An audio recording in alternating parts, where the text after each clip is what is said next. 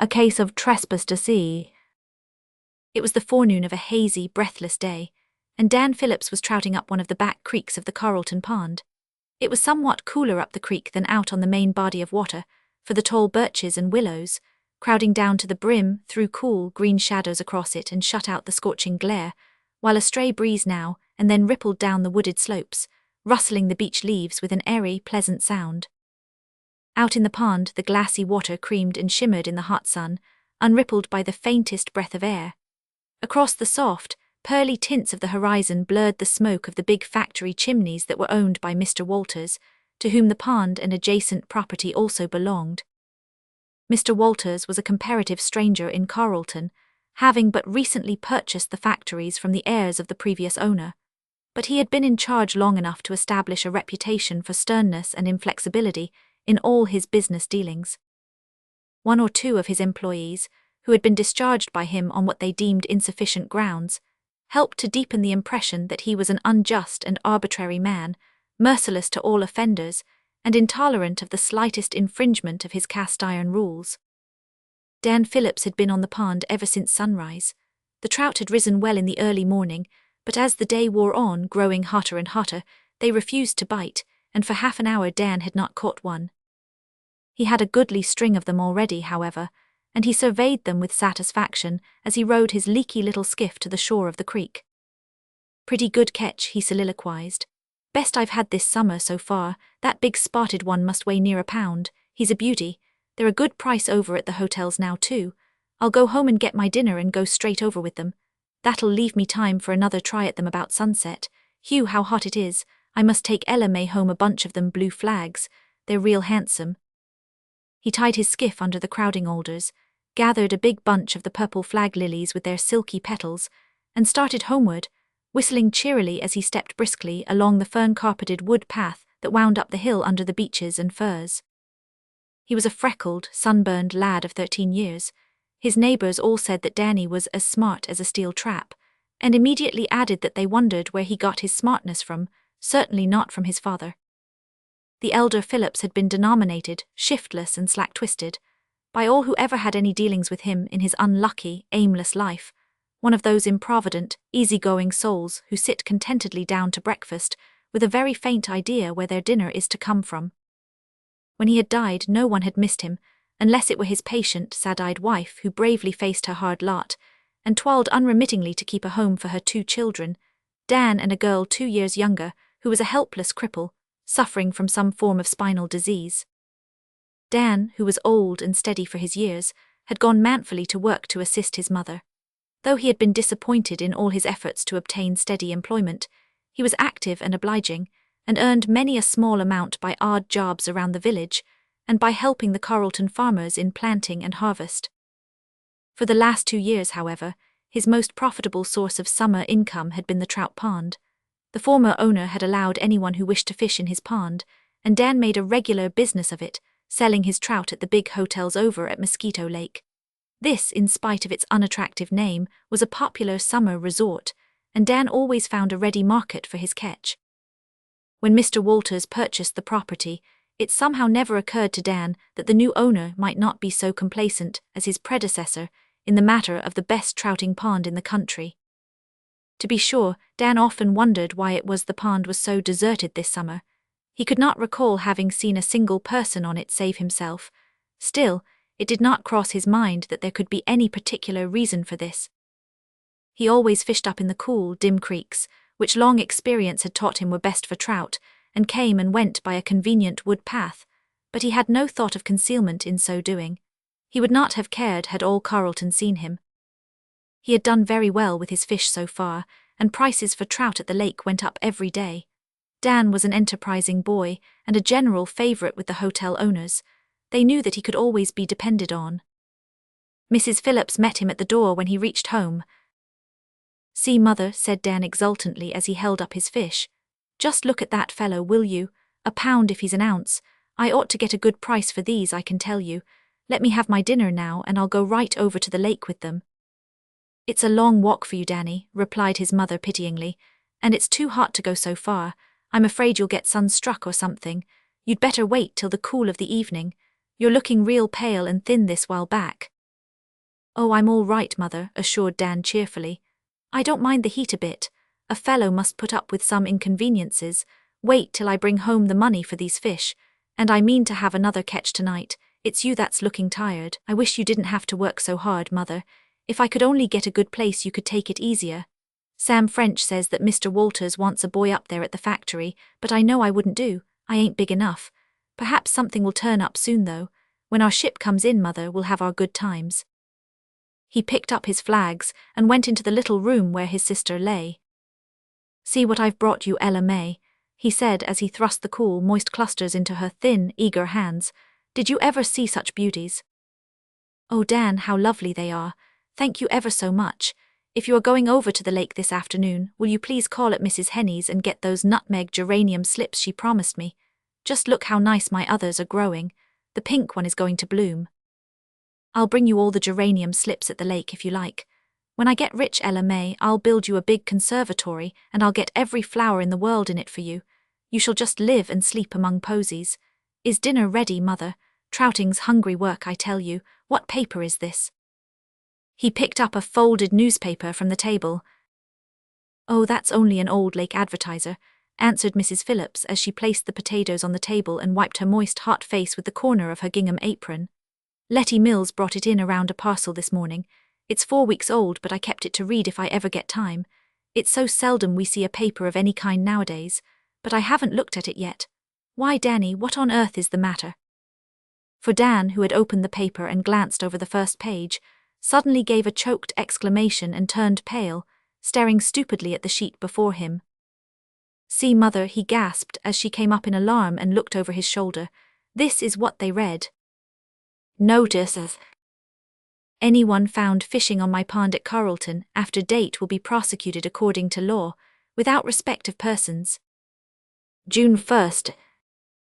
H.C. Walters. Oh, Danny, what does it mean? Dan went and carefully closed the door of Ella May's room before he replied. His face was pale and his voice shaky. Well, Mother, it just means that I've been stealing Mr. Walters' trout all summer, stealing them. That's what it means. Oh, Danny, but you didn't know. No, but I ought to have remembered that he was the new owner and have asked him. I never thought. Mother, what does prosecuted according to law mean? I don't know, I'm sure, Danny. But if this is so, there's only one thing to be done. You must go straight to Mr. Walters and tell him all about it. Mother, I don't dare to. He is a dreadfully hard man. Sam French's father says. I wouldn't believe a word Sam French's father says about Mr. Walters, said Mrs. Phillips firmly. He's got a spite against him because he was dismissed. Besides, Danny, it's the only right thing to do. You know that. We're poor, but we have never done anything underhand yet. Yes, Mother, I know, said Dan, gulping his fear bravely down. I'll go, of course, right after dinner. I was only scared at first. I'll tell you what I'll do. I'll clean these trout nicely and take them to Mr. Walters and tell him that if he'll only give me time, I'll pay him back every cent of money I got for all I sold this summer. Then maybe he'll let me off, seeing as I didn't know about the notice. I'll go with you, Danny. No, I'll go alone, Mother. You needn't go with me, said Dan heroically. To himself he said that his mother had troubles enough. He would never subject her to the added ordeal of an interview with the stern factory owner. He would beard the lion in his den himself if it had to be done. Don't tell Ella May anything about it, it would worry her. And don't cry, Mother, I guess it'll be all right. Let me have my dinner now and I'll go straight off. Dan ate his dinner rapidly. Then he carefully cleaned his trout, put them in a long basket with rhubarb leaves over them, and started with an assumed cheerfulness very far from his real feelings. He had barely passed the gate when another boy came shuffling along, a tall, raw-boned lad, with an insinuating smile and shifty, cunning eyes. The newcomer nodded familiarly to Dan. Hello, Sonny, going over to the lake with your catch, are you? You'll fry up before you get there. There'll be nothing left of you but a crisp. No, I'm not going to the lake. I'm going up to the factory to see Mr. Walters. Sam French gave a long whistle of surprise. Why, Dan, what's taking you there? You surely ain't thinking of trying for that place, are you? Walters wouldn't look at you. Why, he wouldn't take me. You haven't the ghost of a chance. No, I'm not going for that. Sam, did you know that Mr. Walters had a notice in the Lake Advertiser that nobody could fish in his pond this summer? Course I did, the old skinflint, he's too mean to live, that's what. He never goes near the pond himself. Regular dog in the manger he is, Dad says. Sam, why didn't you tell me about that notice? Gracious, didn't you know? I s'posed everybody did, and here I've been taking you for the cutest chap this side of sunset, fishing away up in that creek where no one could see you, and cutting home through the woods on the sly. You don't mean to tell me you never saw that notice? No, I didn't. Do you think I'd have gone near the pond if I had? I never saw it till today, and I'm going straight to Mr. Walters now to tell him about it. Sam French stopped short in the dusty road, and stared at Dan in undisguised amazement. Dan Phillips, he ejaculated, have you plumb gone out of your mind? Boy alive, you needn't be afraid that I'd peach on you. I'm too blamed glad to see anyone get the better of that old Walters, smart as he thinks himself. Gee, to dream of going to him and telling him you've been fishing in his pond. Why, he'll put you in jail. You don't know what sort of a man he is. Dad says. Never mind what your dad says, Sam. My mind's made up. Dan, you chump, listen to me. That notice says prosecuted according to law. Why, Danny, he'll put you in prison or fine you or something dreadful. I can't help it if he does, said Danny stoutly. You get out of here, Sam French, and don't be trying to scare me. I mean to be honest, and how can I be if I don't own up to Mr. Walters that I've been stealing his trout all summer? Stealing, fiddlesticks. Dan, I used to think you were a chap with some sense, but I see I was mistaken. You ain't done no harm. Walters will never miss them trout. If you're so dreadful squeamish that you won't fish no more, why, you needn't. But just let the matter drop and hold your tongue about it. That's my advice. Well, it isn't my mother's then. I mean to go by hers. You needn't argue no more, Sam, I'm going. Go then, said Sam, stopping short in disgust. You're a big fool, Dan, and serve you right if Walters lands you off to jail, but I don't wish you no ill. If I can do anything for your family after you're gone, I will, and I'll try and give your remains Christian burial if there are any remains. So long, Danny. Give my love to old Walters. Dan was not greatly encouraged by this interview. He shrank more than ever from the thought of facing the stern factory owner. His courage had almost evaporated when he entered the office at the factory and asked shakily for Mr. Walters. He's in his office there, replied the clerk, but he's very busy. Better leave your message with me. I must see Mr. Walters himself, please, said Dan firmly, but with inward trepidation. The clerk swung himself impatiently from his stool and ushered Dan into Mr. Walters' private office. Boy to see you, sir, he said briefly, as he closed the ground-glass door behind him. Dan, dizzy and trembling, stood in the dreaded presence. Mr. Walters was writing at a table covered with a business-like litter of papers. He laid down his pen and looked up with a frown as the clerk vanished. He was a stern-looking man with deep-set grey eyes and a square, clean-shaven chin. There was not an ounce of superfluous flesh on his frame, and his voice and manner were those of the decided, resolute, masterful man of business. He pointed to a capacious leather chair and said concisely, "What is your business with me, boy?" Dan had carefully thought out a statement of facts beforehand, but every word had vanished from his memory. He had only a confused, desperate consciousness that he had a theft to confess, and that it must be done as soon as possible. He did not sit down. "Please, Mr. Walters," he began desperately, "I came to tell you your notice. I never saw it before, and I've been fishing on your pond all summer, but I didn't know, honest. I've brought you all I caught today, and I'll pay back for them all some time." An amused, puzzled expression crossed Mr. Walters' noncommittal face. He pushed the leather chair forward. "Sit down, my boy," he said kindly. "I don't quite understand this somewhat mixed-up statement of yours. You've been fishing on my pond, you say. Didn't you see my notice in the advertiser?" Dan sat down more composedly. The revelation was over and he was still alive. "No, sir, we hardly ever see an advertiser and nobody told me. I'd always been used to fishing there, and I never thought but what it was all right to keep on. I know I ought to have remembered and asked you, but truly, sir, I didn't mean to steal your fish. I used to sell them over at the hotels. We saw the notice today, Mother and me, and I came right up. I've brought you the trout I caught this morning, and if only you won't prosecute me, sir, I'll pay back every cent I got for the others, every cent, sir, if you'll give me time." Mr. Walters passed his hand across his mouth to conceal something like a smile. "Your name is Dan Phillips, isn't it?" he said irrelevantly, "and you live with your mother, the widow Phillips, down there at Carlton Corners, I understand." "Yes, sir," said Dan, wondering how Mr. Walters knew so much about him, and if these were the preliminaries of prosecution. Mr. Walters took up his pen and drew a blank sheet towards him. Well, Dan, I put that notice in because I found that many people who used to fish on my pond, irrespective of leave or license, were accustomed to lunch or camp on my property, and did not a little damage. I don't care for trouting myself, I've no time for it. However, I hardly think you'll do much damage. You can keep on fishing there. I'll give you a written permission so that if any of my men see you they won't interfere with you. As for these trout here, I'll buy them from you at Mosquito Lake prices, and will say no more about the matter. How will that do? Thank you, sir, stammered Dan. He could hardly believe his ears. He took the slip of paper Mr. Walters handed to him and rose to his feet. Wait a minute, Dan. How was it you came to tell me this? You might have stopped your depredations, and I should not have been any the wiser. That wouldn't have been honest, sir, said Dan, looking squarely at him. There was a brief silence. Mr. Walters thrummed meditatively on the table. Dan waited wonderingly. Finally, the factory owner said abruptly, "There's a vacant place for a boy down here. I want it filled as soon as possible. Will you take it?" Mr. Walters, me. Dan thought the world must be turning upside down.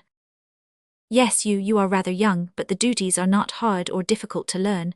I think you'll do.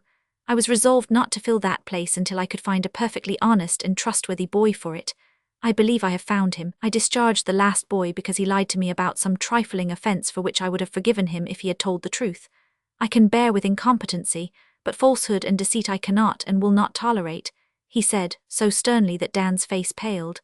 I am convinced that you are incapable of either. Will you take the place, Dan? I will if you think I can fill it, sir. I will do my best. Yes, I believe you will. Perhaps I know more about you than you think. Businessmen must keep their eyes open. We'll regard this matter as settled then. Come up tomorrow at 8 o'clock. And one word more, Dan. You have perhaps heard that I am an unjust and hard master. I am not the former, and you will never have occasion to find me the latter if you are always as truthful and straightforward as you have been today. You might easily have deceived me in this matter. That you did not do so is the best and only recommendation I require. Take those trout up to my house and leave them. That will do. Good afternoon. Dan somehow got his dazed self through the glass door and out of the building. The whole interview had been such a surprise to him that he was hardly sure whether or not he had dreamed it all. I feel as if I were some person else, he said to himself as he started down the hot white road. But Mother was right. I'll stick to her motto. I wonder what Sam will say to this. A Christmas inspiration to see. Well, I really think Santa Claus has been very good to us all, said Jean Lawrence, pulling the pins out of her heavy coil of fair hair and letting it ripple over her shoulders. So do I, said Nellie Preston, as well as she could with a mouthful of chocolates. Those blessed home folks of mine seem to have divined by instinct the very things I most wanted. It was the dusk of Christmas Eve, and they were all in Jean Lawrence's room at number 16 Chestnut Terrace. Number 16 was a boarding house, and boarding houses are not proverbially cheerful places in which to spend Christmas, but Jean's room, at least, was a pleasant spot, and all the girls had brought their Christmas presents in to show each other. Christmas came on Sunday that year, and the Saturday evening mail at Chestnut Terrace had been an exciting one. Jean had lighted the pink-globed lamp on her table, and the mellow light fell over merry faces as the girls chatted about their gifts. On the table was a big white box heaped with roses that betokened a bit of Christmas extravagance on somebody's part. Jean's brother had sent them to her from Montreal, and all the girls were enjoying them in common. Number 16 Chestnut Terrace was overrun with girls generally, but just now only 5 were left. All the others had gone home for Christmas, but these 5 could not go and were bent on making the best of it. Belle and Olive Reynolds, who were sitting on the bed, Jean could never keep them off it, were high school girls. They were said to be always laughing, and even the fact that they could not go home for Christmas because a young brother had measles did not dampen their spirits. Bate Hamilton, who was hovering over the roses, and Nellie Preston, who was eating candy, were art students, and their homes were too far away to visit. As for Jean Lawrence, she was an orphan and had no home of her own. She worked on the staff of one of the big city newspapers, and the other girls were a little in awe of her cleverness, but her nature was a chummy one, and her room was a favorite rendezvous. Everybody liked frank, open-handed and hearted Jean. It was so funny to see the postman when he came this evening, said Olive. He just bulged with parcels. They were sticking out in every direction. We all got our share of them, said Jean with a sigh of content. Even the cook got 6, I counted. Miss Allen didn't get a thing, not even a letter, said Bate quickly. Bate had a trick of seeing things that other girls didn't. I forgot Miss Allen. No, I don't believe she did, answered Jean thoughtfully as she twisted up her pretty hair. How dismal it must be to be so forlorn as that on Christmas Eve of all times. Ah, I'm glad I have friends. I saw Miss Allen watching us as we opened our parcels and letters, Bate went on. I happened to look up once, and such an expression as was on her face, girls. It was pathetic and sad and envious all at once. It really made me feel bad for 5 minutes, she concluded honestly. Hasn't Miss Allen any friends at all? Asked Bate. No, I don't think she has, answered Jean. She has lived here for 14 years, so Mrs. Pickrell says. Think of that, girls. 14 years at Chestnut Terrace. Is it any wonder that she is thin and dried up and snappy? Nobody ever comes to see her and she never goes anywhere, said Bate. Dear me, she must feel lonely now when everybody else is being remembered by their friends. I can't forget her face tonight, it actually haunts me. Girls, how would you feel if you hadn't anyone belonging to you, and if nobody thought about you at Christmas? Ow, said Olive, as if the mere idea made her shiver. A little silence followed. To tell the truth, none of them liked Miss Allen. They knew that she did not like them either, but considered them frivolous and pert, and complained when they made a racket. The skeleton at the feast, Jean called her, and certainly the presence of the pale, silent, discontented-looking woman at the number 16 table did not tend to heighten its festivity. Presently Jean said with a dramatic flourish, Girls, I have an inspiration, a Christmas inspiration. What is it? Cried 4 voices. Just this, let us give Miss Allen a Christmas surprise. She has not received a single present and I'm sure she feels lonely. Just think how we would feel if we were in her place. That is true, said Olive thoughtfully. Do you know, girls, this evening I went to her room with a message from Mrs. Pickrell, and I do believe she had been crying. Her room looked dreadfully bare and cheerless too. I think she is very poor. What are we to do, Jean? Let us each give her something nice. We can put the things just outside of her door so that she will see them whenever she opens it. I'll give her some of Fred's roses too, and I'll write a Christmassy letter in my very best style to go with them, said Jean, warming up to her ideas as she talked. The other girls caught her spirit and entered into the plan with enthusiasm. Splendid, cried Bate. Jean, it is an inspiration, sure enough. Haven't we been horribly selfish, thinking of nothing but our own gifts and fun and pleasure? I really feel ashamed. Let us do the thing up the very best way we can, said Nellie, forgetting even her beloved chocolates in her eagerness. The shops are open yet. Let us go uptown and invest. 5 minutes later 5 capped and jacketed figures were scurrying up the street in the frosty, starlit December dusk. Miss Allen in her cold little room heard their gay voices and sighed. She was crying by herself in the dark. It was Christmas for everybody but her, she thought drearily. In an hour the girls came back with their purchases. Now let's hold a council of war, said Jean jubilantly. I hadn't the faintest idea what Miss Allen would like, so I just guessed wildly. I got her a lace handkerchief and a big bottle of perfume and a painted photograph frame, and I'll stick my own photo in it for fun. That was really all I could afford. Christmas purchases have left my purse dreadfully lean. I got her a glove box and a pin tray, said Belle, and Olive got her a calendar and Whittier's poems. And besides we are going to give her half of that big plummy fruit cake Mother sent us from home. I'm sure she hasn't tasted anything so delicious for years, for fruit cakes don't grow on Chestnut Terrace and she never goes anywhere else for a meal. Bate had bought a pretty cup and saucer, and said she meant to give one of her pretty watercolors too. Nellie, true to her reputation, had invested in a big box of chocolate creams, a gorgeously striped candy cane, a bag of oranges, and a brilliant lampshade of rose-colored crepe paper to top off with. It makes such a lot of show for the money, she explained. I am bankrupt like Jean. Well, we've got a lot of pretty things, said Jean in a tone of satisfaction. Now we must do them up nicely. Will you wrap them in tissue paper, girls, and tie them with baby ribbon? Here's a box of it, while I write that letter. While the others chatted over their parcels, Jean wrote her letter, and Jean could write delightful letters. She had a decided talent in that respect, and her correspondents all declared her letters to be things of beauty and joy forever. She put her best into Miss Allen's Christmas letter. Since then she has written many bright and clever things, but I do not believe she ever in her life wrote anything more genuinely original and delightful than that letter. Besides, it breathed the very spirit of Christmas, and all the girls declared that it was splendid. "You must all sign it now," said Jean, "and I'll put it in one of those big envelopes, and Nellie, won't you write her name on it in fancy letters?" Which Nellie proceeded to do, and furthermore embellished the envelope by a border of chubby cherubs, dancing hand in hand around it, and a sketch of number 16 Chestnut Terrace in the corner in lieu of a stamp. Not content with this, she hunted out a huge sheet of drawing paper and drew upon it an original pen and ink design after her own heart. A dudish cat, Miss Allen was fond of the No. 16 cat if she could be said to be fond of anything, was portrayed seated on a rocker arrayed in smoking jacket, and Cap with a cigar waved airily aloft in one paw, while the other held out a placard bearing the legend, "Merry Christmas." A second cat in full street costume bowed politely, hat in paw, and waved a banner inscribed with "Happy New Year," while faintly suggested kittens gamboled around the border. The girls laughed until they cried over it, and voted it to be the best thing Nellie had yet done in original work. All this had taken time, and it was past 11 o'clock.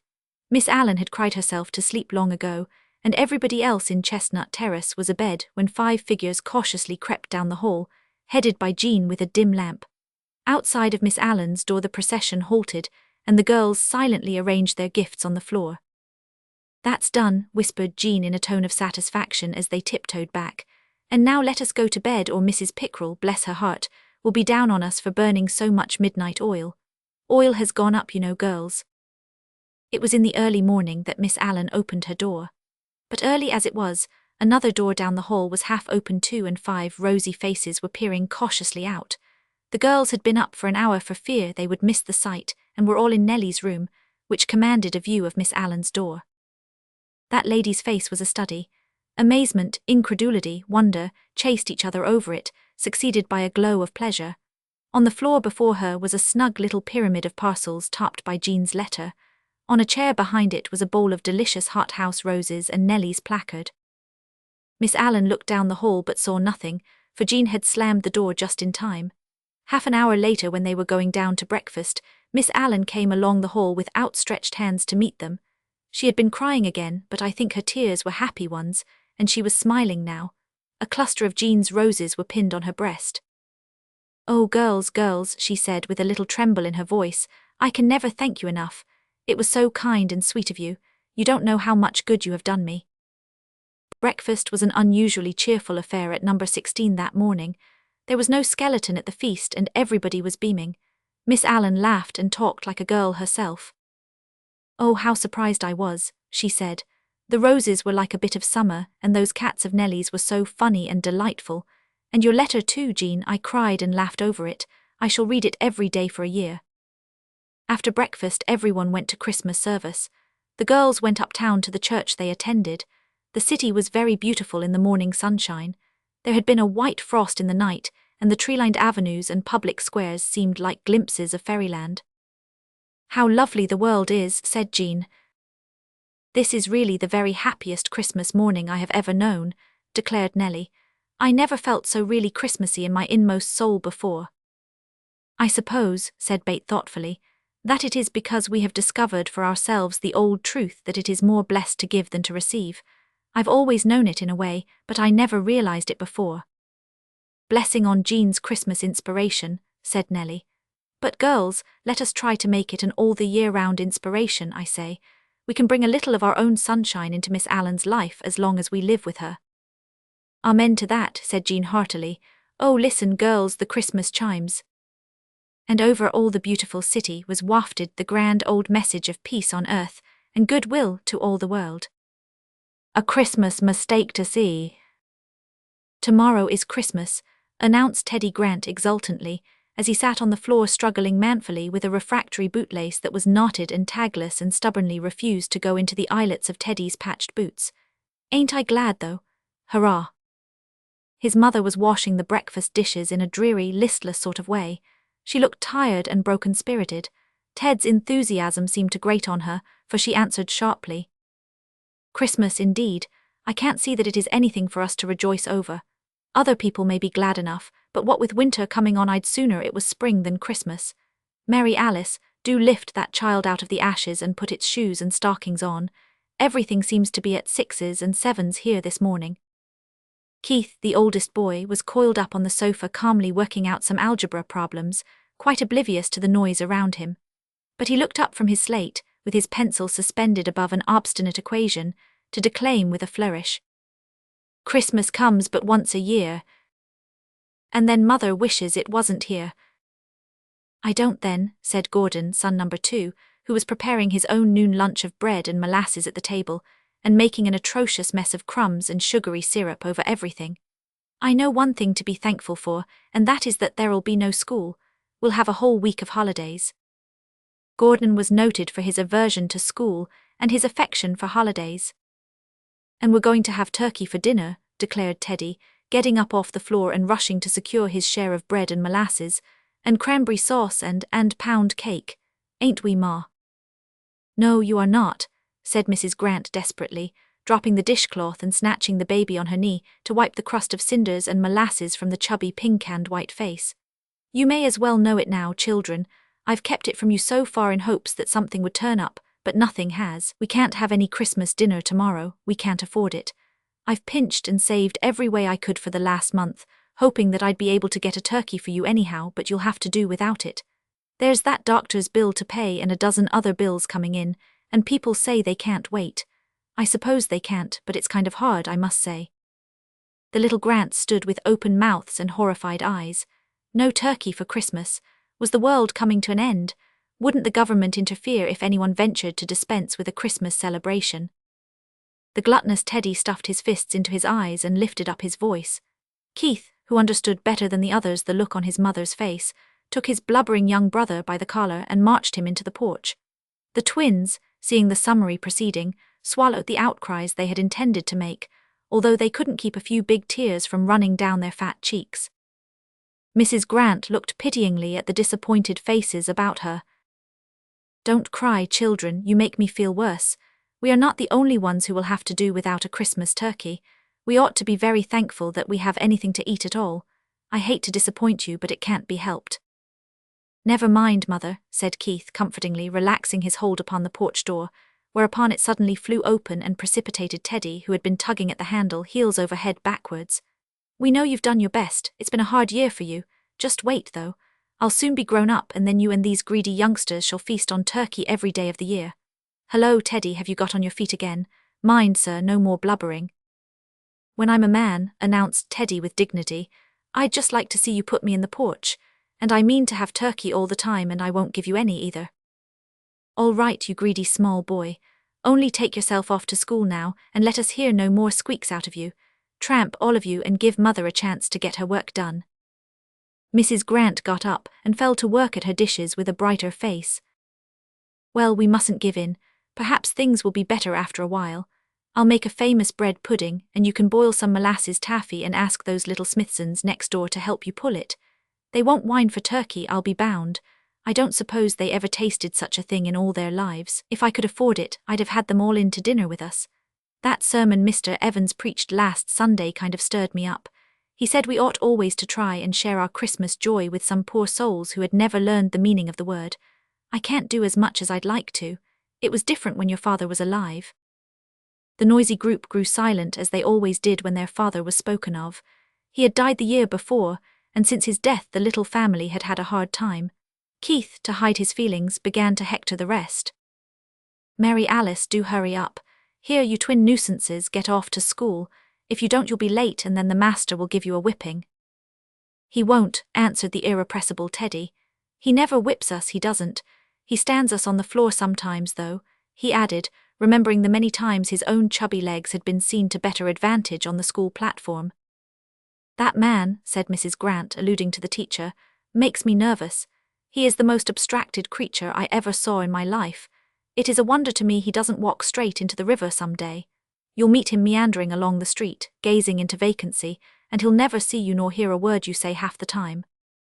Yesterday, said Gordon, chuckling over the remembrance, he came in with a big piece of paper he'd picked up on the entry floor in one hand and his hat in the other, and he stuffed his hat into the coal scuttle and hung up the paper on a nail as grave as you please. Never knew the difference till Ned Slocum went and told him. He's always doing things like that. Keith had collected his books and now marched his brothers and sisters off to school. Left alone with the baby, Mrs. Grant betook herself to her work with a heavy heart, but a second interruption broke the progress of her dishwashing. "I declare," she said with a surprised glance through the window, "if there isn't that absent-minded schoolteacher coming through the yard. What can he want? Dear me, I do hope Teddy hasn't been cutting capers in school again." For the teacher's last call had been in October, and had been occasioned by the fact that the irrepressible Teddy would persist in going to school with his pockets filled with live crickets, and in driving them harnessed to strings up and down the aisle when the teacher's back was turned. All mild methods of punishment having failed, the teacher had called to talk it over with Mrs. Grant, with the happy result that Teddy's behavior had improved, in the matter of crickets at least. But it was about time for another outbreak. Teddy had been unnaturally good for too long a time. Poor Mrs. Grant feared that it was the calm before a storm, and it was with nervous haste that she went to the door and greeted the young teacher. He was a slight, pale, boyish-looking fellow, with an abstracted, musing look in his large dark eyes.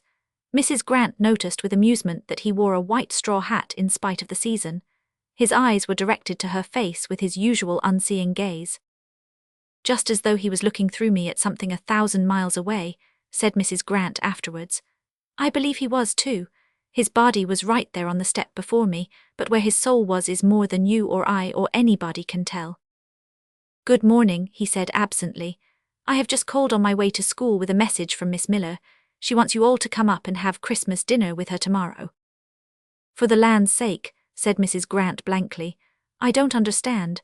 To herself she thought, "I wish I dared take him and shake him to find if he's walking in his sleep or not." "You and all the children, everyone," went on the teacher dreamily, as if he were reciting a lesson learned beforehand. "She told me to tell you to be sure and come. Shall I say that you will?" "Oh yes, that is, I suppose, I don't know," said Mrs. Grant incoherently. "I never expected, yes, you may tell her we'll come," she concluded abruptly. "Thank you," said the abstracted messenger, gravely lifting his hat and looking squarely through Mrs. Grant into unknown regions. When he had gone, Mrs. Grant went in and sat down, laughing in a sort of hysterical way. "I wonder if it is all right. Could Cornelia really have told him? She must, I suppose, but it is enough to take one's breath." Mrs. Grant and Cornelia Miller were cousins, and had once been the closest of friends, but that was years ago, before some spiteful reports and ill-natured gossip had come between them, making only a little rift at first that soon widened into a chasm of coldness and alienation. Therefore this invitation surprised Mrs. Grant greatly. Miss Cornelia was a maiden lady of certain years, with a comfortable bank account and a handsome, old-fashioned house on the hill behind the village. She always boarded the schoolteachers and looked after them maternally. She was an active church worker and a tower of strength to struggling ministers and their families. "If Cornelia has seen fit at last to hold out the hand of reconciliation, I'm glad enough to take it. Dear knows I've wanted to make up often enough, but I didn't think she ever would. We've both of us got too much pride and stubbornness. It's the Turner blood in us that does it. The Turners were all so set, but I mean to do my part now she has done hers." And Mrs. Grant made a final attack on the dishes with a beaming face. When the little Grants came home and heard the news, Teddy stood on his head to express his delight. The twins kissed each other, and Mary Alice and Gordon danced around the kitchen. Keith thought himself too big to betray any joy over a Christmas dinner, but he whistled while doing the chores until the bare welkin in the yard rang, and Teddy, in spite of unheard-of misdemeanors, was not collared off into the porch once. When the young teacher got home from school that evening, he found the yellow house full of all sorts of delectable odors. Miss Cornelia herself was concocting mince pies after the famous family recipe, while her ancient and faithful handmaiden Hannah was straining into molds the cranberry jelly. The open pantry door revealed a tempting array of Christmas delicacies. "Did you call and invite the Smithsons up to dinner as I told you?" asked Miss Cornelia anxiously. "Yes," was the dreamy response as he glided through the kitchen and vanished into the hall. Miss Cornelia crimped the edges of her pies delicately with a relieved air. "I made certain he'd forget it," she said. "You just have to watch him as if he were a mere child. Didn't I catch him yesterday starting off to school in his carpet slippers? And in spite of me he got away today in that ridiculous summer hat. You'd better set that jelly in the out pantry to cool, Hannah. It looks good. We'll give those poor little Smithsons a feast for once in their lives if they never get another." At this juncture, the hall door flew open and Mr. Palmer appeared on the threshold. He seemed considerably agitated, and for once his eyes had lost their look of space searching. "Miss Miller, I am afraid I did make a mistake this morning. It has just dawned on me. I am almost sure that I called at Mrs. Grant's and invited her and her family instead of the Smithsons, and she said they would come." Miss Cornelia's face was a study. "Mr. Palmer," she said, flourishing her crimping fork tragically, "do you mean to say you went and invited Linda Grant here tomorrow? Linda Grant, of all women in this world." "I did," said the teacher with penitent wretchedness. "It was very careless of me. I am very sorry. What can I do? I'll go down and tell them I made a mistake if you like."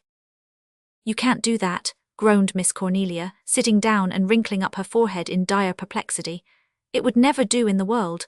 For pity's sake, let me think for a minute." Miss Cornelia did think, to good purpose evidently, for her forehead smoothed out as her meditations proceeded and her face brightened. Then she got up briskly. "Well, you've done it and no mistake. I don't know that I'm sorry either. Anyhow, we'll leave it as it is.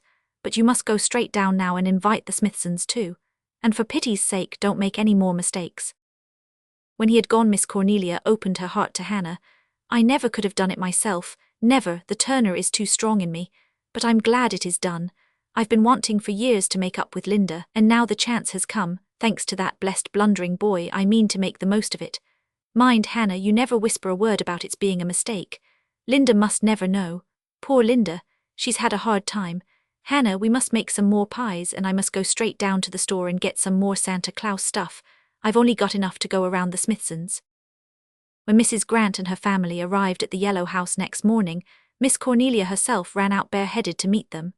The two women shook hands a little stiffly, and then a rill of long-repressed affection trickled out from some secret spring in Miss Cornelia's heart, and she kissed her newfound old friend tenderly. Linda returned the kiss warmly, and both felt that the old-time friendship was theirs again. The little Smithsons all came, and they and the little Grants sat down on the long bright dining room to a dinner that made history in their small lives, and was eaten over again in happy dreams for months. How those children did eat! And how beaming Miss Cornelia and grim-faced, soft-hearted Hannah and even the absent-minded teacher himself enjoyed watching them. After dinner, Miss Cornelia distributed among the delighted little souls the presents she had bought for them, and then turned them loose in the big shining kitchen to have a taffy pull, and they had it to their heart's content. And as for the shocking, taffified state into which they got their own rosy faces and that once immaculate domain, well, as Miss Cornelia and Hannah never said one word about it, neither will I. The four women enjoyed the afternoon in their own way, and the schoolteacher buried himself in algebra to his own great satisfaction.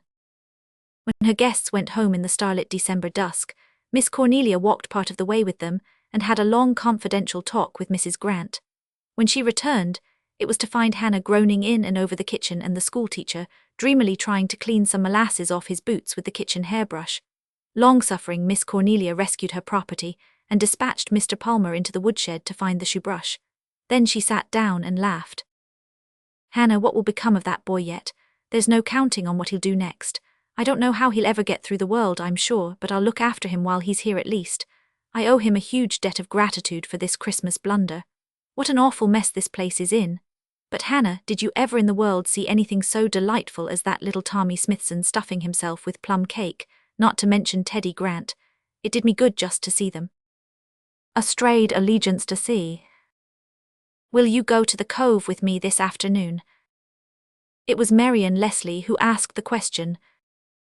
Estabrook Elliott unpinned with a masterful touch the delicate cluster of noisette rosebuds she wore at her throat, and transferred them to his buttonhole as he answered courteously, "Certainly. My time, as you know, is entirely at your disposal." They were standing in the garden under the creamy bloom of drooping acacia trees. One long plume of blossoms touched lightly the soft, golden-brown coils of the girl's hair, and cast a wavering shadow over the beautiful, flower-like face beneath it. Estabrook Elliott, standing before her, thought proudly that he had never seen a woman who might compare with her. In every detail she satisfied his critical, fastidious taste. There was not a discordant touch about her. Estabrook Elliott had always loved Marian Leslie, or thought he had. They had grown up together from childhood. He was an only son and she an only daughter.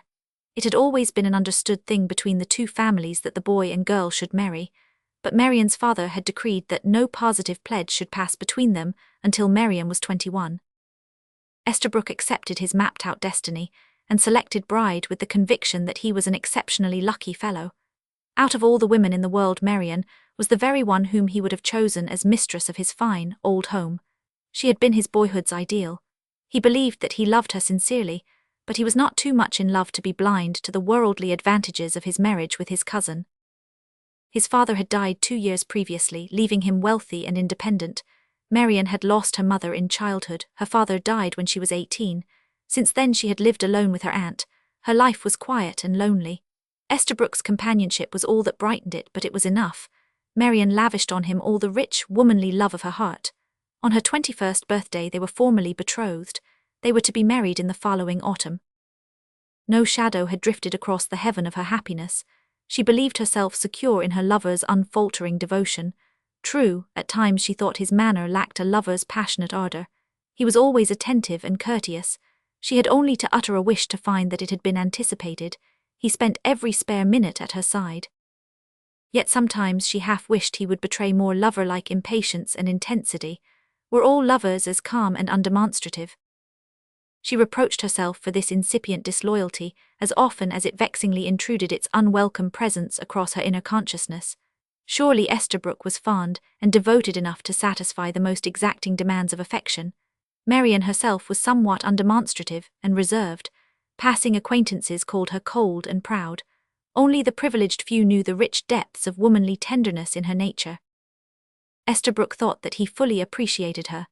As he had walked homeward the night of their betrothal, he had reviewed with unconscious criticism his mental catalogue of Marian's graces and good qualities, admitting with supreme satisfaction that there was not one thing about her that he could wish changed. This afternoon, under the acacias, they had been planning about their wedding. There was no one to consult but themselves. They were to be married early in September and then go abroad. Estabrook mapped out the details of their bridal tour with careful thoughtfulness. They would visit all the old-world places that Marian wished to see. Afterwards they would come back home. He discussed certain changes he wished to make in the old Elliot mansion to fit it for a young and beautiful mistress.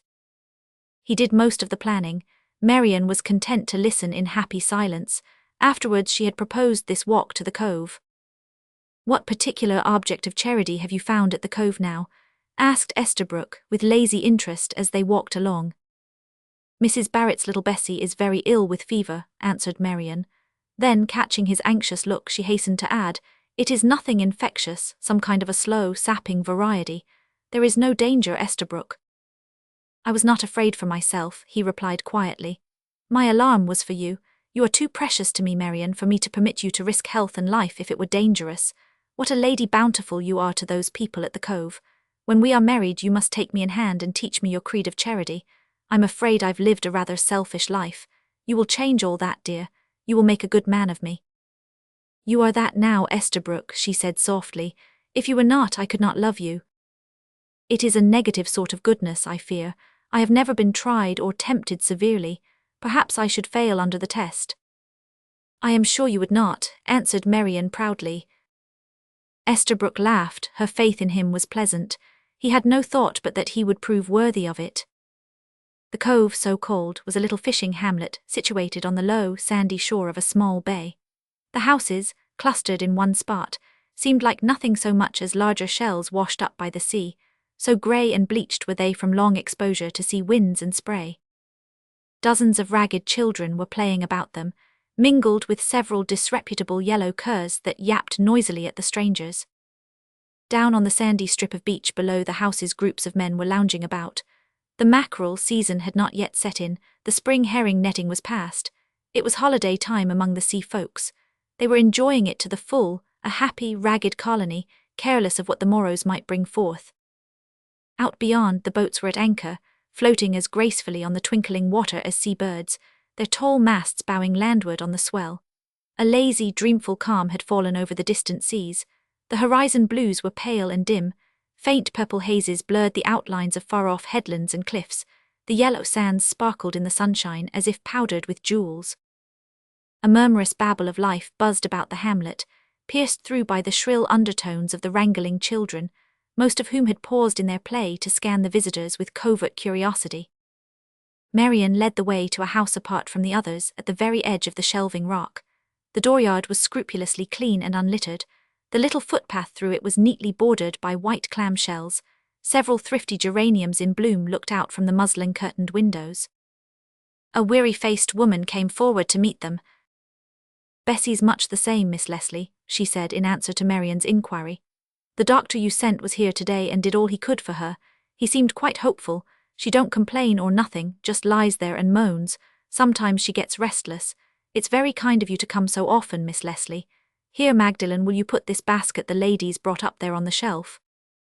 A girl who had been sitting unnoticed with her back to the visitors, at the head of the child's cot in one corner of the room, stood up and slowly turned around. Marian and Estabrook Elliot both started with involuntary surprise. Estabrook caught his breath like a man suddenly awakened from sleep. In the name of all that was wonderful, who or what could this girl be, so little in harmony with her surroundings? Standing in the crepuscular light of the corner, her marvelous beauty shone out with the vivid richness of some rare painting. She was tall, and the magnificent proportions of her figure were enhanced rather than marred by the severely plain dress of dark print that she wore. The heavy masses of her hair, a shining auburn dashed with golden foam, were coiled in a rich, glossy knot at the back of the classically modelled head, and rippled back from a low brow whose waxen fairness even the breezes of the ocean had spared. The girl's face was a full, perfect oval, with features of faultless regularity, and the large, full eyes were of tawny hazel, darkened into inscrutable gloom in the dimness of the corner. Not even Marian Leslie's face was more delicately tinted, but not a trace of colour appeared in the smooth, marble-like cheeks. Yet the waxen pallor bore no trace of disease or weakness, and the large, curving mouth was of an intense crimson. She stood quite motionless. There was no trace of embarrassment or self-consciousness in her pose. When Mrs. Barrett said, "This is my niece, Magdalen Crawford," she merely inclined her head in grave, silent acknowledgement. As she moved forward to take Marian's basket, she seemed oddly out of place in the low, crowded room. Her presence seemed to throw a strange restraint over the group. Marian rose and went over to the cot, laying her slender hand on the hot forehead of the little sufferer. The child opened its brown eyes questioningly. "How are you today, Bessie?" "Madeleine, I want Madeleine," moaned the little plaintive voice. Magdalen came over and stood beside Marian Leslie. "She wants me," she said in a low, thrilling voice, free from all harsh accent or intonation. "I am the only one she seems to know always.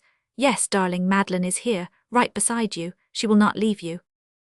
She knelt by the little cot and passed her arm under the child's neck, drawing the curly head close to her throat with a tender, soothing motion. Estabrook Elliot watched the two women intently, the one standing by the cot, arrayed in simple yet costly apparel, with her beautiful, high-bred face, and the other kneeling on the bare, sanded floor in her print dress, with her splendid head bent low over the child, and the long fringe of burnished lashes sweeping the cold pallor of the oval cheek.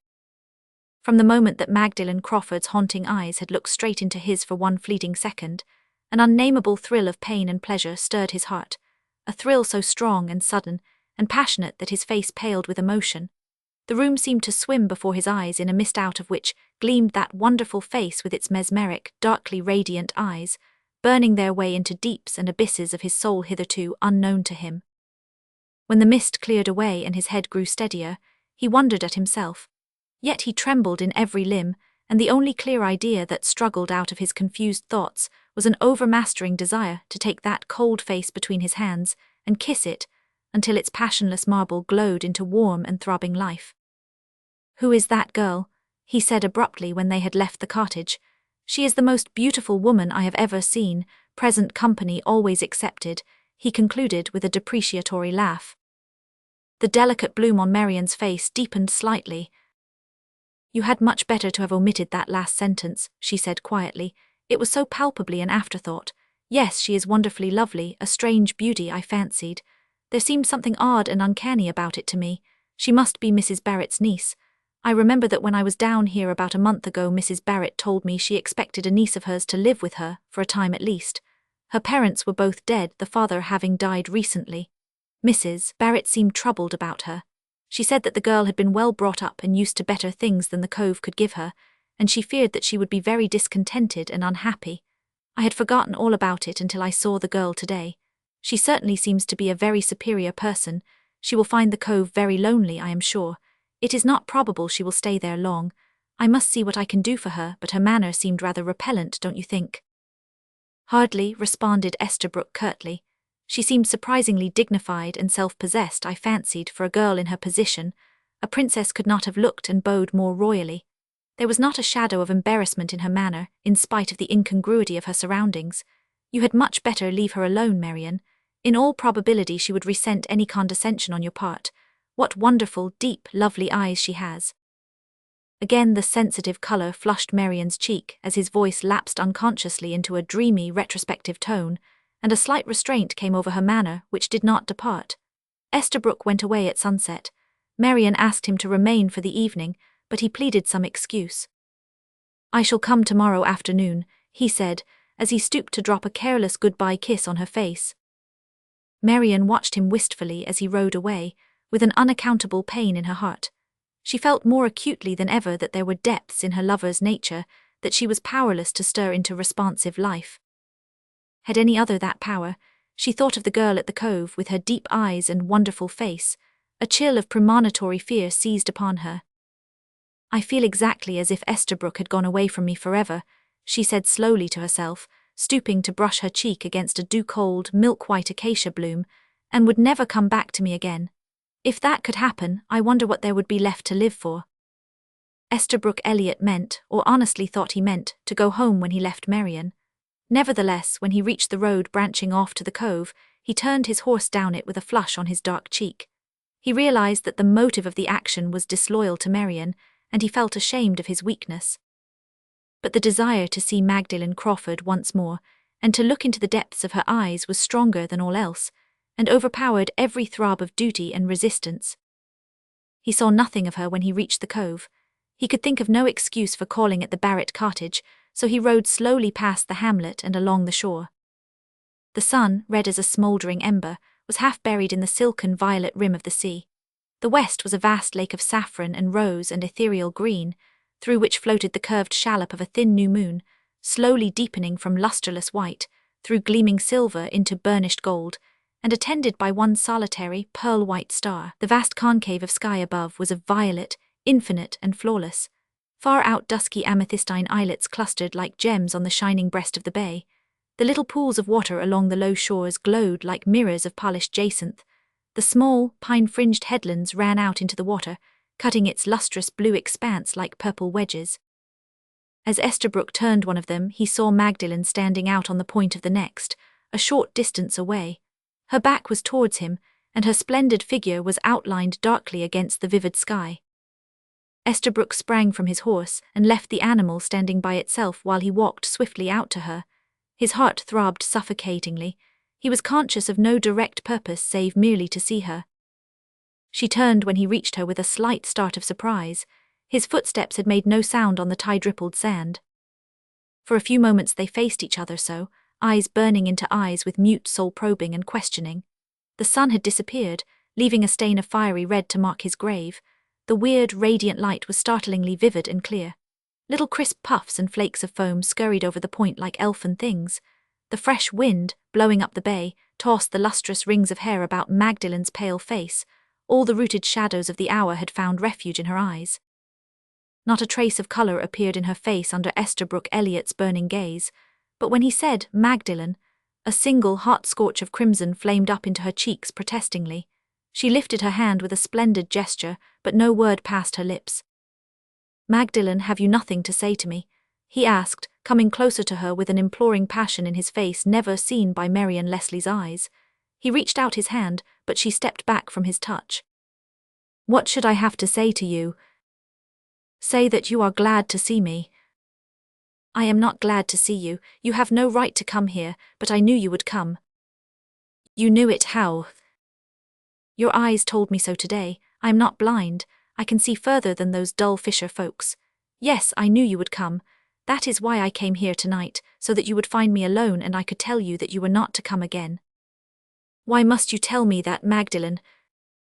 "Because, as I have told you, you have no right to come." "But if I will not obey you, if I will come in defiance of your prohibition?" She turned her steady, luminous eyes on his pale, set face. "You would stamp yourself as a madman then," she said coldly. "I know that you are Miss Leslie's promised husband, therefore you are either false to her or insulting to me. In either case the companionship of Magdalen Crawford is not what you must seek. Go." She turned away from him with an imperious gesture of dismissal. Estabrook Elliott stepped forward and caught one firm, white wrist. "I shall not obey you," he said in a low, intense tone, his fine eyes burned into hers. "You may send me away, but I will come back again and yet again until you have learned to welcome me. Why should you meet me like an enemy? Why can we not be friends?" The girl faced him once more. "Because," she said proudly, "I am not your equal. There can be no friendship between us. There ought not to be. Magdalen Crawford, the fisherman's niece, is no companion for you. You will be foolish as well as disloyal if you ever try to see me again. Go back to the beautiful, high-bred woman you love and forget me. Perhaps you think I am talking strangely. Perhaps you think me bold and unwomanly to speak so plainly to you, a stranger. But there are some circumstances in life when plain speaking is best. I do not want to see you again. Now go back to your own world." Estabrook Elliott slowly turned from her and walked in silence back to the shore. In the shadows of the point, he stopped to look back at her, standing out like some inspired prophetess against the fiery background of the sunset sky and silver-blue water. The sky overhead was thick sown with stars. The night breeze was blowing up from its lair in distant, echoing sea caves. On his right, the lights of the cove twinkled out through the dusk. "I feel like a coward and a traitor," he said slowly. "Good God, what is this madness that has come over me? Is this my boasted strength of manhood?" A moment later, the hoof-beats of his horse died away up the shore.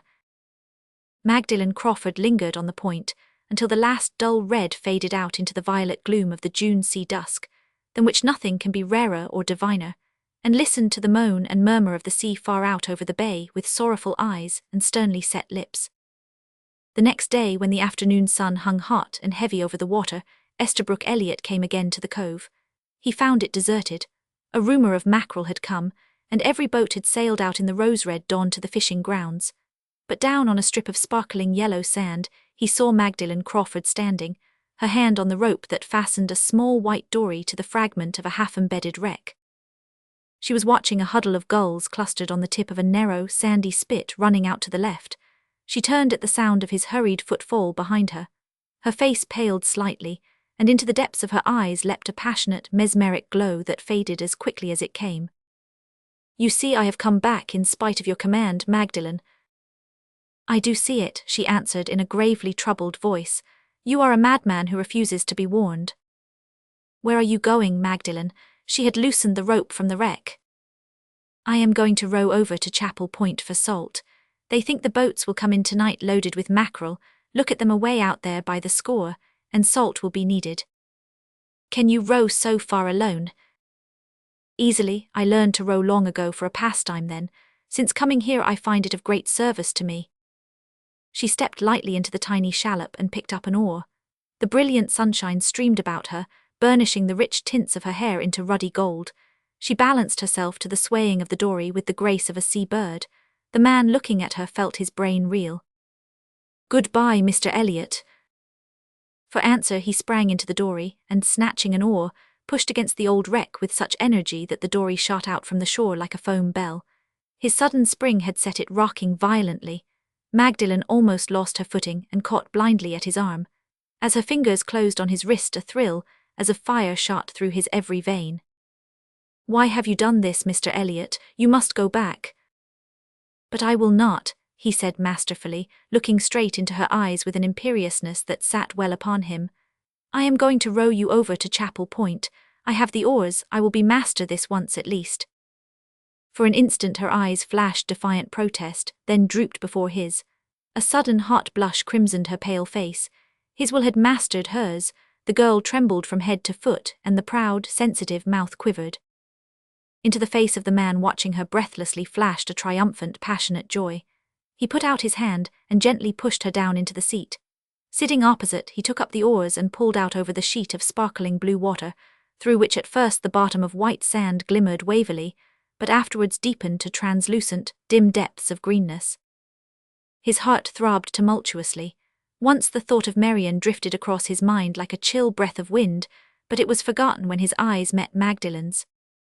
"Tell me about yourself, Magdalen," he said at last, breaking the tremulous, charmed, sparkling silence. "There is nothing to tell," she answered with characteristic straightforwardness. "My life has been a very uneventful one. I have never been rich or very well educated, but it used to be different from now.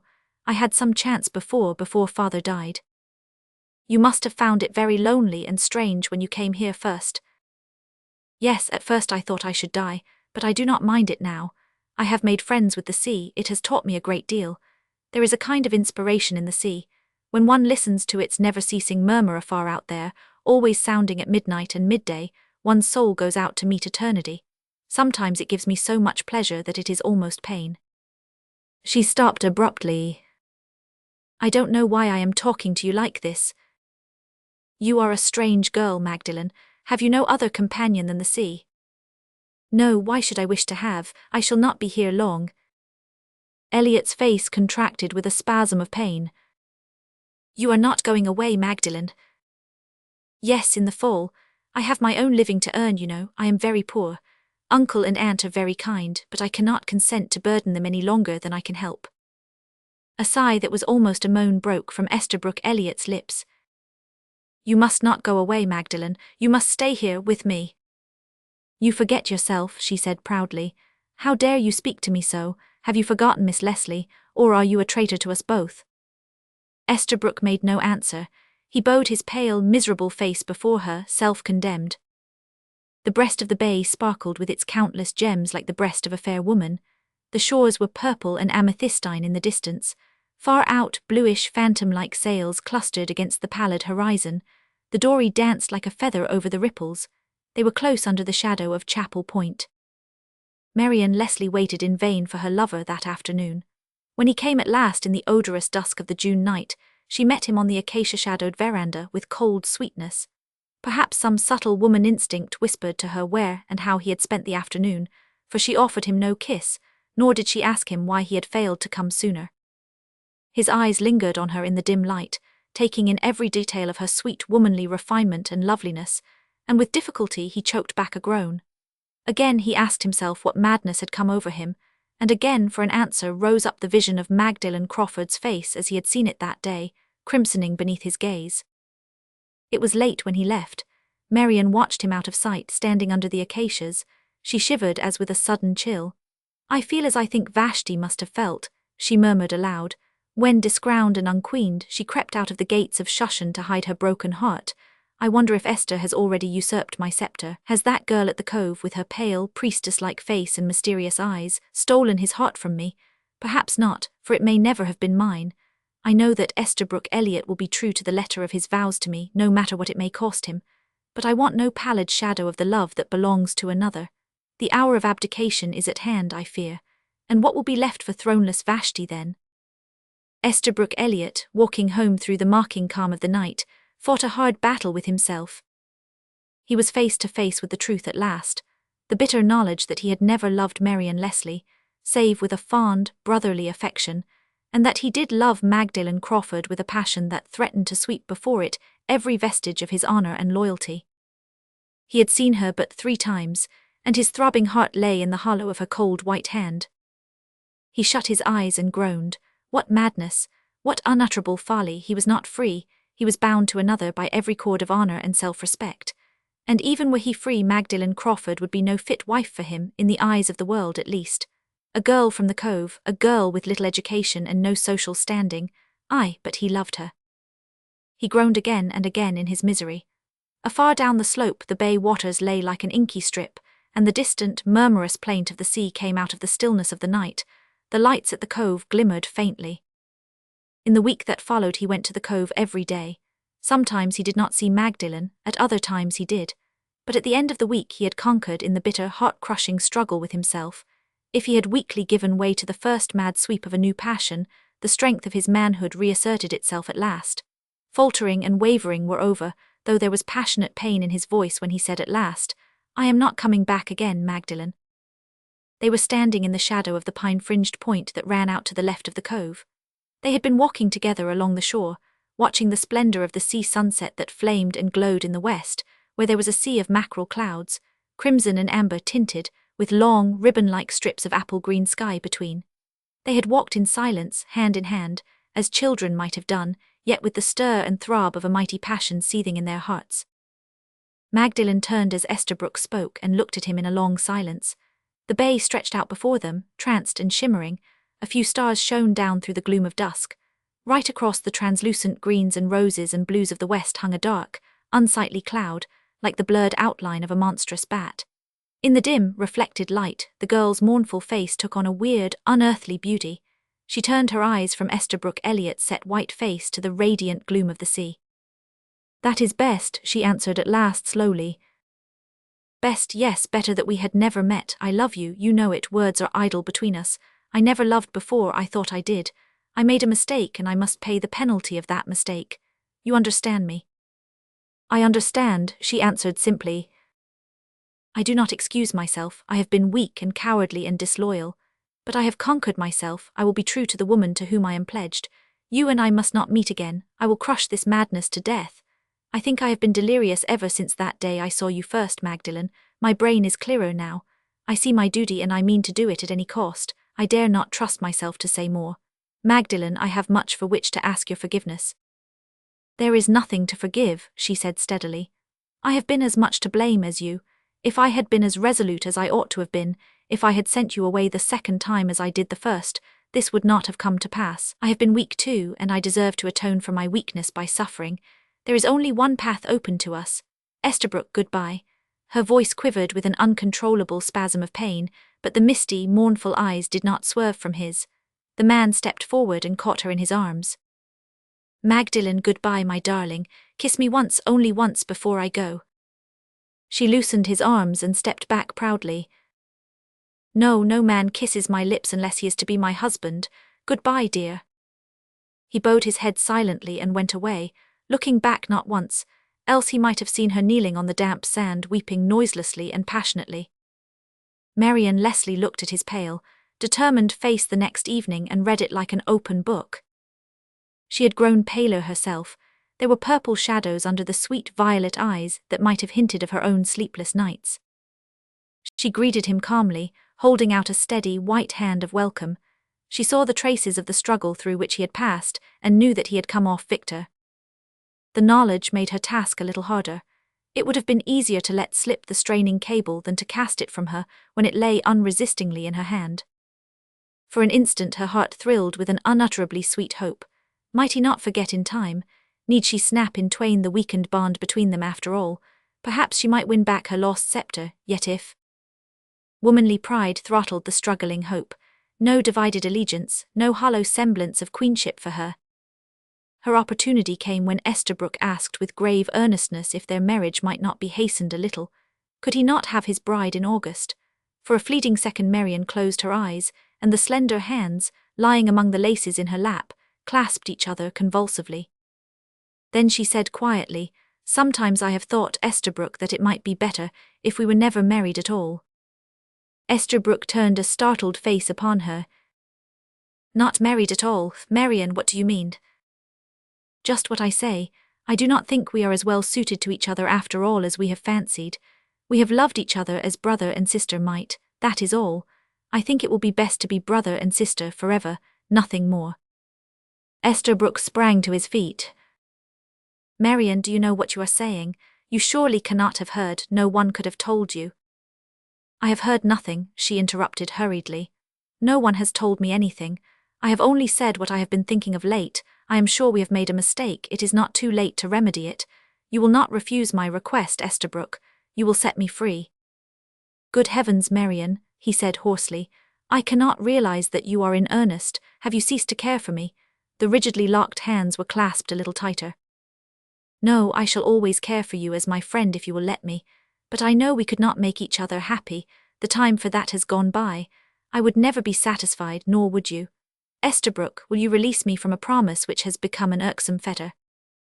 He looked down on her upturned face mistily. A great joy was surging up in his heart, yet it was mingled with great regret. He knew none better what was passing out of his life, what he was losing when he lost that pure, womanly nature. "If you really mean this, Marian," he said slowly, If you really have come to feel that your truest love is not and never can be mine, that I cannot make you happy, then there is nothing for me to do but to grant your request. You are free." "Thank you, dear," she said gently as she stood up. She slipped his ring from her finger and held it out to him. He took it mechanically. He still felt dazed and unreal.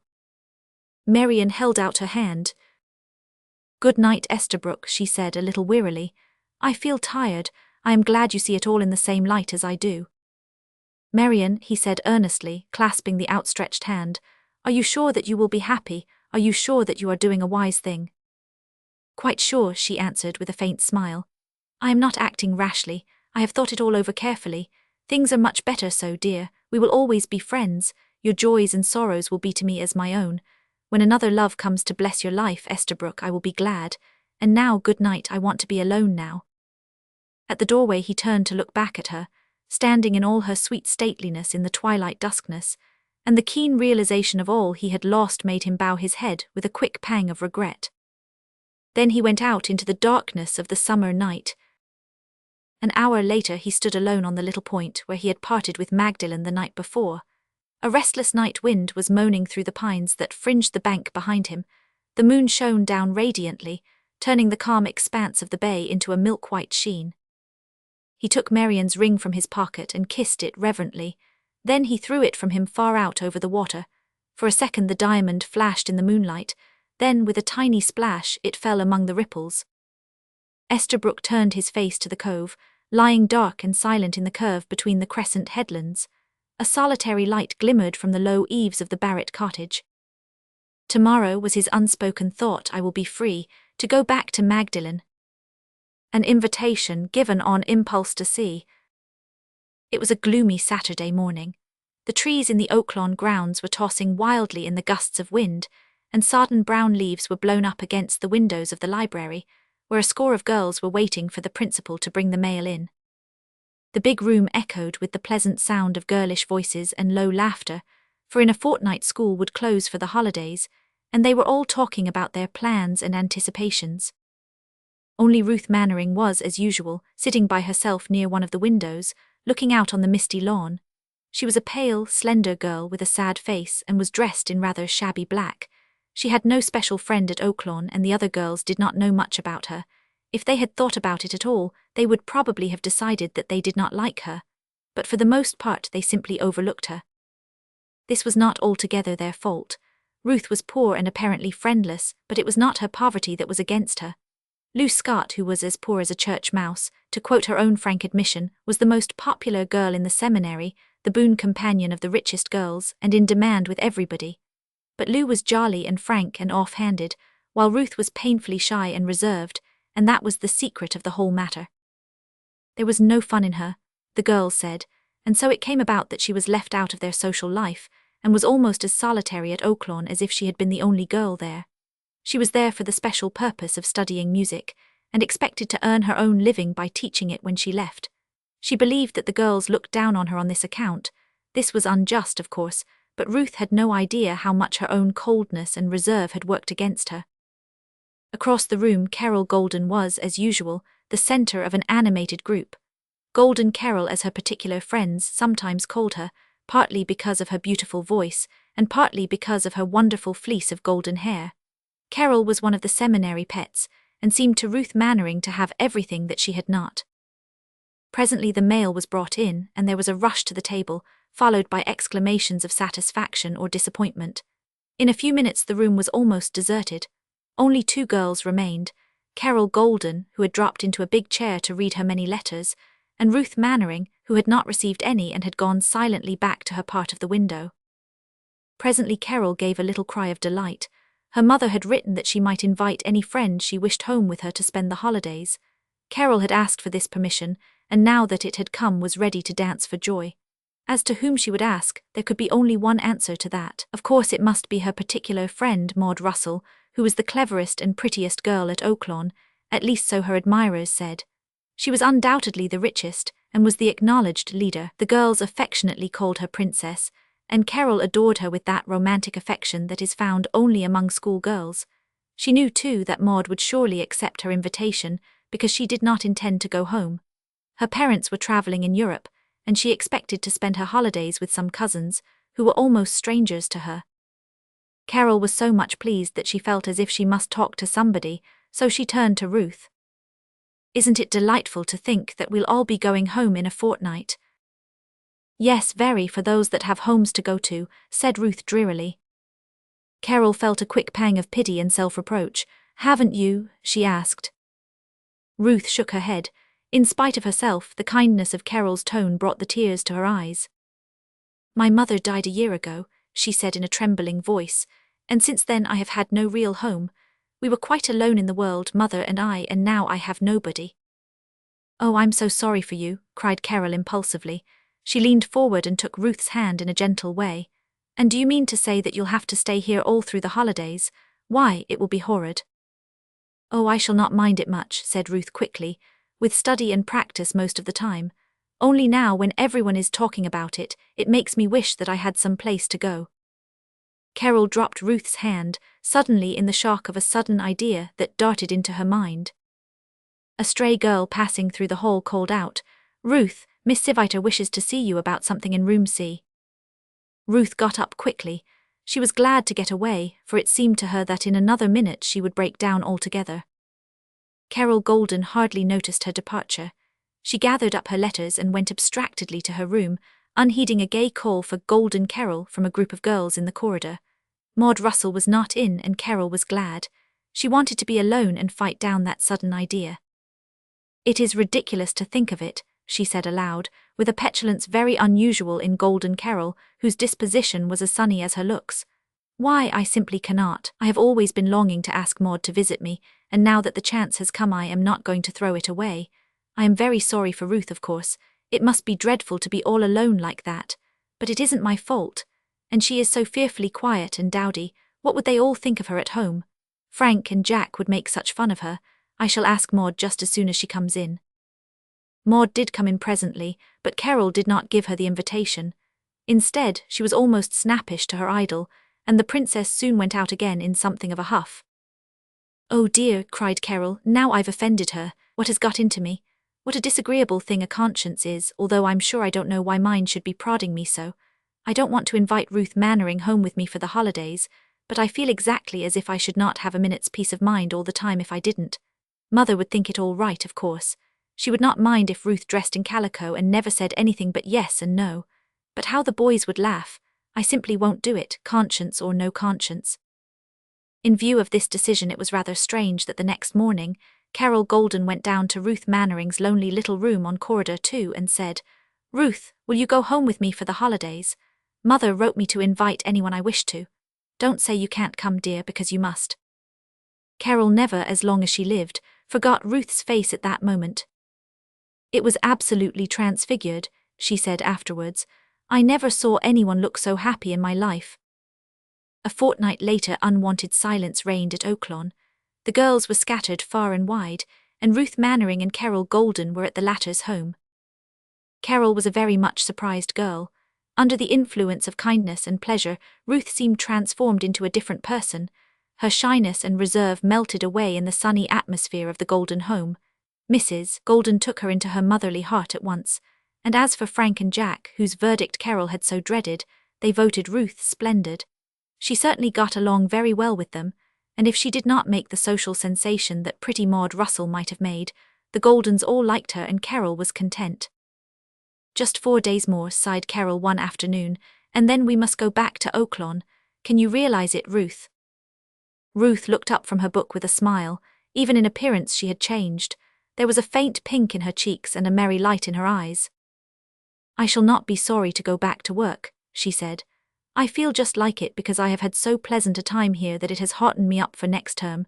I think it will be very different from last. I begin to see that I kept to myself too much and brooded over fancied slights." "And then you are to room with me since Maud is not coming back," said Carol. "What fun we shall have. Did you ever toast marshmallows over the gas? Why, I declare there is Mr. Swift coming up the walk. Look, Ruth, he is the richest man in Wesley." Ruth peeped out of the window over Carol's shoulder. "He reminds me of somebody," she said absently, "but I can't think who it is. Of course I have never seen him before. What a good face he has." "He is as good as he looks," said Carol enthusiastically. "Next to father, Mr. Swift is the nicest man in the world. I have always been quite a pet of his. His wife is dead, and so is his only daughter. She was a lovely girl and died only 2 years ago. It nearly broke Mr. Swift's heart. And he has lived alone ever since in that great big house up at the head of Warner Street, the one you admired so, Ruth, the last time we were uptown. There's the bell for the second time. Mary can't have heard it. I'll go myself." As Carol showed the caller into the room, Ruth rose to leave and thus came face to face with him. Mr. Swift started perceptibly. "Mr. Swift, this is my school friend Miss Mannering," said Carol. Mr. Swift seemed strangely agitated as he took Ruth's timidly offered hand. "My dear young lady," he said hurriedly, "I am going to ask you what may seem a very strange question. What was your mother's name?" "Agnes Hastings," answered Ruth in surprise. And then Carol really thought that Mr. Swift had gone crazy, for he drew Ruth into his arms and kissed her. "I knew it," he said. "I was sure you were Agnes' daughter, for you are the living image of what she was when I last saw her. Child, you don't know me, but I am your Uncle Robert. Your mother was my half-sister." "Oh, Mr. Swift," cried Carol, and then she ran for her mother. Ruth turned pale and dropped into a chair, and Mr. Swift sat down beside her. "To think that I have found you at last, child. How puzzled you look. Did your mother never speak of me? How is she? Where is she?" "Mother died last year," said Ruth. "Poor Agnes, and I never knew. Don't cry, little girl. I want you to tell me all about it. She was much younger than I was, and when our mother died my stepfather went away and took her with him. I remained with my father's people and eventually lost all trace of my sister. I was a poor boy then, but things have looked up with me and I have often tried to find her." By this time Carol had returned with her father and mother, and there was a scene, laughing, crying, explaining, and I don't really know which of the two girls was the more excited, Carol or Ruth. As for Mr. Swift, he was overjoyed to find his niece and wanted to carry her off with him then and there, but Mrs. Golden insisted on her finishing her visit. When the question of returning to Oaklawn came up, Mr. Swift would not hear of it at first, but finally yielded to Carol's entreaties and Ruth's own desire. "I shall graduate next year, Uncle, and then I can come back to you for good."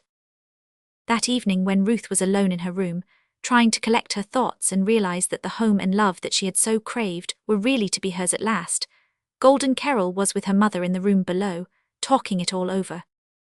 "Just think, Mother, if I had not asked Ruth to come here, this would not have happened. And I didn't want to. I wanted to ask Maud so much, and I was dreadfully disappointed when I couldn't, for I really couldn't. I could not help remembering the look in Ruth's eyes when she said that she had no home to go to, and so I asked her instead of Maud. How dreadful it would have been if I hadn't."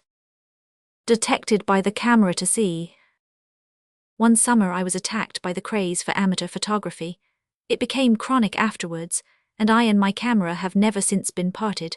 We have had some odd adventures together, and one of the most novel of our experiences was that in which we played the part of chief witness against Ned Brooke.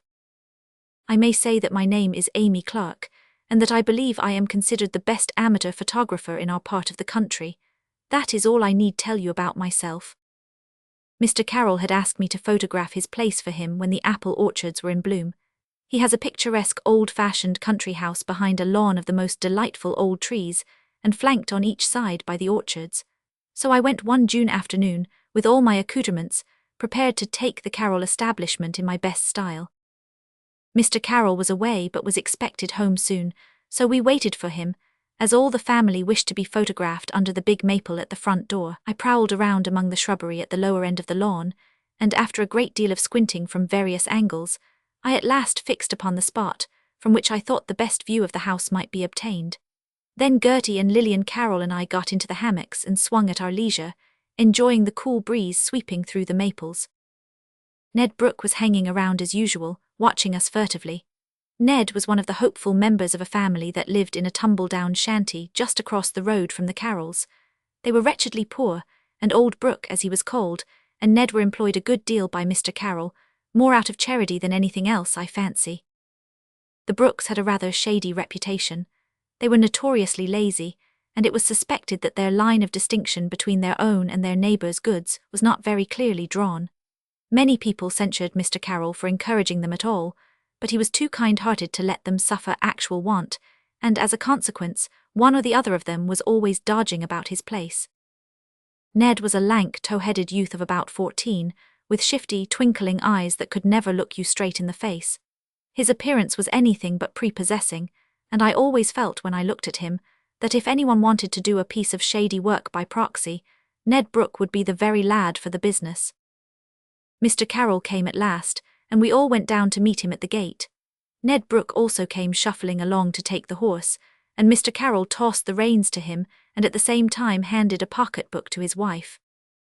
"Just as well to be careful where you put that," he said laughingly.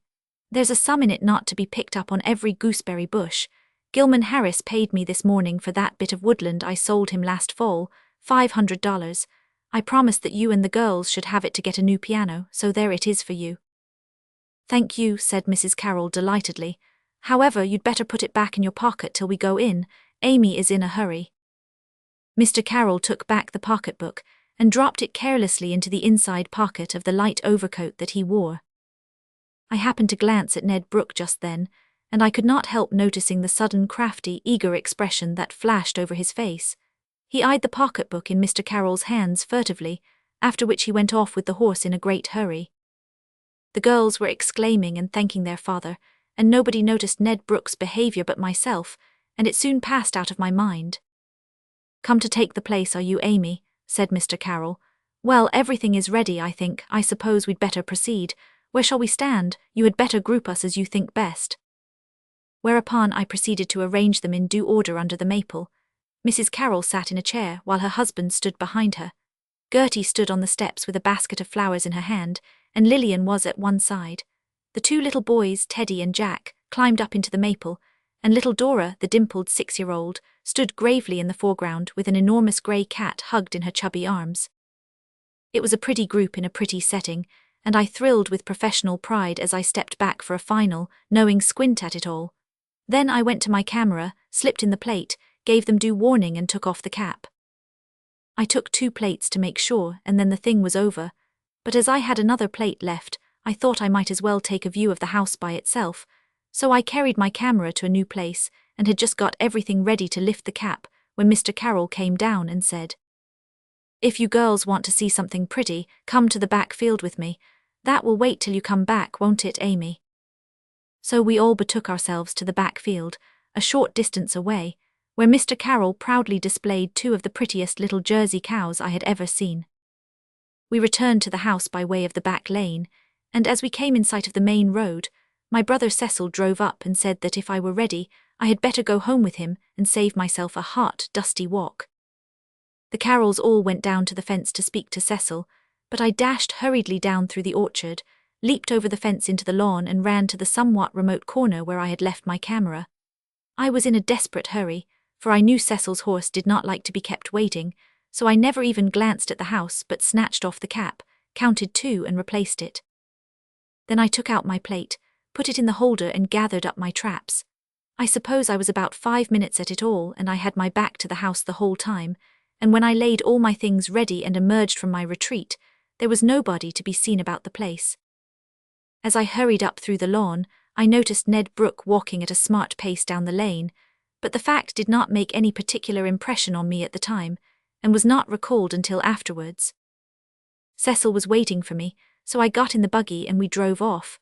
On arriving home, I shut myself up in my dark room and proceeded to develop the first 2 negatives of the Carroll housestead. They were both excellent, the first one being a trifle the better, so that I decided to finish from it. I intended also to develop the third, but just as I finished the others, a half-dozen city cousins swooped down upon us, and I had to put away my paraphernalia, emerge from my dark retreat, and fly around to entertain them. The next day Cecil came in and said, "Did you hear, Amy, that Mr. Carroll has lost a pocketbook with $500 in it?" "No," I exclaimed. "How, when, where?" "Don't overwhelm a fellow. I can answer only one question last night. As to the how, they don't know, and as to the where, well, if they knew that, there might be some hope of finding it. The girls are in a bad way. The money was to get them their longed-for piano, it seems, and now it's gone." "But how did it happen, Cecil?" "Well, Mr. Carroll says that Mrs. Carroll handed the pocketbook back to him at the gate yesterday, and he dropped it in the inside pocket of his overcoat." I saw him do it, I cried. Yes, and then, before he went to be photographed, he hung his coat up in the hall. It hung there until the evening, and nobody seems to have thought about the money, each supposing that someone else had put it carefully away. After tea, Mr. Carroll put on the coat and went to see somebody over at Netherby. He says the thought of the pocketbook never crossed his mind. He had forgotten all about putting it in that coat pocket. He came home across the fields about 11 o'clock and found that the cows had broken into the clover hay, and he had a great chase before he got them out. When he went in, just as he entered the door, the remembrance of the money flashed over him. He felt in his pocket, but there was no pocketbook there. He asked his wife if she had taken it out. She had not, and nobody else had. There was a hole in the pocket, but Mr. Carroll says it was too small for the pocketbook to have worked through. However, it must have done so, unless someone took it out of his pocket at Netherby, and that is not possible because he never had his coat off and it was in an inside pocket. It's not likely that they will ever see it again. Someone may pick it up, of course, but the chances are slim. Mr. Carroll doesn't know his exact path across the fields, and if he lost it while he was after the cows, it's a bluer show still. They've been searching all day, of course. The girls are awfully disappointed. A sudden recollection came to me of Ned Brooke's face, as I had seen it the day before at the gate, coupled with the remembrance of seeing him walking down the lane at a quick pace, so unlike his usual shambling gait, while I ran through the lawn. How do they know it was lost? I said. Perhaps it was stolen before Mr. Carroll went to Netherby. They think not, said Cecil. Who would have stolen it? Ned Brooke. I saw him hanging around. And you never saw such a look as came over his face when he heard Mr. Carroll say there was $500 in that pocketbook. Well, I did suggest to them that Ned might know something about it, for I remembered having seen him go down the lane while I was waiting for you, but they won't hear of such a thing. The Brookes are kind of protégés of theirs, you know, and they won't believe anything bad of them. If Ned did take it, however, there's not a shadow of evidence against him. No, I suppose not, I answered thoughtfully, but the more I think it over, the more I'm convinced that he took it. You know, we all went to the back field to look at the jerseys, and all that time the coat was hanging there in the hall, and not a soul in the house. And it was just after we came back that I saw Ned scuttling down the lane so fast. I mentioned my suspicions to the Carrolls a few days afterwards, when I went down with the photographs, and found that they had discovered no trace of the lost pocketbook. But they seemed positively angry when I hinted that Ned Brooke might know more about its whereabouts than anyone else. They declared that they would as soon think of suspecting one of themselves as Ned, and altogether they seemed so offended at my suggestion that I held my peace and didn't irritate them by any more suppositions. Afterwards, in the excitement of our cousin's visit, the matter passed out of my mind completely. They stayed 2 weeks, and I was so busy the whole time that I never got a chance to develop that third plate, and in fact I had forgotten all about it. One morning soon after they went away, I remembered the plate and decided to go and develop it.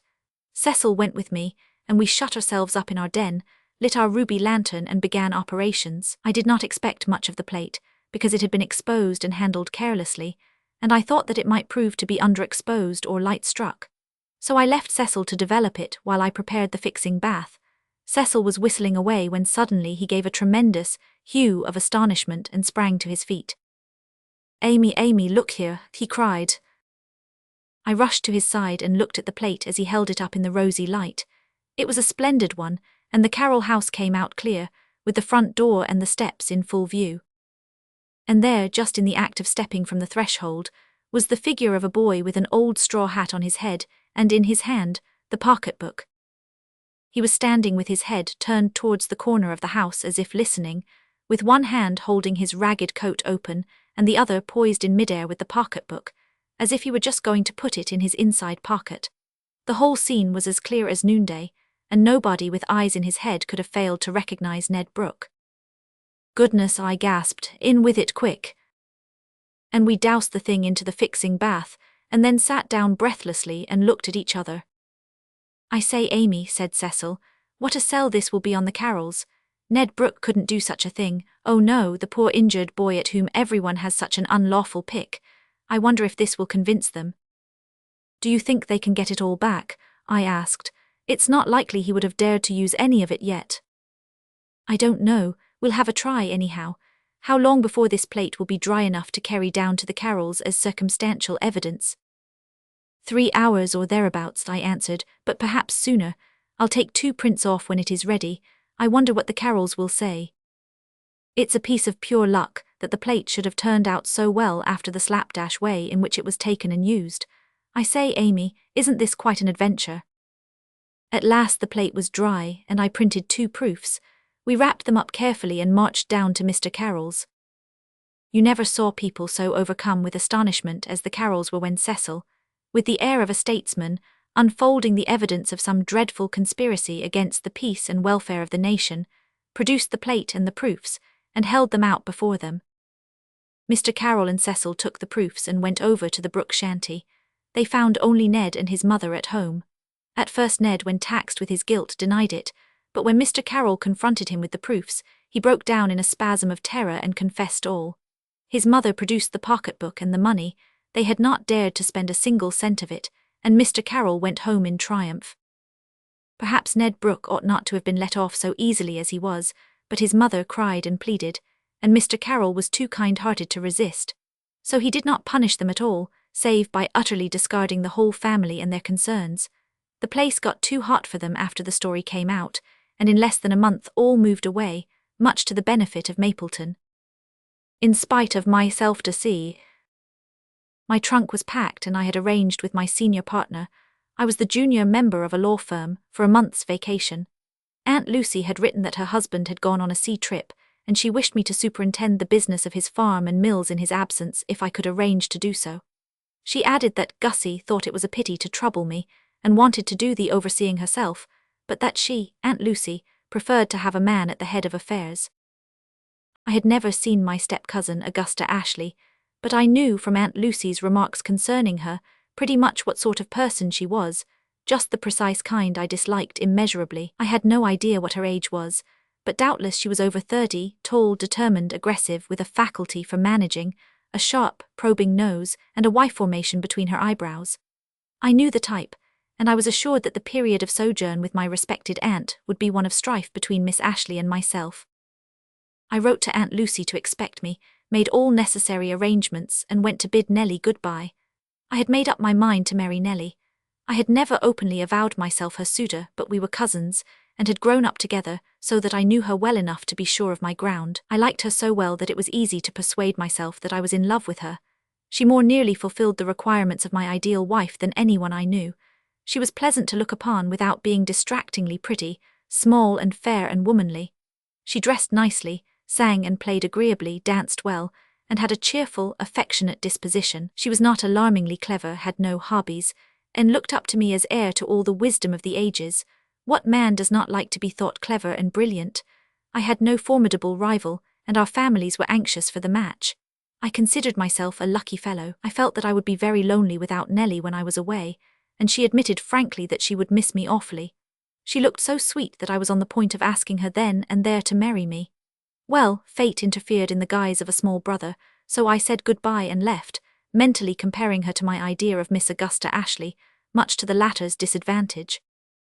When I stepped from the train at a sleepy country station, next day I was promptly waylaid by a black-eyed urchin, who informed me that Mrs. Ashley had sent him with an express wagon for my luggage, and that Miss Gussie was waiting with the carriage at the store, pointing down to a small building before whose door a girl was trying to soothe her frightened horse. As I went down the slope towards her, I noticed she was tall, quite too tall for my taste. I dislike women who can look into my eyes on a level, but I had to admit that her form was remarkably symmetrical and graceful. She put out her hand. It was ungloved and large but white and firm with a cool, pleasant touch, and said with a composure akin to indifference, "Mr. Carslake, I presume. Mother could not come to meet you, so she sent me. Will you be kind enough to hold my horse for a few minutes? I want to get something in the store." Whereupon she calmly transferred the reins to me and disappeared. At the time she certainly did not impress me as pretty, yet neither could I call her plain. Taken separately, her features were good. Her nose was large and straight, the mouth also a trifle large but firm and red, the brow wide and white, shadowed by a straying dash of brown curl or two. She had a certain cool, statuesque paleness, accentuated by straight, fine, black brows, and her eyes were a bluish grey. But the pupils, as I afterward found out, had a trick of dilating into wells of blackness, which, added to a long fringe of very dark lashes, made her eyes quite the most striking feature of her face. Her expression was open and frank, and her voice clear and musical without being sweet. She looked about 22. At the time I did not fancy her appearance and made a mental note to the effect that I would never like Miss Ashley. I had no use for cool, business-like women. Women should have no concern with business. Nellie would never have troubled her dear, curly head over it.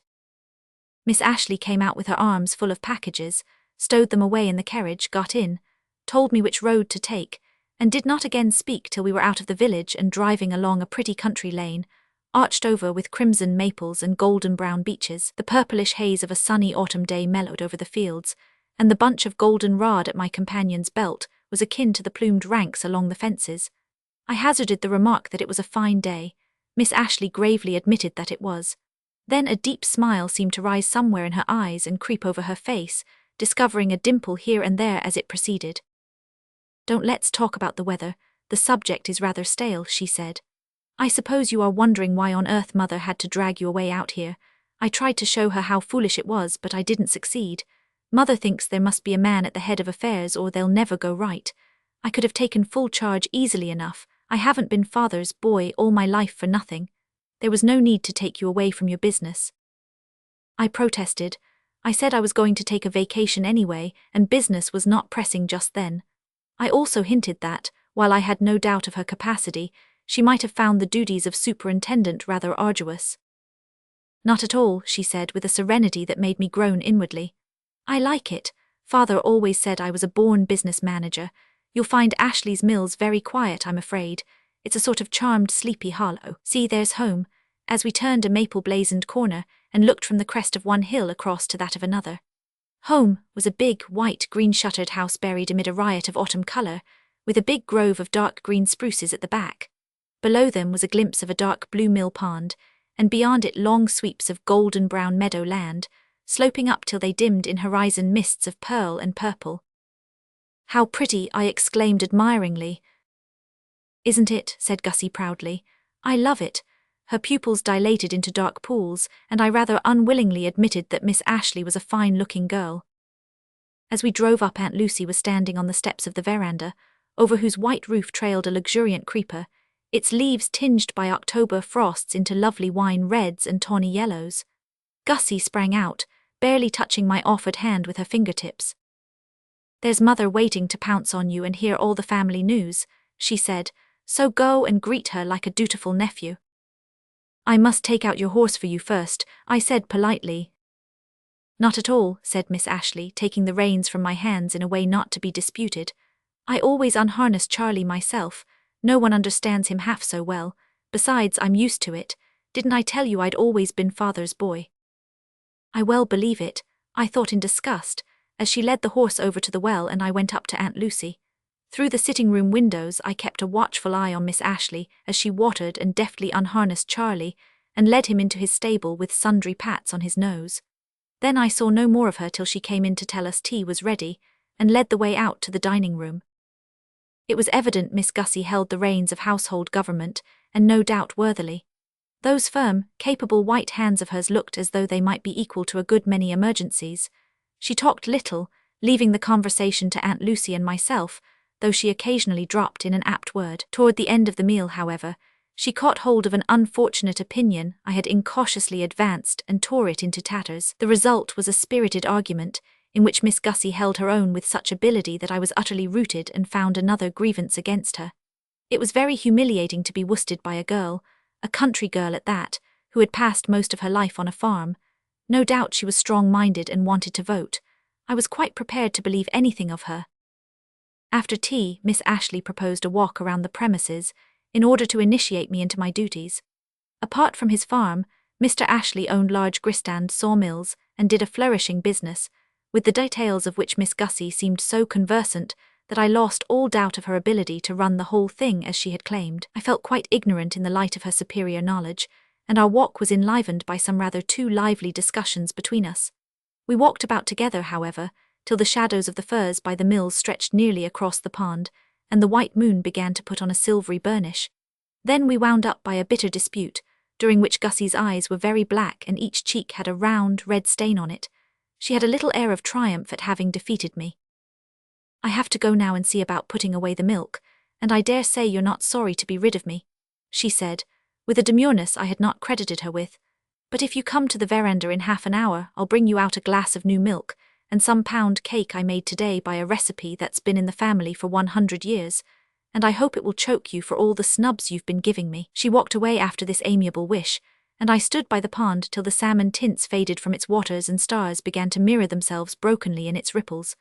The mellow air was full of sweet, mingled eventide sounds as I walked back to the house. Aunt Lucy was knitting on the veranda. Gussie brought out cake and milk, and chatted to us while we ate, in an inconsequent girlish way, or fed bits of cake to a green-eyed goblin in the likeness of a black cat. She appeared in such an amiable light that I was half inclined to reconsider my opinion of her. When I went to my room, the vase full of crimson leaves on my table suggested Gussie, and I repented of my unfriendliness for a moment, and only for a moment.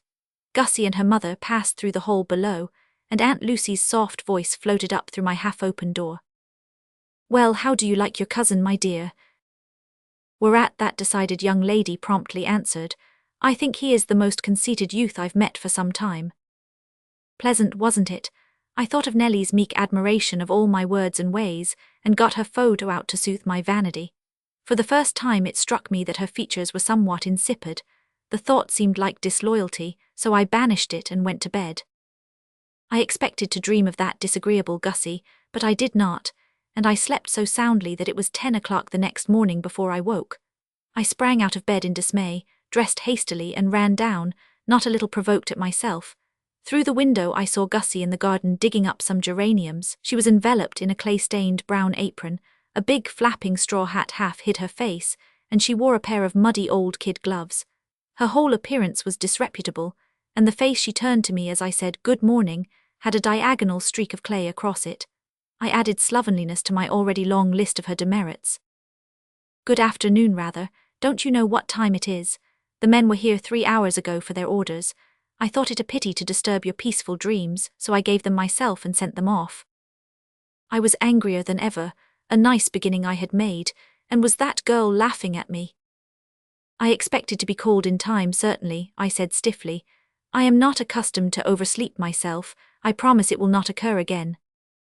My dignity was quite lost on Gussie. She peeled off her gloves cheerfully and said, "I suppose you'd like some breakfast. Just wait till I wash my hands and I'll get you some. Then if you're pining to be useful you can help me take up these geraniums." There was no help for it. After I had breakfasted I went with many misgivings. We got on fairly well, however. Gussie was particularly lively and kept me too busy for argument. I quite enjoyed the time and we did not quarrel until nearly the last, when we fell out bitterly over some horticultural problem and went in to dinner in sulky silence. Gussie disappeared after dinner and I saw no more of her. I was glad of this, but after a time I began to find it a little dull. Even a dispute would have been livelier. I visited the mills, looked over the farm, and then carelessly asked Aunt Lucy where Miss Ashley was. Aunt Lucy replied that she had gone to visit a friend and would not be back till the next day. This was satisfactory, of course, highly so. What a relief it was to be rid of that girl with her self-assertiveness and independence. I said to myself that I hoped her friend would keep her for a week. I forgot to be disappointed that she had not when, next afternoon, I saw Gussie coming in at the gate with a tolerably large satchel and an armful of goldenrod. I sauntered down to relieve her, and we had a sharp argument under way before we were halfway up the lane. As usual, Gussie refused to give in that she was wrong. Her walk had brought a faint, clear tint to her cheeks and her rippling dusky hair had half slipped down on her neck. She said she had to make some cookies for tea, and if I had nothing better to do I might go and talk to her while she mixed them. It was not a gracious invitation, but I went, rather than be left to my own company. By the end of the week I was as much at home at Ashley Mills as if I had lived there all my life.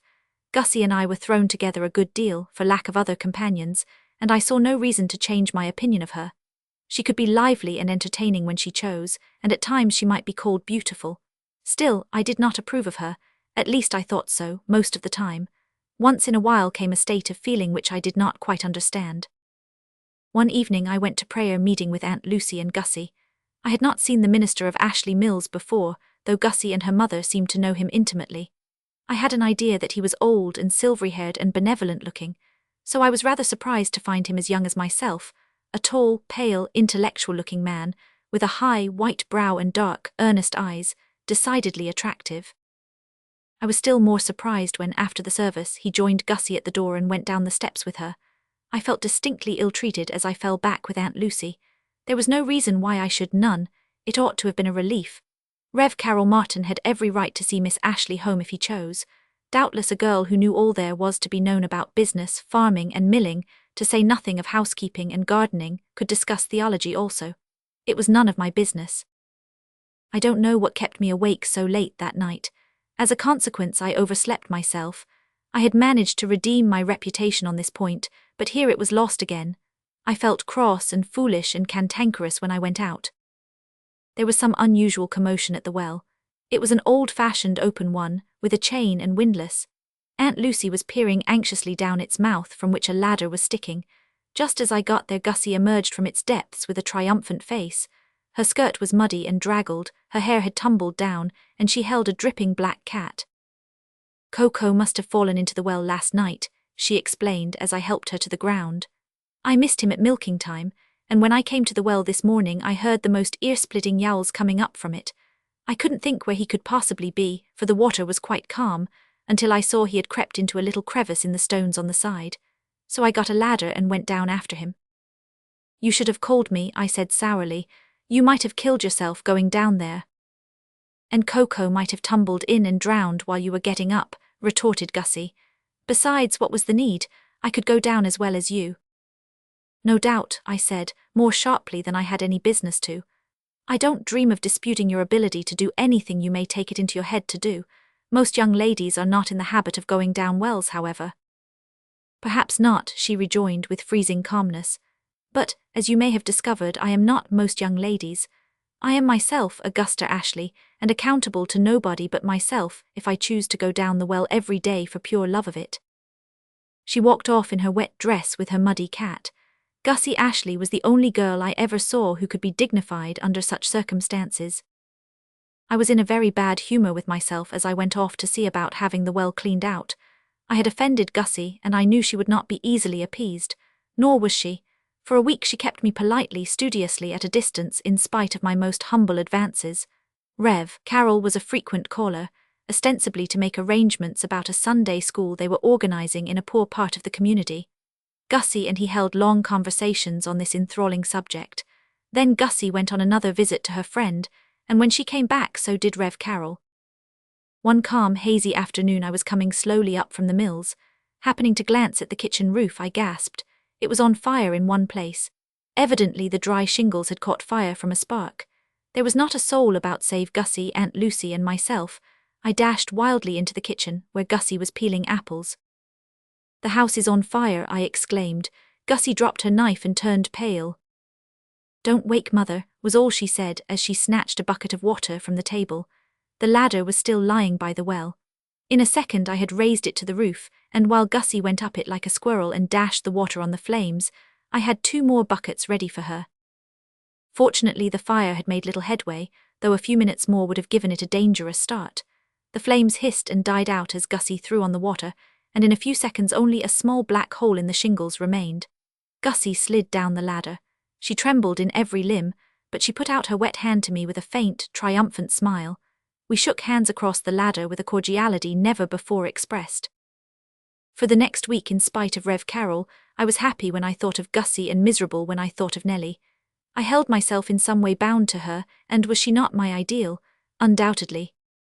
One day I got a letter from my sister. It was long and newsy, and the 8th page was most interesting. "If you don't come home and look after Nellie," wrote Kate, "you'll soon not have her to look after.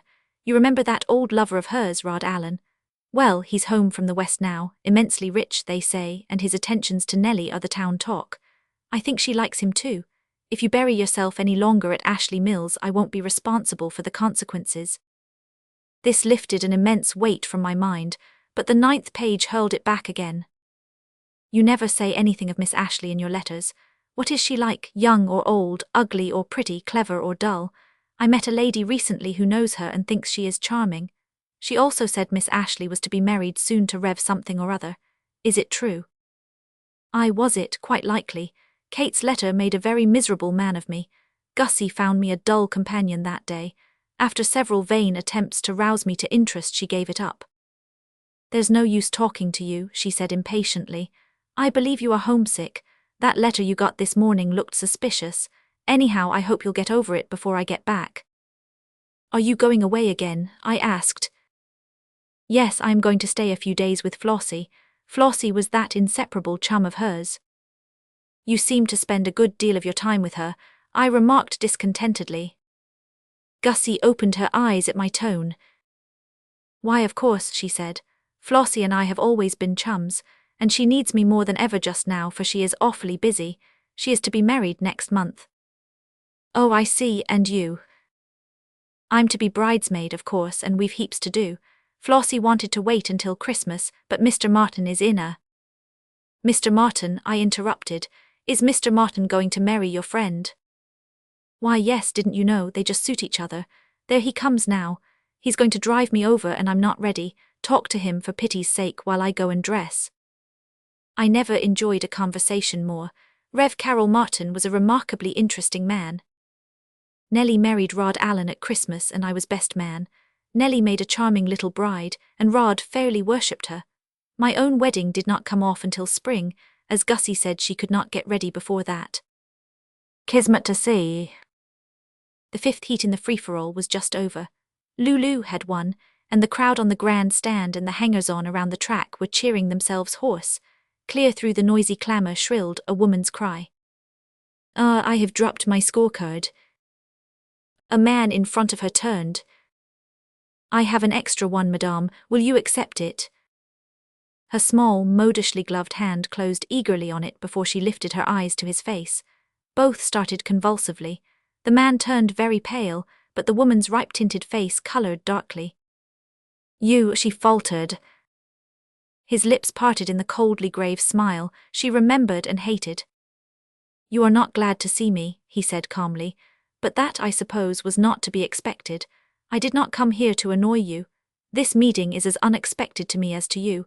I had no suspicion that for the last half hour I had been standing next to my—" She interrupted him by an imperious gesture. Still clutching the scorecard, she half turned from him. Again he smiled, this time with a tinge of scorn, and shifted his eyes to the track. None of the people around them had noticed the little byplay. All eyes were on the track, which was being cleared for the first heat of another race. The free-for-all horses were being led away blanketed. The crowd cheered Lulu as she went past, a shapeless oddity. The backers of Mascot, the rival favourite, looked gloomy. The woman noticed nothing of all this. She was small, very pretty, still young, and gowned in a quite unmistakable way. She studied the man's profile furtively. He looked older than when she had seen him last. There were some silver threads gleaming in his close-clipped dark hair and short, pointed beard. Otherwise, there was little change in the quiet features and somewhat stern grey eyes. She wondered if he had cared at all. They had not met for 5 years. She shut her eyes and looked in on her past. It all came back very vividly. She had been 18 when they were married, a gay, high-spirited girl and the season's beauty. He was much older and a quiet, serious student. Her friends had wondered why she married him. Sometimes she wondered herself, but she had loved him or thought so. The marriage had been an unhappy one. She was fond of society and gaiety, he wanted quiet and seclusion. She was impulsive and impatient, he deliberate and grave. The strong wills clashed. After 2 years of an unbearable sort of life they had separated, quietly and without scandal of any sort. She had wanted a divorce, but he would not agree to that, so she had taken her own independent fortune and gone back to her own way of life. In the following 5 years, she had succeeded in burying all remembrance well out of sight. No one knew if she was satisfied or not. Her world was charitable to her, and she lived a gay and quite irreproachable life. She wished that she had not come to the races. It was such an irritating encounter. She opened her eyes wearily. The dusty track, the flying horses, the gay dresses of the women on the grandstand, the cloudless blue sky, the brilliant September sunshine, the purple distances all commingled in a glare that made her head ache. Before it all she saw the tall figure by her side, his face turned from her, watching the track intently. She wondered with a vague curiosity what induced him to come to the races. Such things were not greatly in his line. Evidently their chance meeting had not disturbed him. It was a sign that he did not care.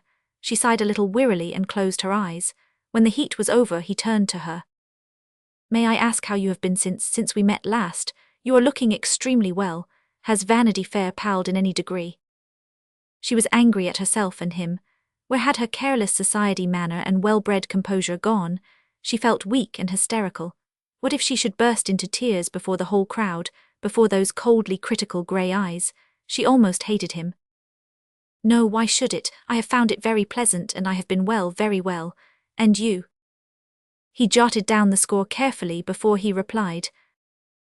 A bookworm and recluse always leads a placid life. I never cared for excitement, you know.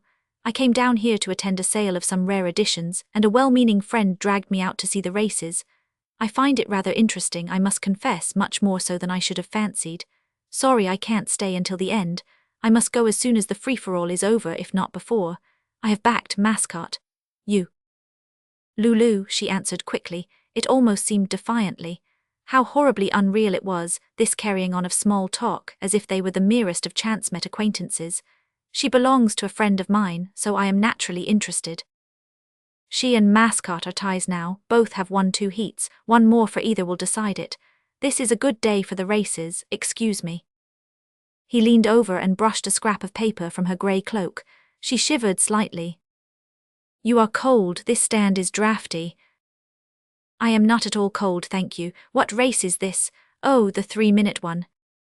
She bent forward with assumed interest to watch the scoring. She was breathing heavily. There were tears in her eyes. She bit her lips savagely and glared at the track until they were gone.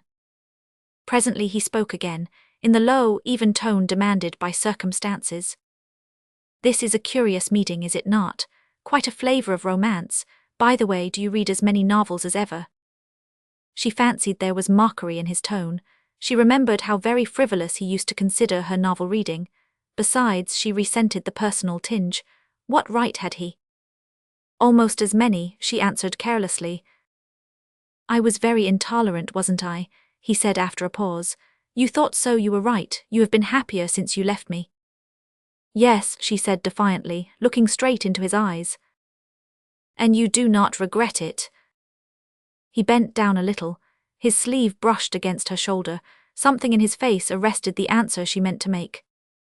I did not say that, she murmured faintly. There was a burst of cheering. The free-for-all horses were being brought out for the 6th heat. She turned away to watch them. The scoring began and seemed likely to have no end. She was tired of it all. It didn't matter a pin to her whether Lulu or Mascot won. What did matter? Had Vanity Fair after all been a satisfying exchange for love?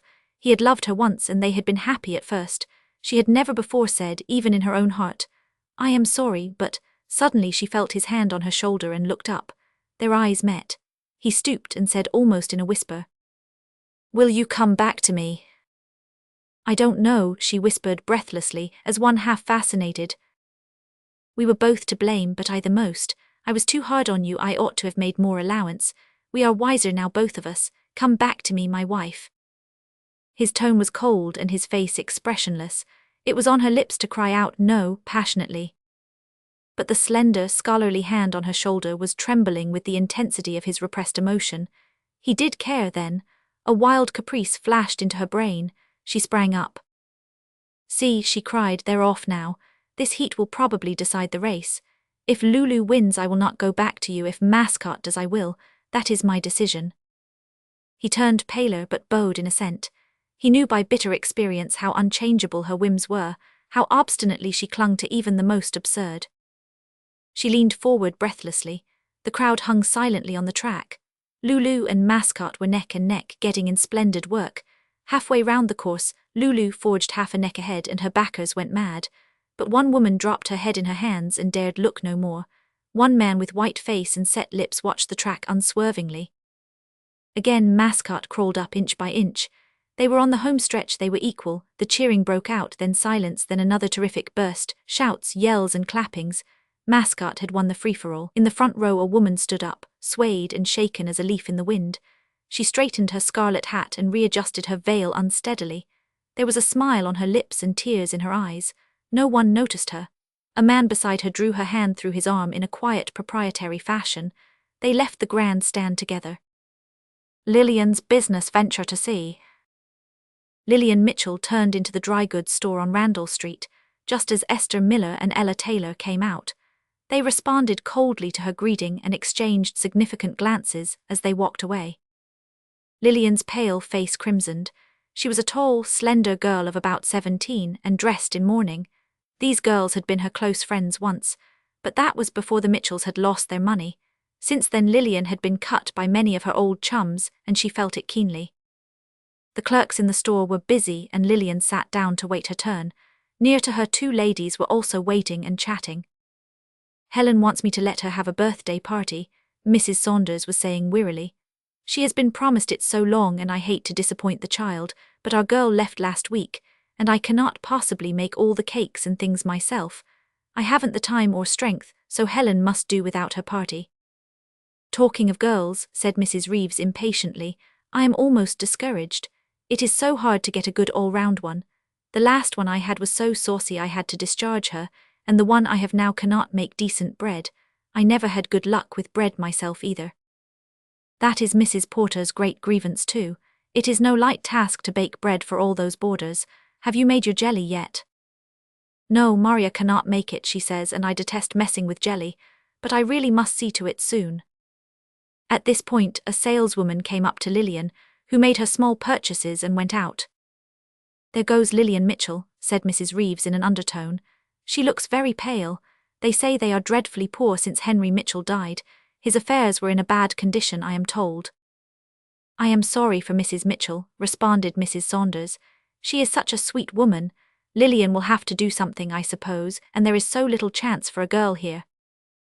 Lillian, walking down the street, was wearily turning over in her mind the problems of her young existence. Her father had died the preceding spring. He had been a supposedly prosperous merchant. The Mitchells had always lived well, and Lillian was a petted and only child.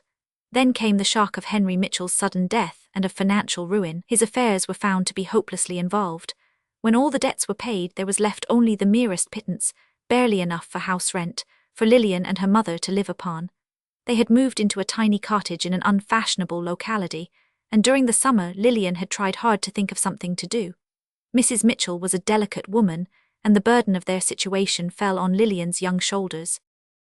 There seemed to be no place for her. She could not teach and had no particular talent in any line. There was no opening for her in Willington, which was a rather sleepy little place, and Lillian was almost in despair. "There really doesn't seem to be any real place in the world for me, Mother," she said rather dolefully at the supper table. "I've no talent at all. It is dreadful to have been born without one, and yet I must do something and do it soon." And Lillian, after she had washed up the tea dishes, went upstairs and had a good cry. But the darkest hour, so the proverb goes, is just before the dawn, and after Lillian had had her cry out and was sitting at her window in the dusk, watching a thin new moon shining over the trees down the street, her inspiration came to her. A minute later she whirled into the tiny sitting room where her mother was sewing. "Mother, our fortune is made. I have an idea." "Don't lose it then," said Mrs. Mitchell with a smile. "What is it, my dear?" Lillian sobered herself, sat down by her mother's side, and proceeded to recount the conversation she had heard in the store that afternoon. "Now, Mother, this is where my brilliant idea comes in. You have often told me I am a born cook, and I always have good luck. Now, tomorrow morning I shall go to Mrs. Saunders and offer to furnish all the good things for Helen's birthday party, and then I'll ask Mrs. Reeves and Mrs. Porter if I may make their bread for them. That will do for a beginning. I like cooking, you know, and I believe that in time I can work up a good business."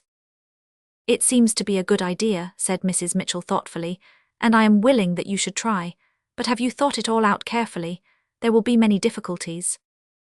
"I know, I don't expect smooth sailing right along, and perhaps I'll fail altogether, but somehow I don't believe I will. A great many of your old friends will think—" "Oh yes, I know that too, but I am not going to mind it, Mother. I don't think there is any disgrace in working for my living. I'm going to do my best and not care what people say." Early next morning Lillian started out. She had carefully thought over the details of her small venture, considered ways and means, and decided on the most advisable course. She would not attempt too much, and she felt sure of success. To secure competent servants was one of the problems of Willington people. At Drayton, a large neighbouring town, were several factories, and into these all the working girls from Willington had crowded, leaving very few who were willing to go out to service. Many of those who did were poor cooks, and Lillian shrewdly suspected that many a harassed housekeeper in the village would be glad to avail herself of the new enterprise. Lillian was, as she had said of herself, a born cook. This was her capital, and she meant to make the most of it. Mrs. Saunders listened to her business-like details with surprise and delight.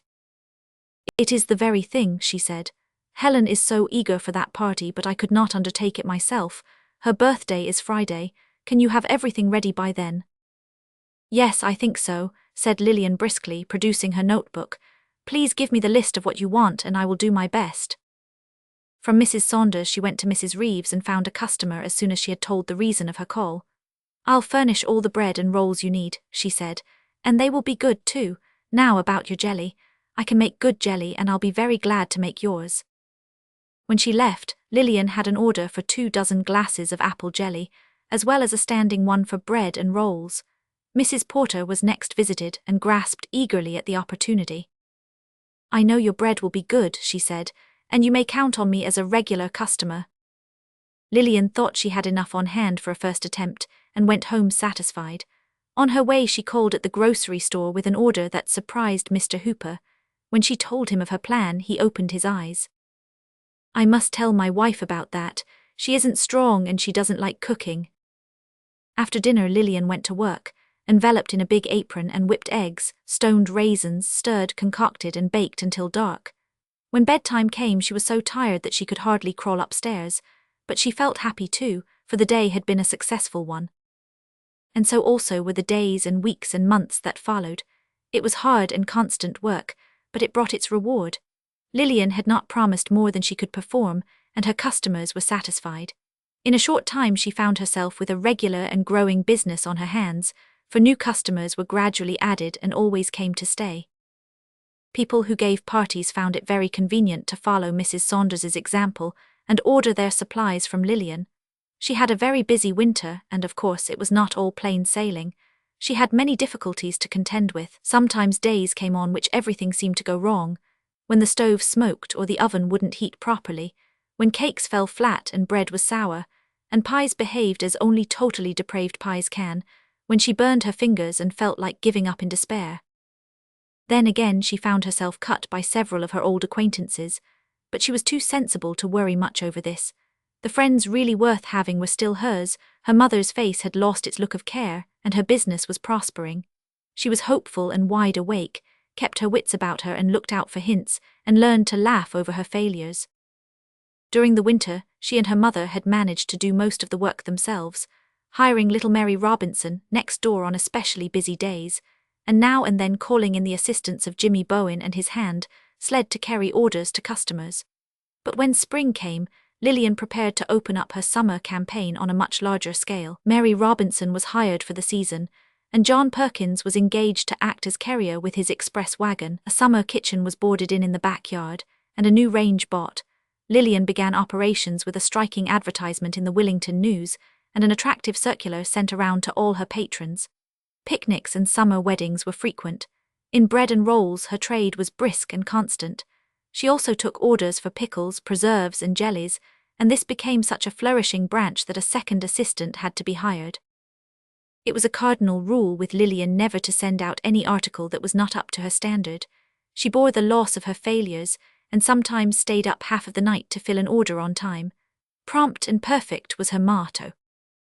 The long hot summer days were very trying, and sometimes she got very tired of it all. But when on the anniversary of her first venture she made up her accounts she was well pleased. To be sure, she had not made a fortune, but she had paid all their expenses, had $100 clear, and had laid the solid foundations of a profitable business. "Mother," she said jubilantly, as she wiped a dab of flour from her nose and proceeded to concoct the icing for Blanche Remington's wedding cake, "don't you think my business venture has been a decided success?" Mrs. Mitchell surveyed her busy daughter with a motherly smile. "Yes, I think it has," she said. "Miriam's lover to see." I had been reading a ghost story to Mrs. Sefton, and I laid it down at the end with a little shrug of contempt. "What utter nonsense," I said. Mrs. Sefton nodded abstractedly above her fancy work. "That is, it is a very commonplace story indeed. I don't believe the spirits of the departed trouble themselves to revisit the glimpses of the moon for the purpose of frightening honest mortals, or even for the sake of hanging around the favourite haunts of their existence in the flesh. If they ever appear, it must be for a better reason than that." "You don't surely think that they ever do appear?" I said incredulously. We have no proof that they do not, my dear. Surely, Mary, I exclaimed, you don't mean to say that you believe people ever do or can see spirits, ghosts as the word goes. I didn't say I believed it, I never saw anything of the sort, I neither believe nor disbelieve, but you know queer things do happen at times, things you can't account for. At least people who you know wouldn't lie say so. Of course they may be mistaken, and I don't think that everybody can see spirits either, provided they are to be seen. It requires people of a certain organization, with a spiritual eye as it were. We haven't all got that, in fact I think very few of us have. I dare say you think I'm talking nonsense. Well yes, I think you are. You really surprise me, Mary. I always thought you the least likely person in the world to take up with such ideas. Something must have come under your observation to develop such theories in your practical head. Tell me what it was. To what purpose? You would remain as skeptical as ever. Possibly not. Try me, I may be convinced. No, returned Mrs. Sefton calmly. Nobody ever is convinced by hearsay. When a person has once seen a spirit or thinks he has, he thenceforth believes it. And when somebody else is intimately associated with that person and knows all the circumstances, well, he admits the possibility at least. That is my position. But by the time it gets to the third person, the outsider, it loses power. Besides, in this particular instance the story isn't very exciting. But then, it's true. You have excited my curiosity. You must tell me the story. Well, first tell me what you think of this. Suppose two people, both sensitively organized individuals, loved each other with a love stronger than life. If they were apart, do you think it might be possible for their souls to communicate with each other in some inexplicable way? And if anything happened to one, don't you think that that one could and would let the spirit of the other know? You're getting into too deep waters for me, Mary, I said, shaking my head. I'm not an authority on telepathy or whatever you call it, but I've no belief in such theories. In fact, I think they are all nonsense. I'm sure you must think so too in your rational moments. I dare say it is all nonsense, said Mrs. Sefton slowly, but if you had lived a whole year in the same house with Miriam Gordon, you would have been tainted too. Not that she had theories, at least, she never aired them if she had, but there was simply something about the girl herself that gave a person strange impressions. When I first met her, I had the most uncanny feeling that she was all spirit, soul, what you will, no flesh anyhow. That feeling wore off after a while, but she never seemed like other people to me. She was Mr. Sefton's niece. Her father had died when she was a child. When Miriam was 20, her mother had married a second time and went to Europe with her husband. Miriam came to live with us while they were away. Upon their return she was herself to be married. I had never seen Miriam before. Her arrival was unexpected, and I was absent from home when she came. I returned in the evening, and when I saw her first she was standing under the chandelier in the drawing-room. Talk about spirits. For 5 seconds I thought I had seen one. Miriam was a beauty. I had known that before, though I think I hardly expected to see such wonderful loveliness. She was tall and extremely graceful, dark, at least her hair was dark, but her skin was wonderfully fair and clear. Her hair was gathered away from her face, and she had a high, pure white forehead and the straightest, finest, blackest brows. Her face was oval with very large and dark eyes. I soon realized that Miriam was in some mysterious fashion different from other people. I think everyone who met her felt the same way, yet it was a feeling hard to define. For my own part, I simply felt as if she belonged to another world, and that part of the time her soul, you know, was back there again. You must not suppose that Miriam was a disagreeable person to have in the house. On the contrary, it was the very reverse. Everybody liked her. She was one of the sweetest, most winsome girls I ever knew, and I soon grew to love her dearly. As for what Dick called her little queernesses, well, we got used to them in time. Miriam was engaged, as I have told you, to a young Harvard man named Sidney Claxton. I knew she loved him very deeply. When she showed me his photograph, I liked his appearance and said so. Then I made some teasing remark about her love letters, just for a joke, you know. Miriam looked at me with an odd little smile and said quickly, "Sidney and I never write to each other." "Why, Miriam," I exclaimed in astonishment, "do you mean to tell me you never hear from him at all?" "No, I did not say that. I hear from him every day, every hour. We do not need to write letters. There are better means of communication between two souls that are in perfect accord with each other." "Miriam, you uncanny creature, what do you mean?" I asked. But Miriam only gave another queer smile and made no answer at all. Whatever her beliefs or theories were, she would never discuss them. She had a habit of dropping into abstracted reveries at any time or place. No matter where she was, whatever it was, would come over her. She would sit there, perhaps in the center of a gay crowd, and gaze right out into space, not hearing or seeing a single thing that went on around her. I remember one day in particular, we were sewing in my room. I looked up and saw that Miriam's work had dropped on her knee, and she was leaning forward, her lips apart, her eyes gazing upward with an unearthly expression. "Don't look like that, Miriam," I said with a little shiver. "You seem to be looking at something 1,000 miles away."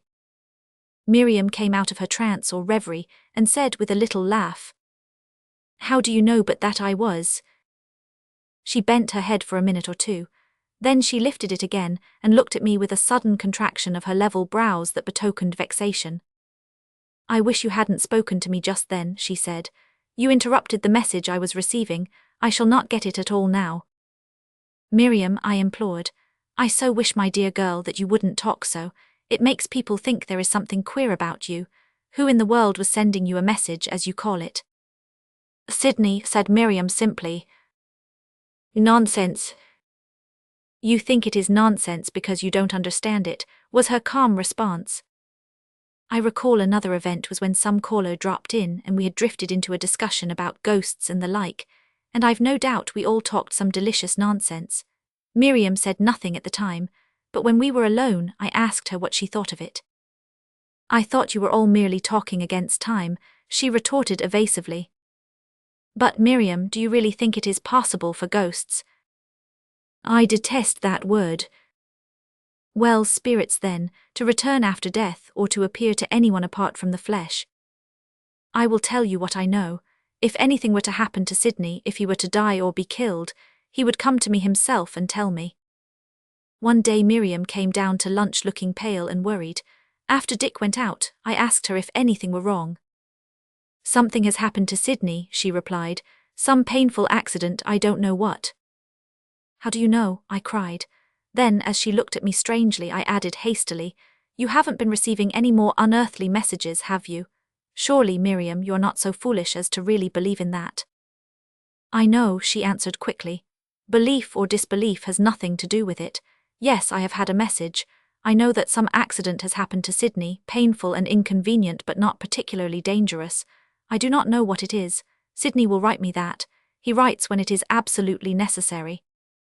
"Aerial communication isn't perfected yet then," I said mischievously, but observing how really worried she seemed, I added, "Don't fret, Miriam, you may be mistaken."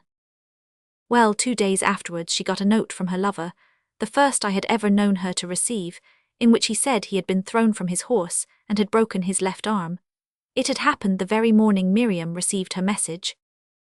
Miriam had been with us about 8 months when one day she came into my room hurriedly. She was very pale. "Sydney is ill, dangerously ill. What shall I do?" I knew she must have had another of those abominable messages, or thought she had, and really, remembering the incident of the broken arm, I couldn't feel as skeptical as I pretended to. I tried to cheer her, but did not succeed. 2 hours later she had a telegram from her lover's college chum, saying that Mr. Claxton was dangerously ill with typhoid fever. I was quite alarmed about Miriam in the days that followed. She grieved and fretted continually. One of her troubles was that she received no more messages. She said it was because Sydney was too ill to send them. Anyhow, she had to content herself with the means of communication used by ordinary mortals. Sydney's mother, who had gone to nurse him, wrote every day, and at last good news came. The crisis was over and the doctor in attendance thought Sydney would recover. Miriam seemed like a new creature then, and rapidly recovered her spirits. For a week reports continued favourable.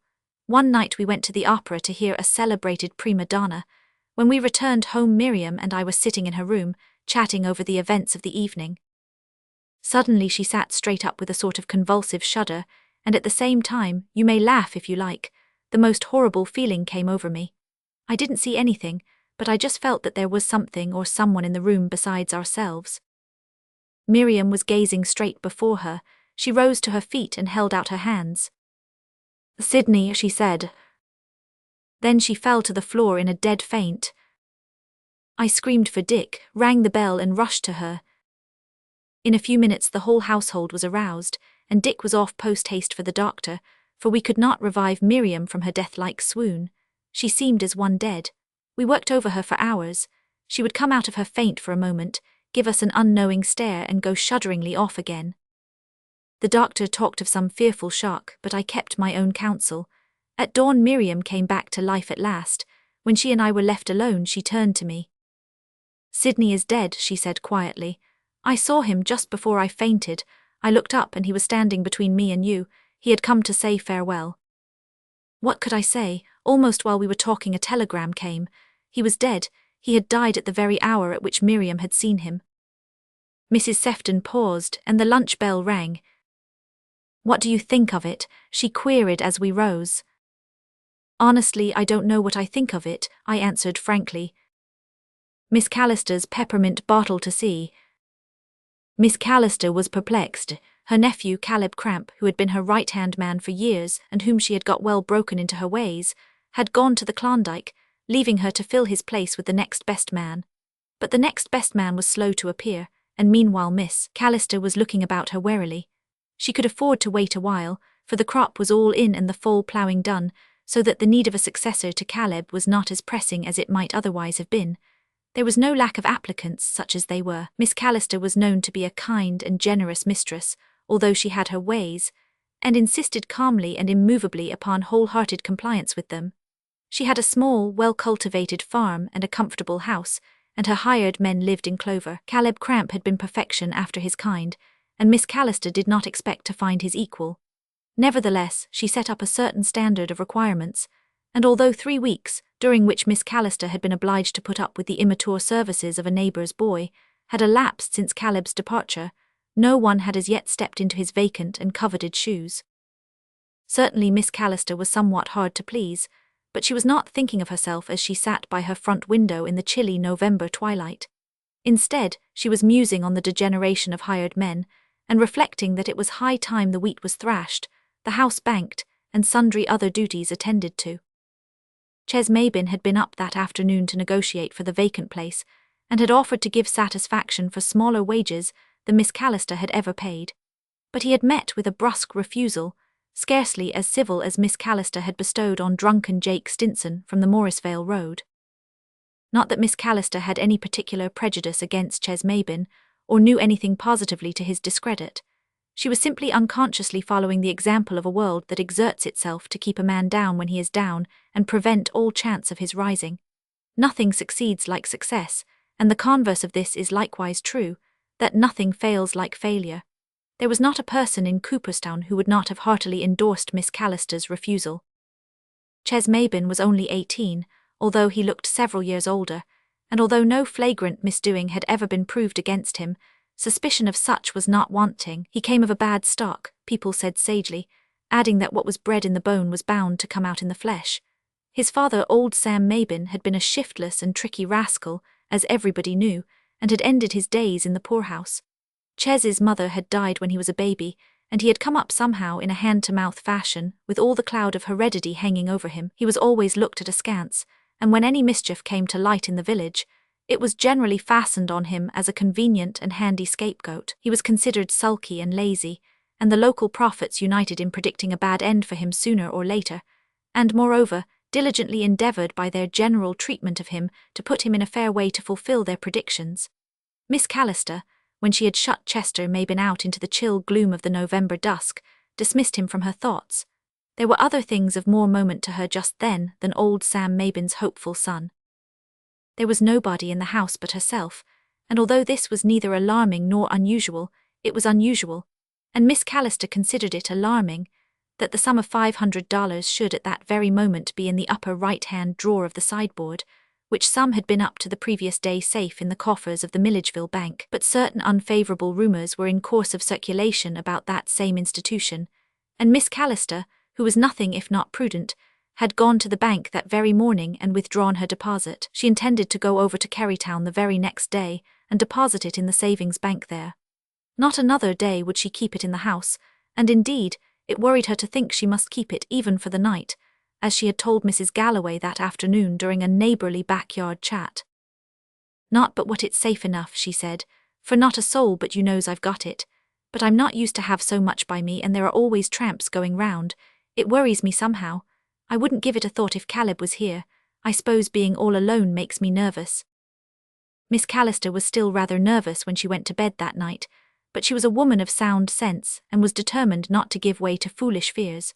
She locked doors and windows carefully, as was her habit, and saw that the fastenings were good and secure. The one on the dining room window looking out on the backyard wasn't. In fact, it was broken altogether. But, as Miss Callister told herself, it had been broken just so for the last 6 years, and nobody had ever tried to get in at it yet, and it wasn't likely anyone would begin tonight. Miss Callister went to bed and, despite her worry, slept soon and soundly. It was well on past midnight when she suddenly wakened and sat bolt upright in bed. She was not accustomed to waken in the night, and she had the impression of having been awakened by some noise. She listened breathlessly. Her room was directly over the dining room, and an empty stovepipe hole opened up through the ceiling of the latter at the head of her bed. There was no mistake about it. Something or some person was moving about stealthily in the room below. It wasn't the cat. Miss Callister had shut him in the woodshed before she went to bed, and he couldn't possibly get out. It must certainly be a beggar or tramp of some description. Miss Callister might be given over to nervousness in regard to imaginary thieves, but in the presence of real danger she was cool and self-reliant. As noiselessly and swiftly as any burglar himself, Miss Callister slipped out of bed and into her clothes. Then she tiptoed out into the hall. The late moonlight, streaming in through the hall windows, was quite enough illumination for her purpose, and she got downstairs and was fairly in the open doorway of the dining room before a sound betrayed her presence. Standing at the sideboard, hastily ransacking the neat contents of an open drawer, stood a man's figure, dimly visible in the moonlight gloom. As Miss Callister's grim form appeared in the doorway, the midnight marauder turned with a start, and then, with an inarticulate cry, sprang not at the courageous lady, but at the open window behind him. Miss Callister, realizing with a flash of comprehension that he was escaping her, had a woman-like impulse to get a blow in anyhow. She grasped and hurled at her unceremonious caller the first thing that came to hand, a bottle of peppermint essence that was standing on the sideboard. The missile hit the escaping thief squarely on the shoulder as he sprang out of the window, and the fragments of glass came clattering down on the sill. The next moment Miss Callister found herself alone, standing by the sideboard in a half-dazed fashion, for the whole thing had passed with such lightning-like rapidity that it almost seemed as if it were the dissolving end of a bad dream. But the open drawer and the window, where the bits of glass were glistening in the moonlight, were no dream. Miss Callister recovered herself speedily, closed the window, lit the lamp, gathered up the broken glass, and set up the chairs which the would-be thief had upset in his exit. An examination of the sideboard showed the precious 500 safe and sound in an undisturbed drawer. Miss Callister kept grim watch and ward there until morning, and thought the matter over exhaustively. In the end, she resolved to keep her own counsel. She had no clue whatever to the thief's whereabouts or identity, and no good would come of making a fuss, which might only end in throwing suspicion on someone who might be quite innocent. When the morning came, Miss Callister lost no time in setting out for Kerrytown, where the money was soon safely deposited in the bank. She heaved a sigh of relief when she left the building.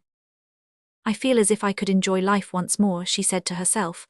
"Goodness me, if I'd had to keep that money by me for a week itself, I'd have been a raving lunatic by the end of it."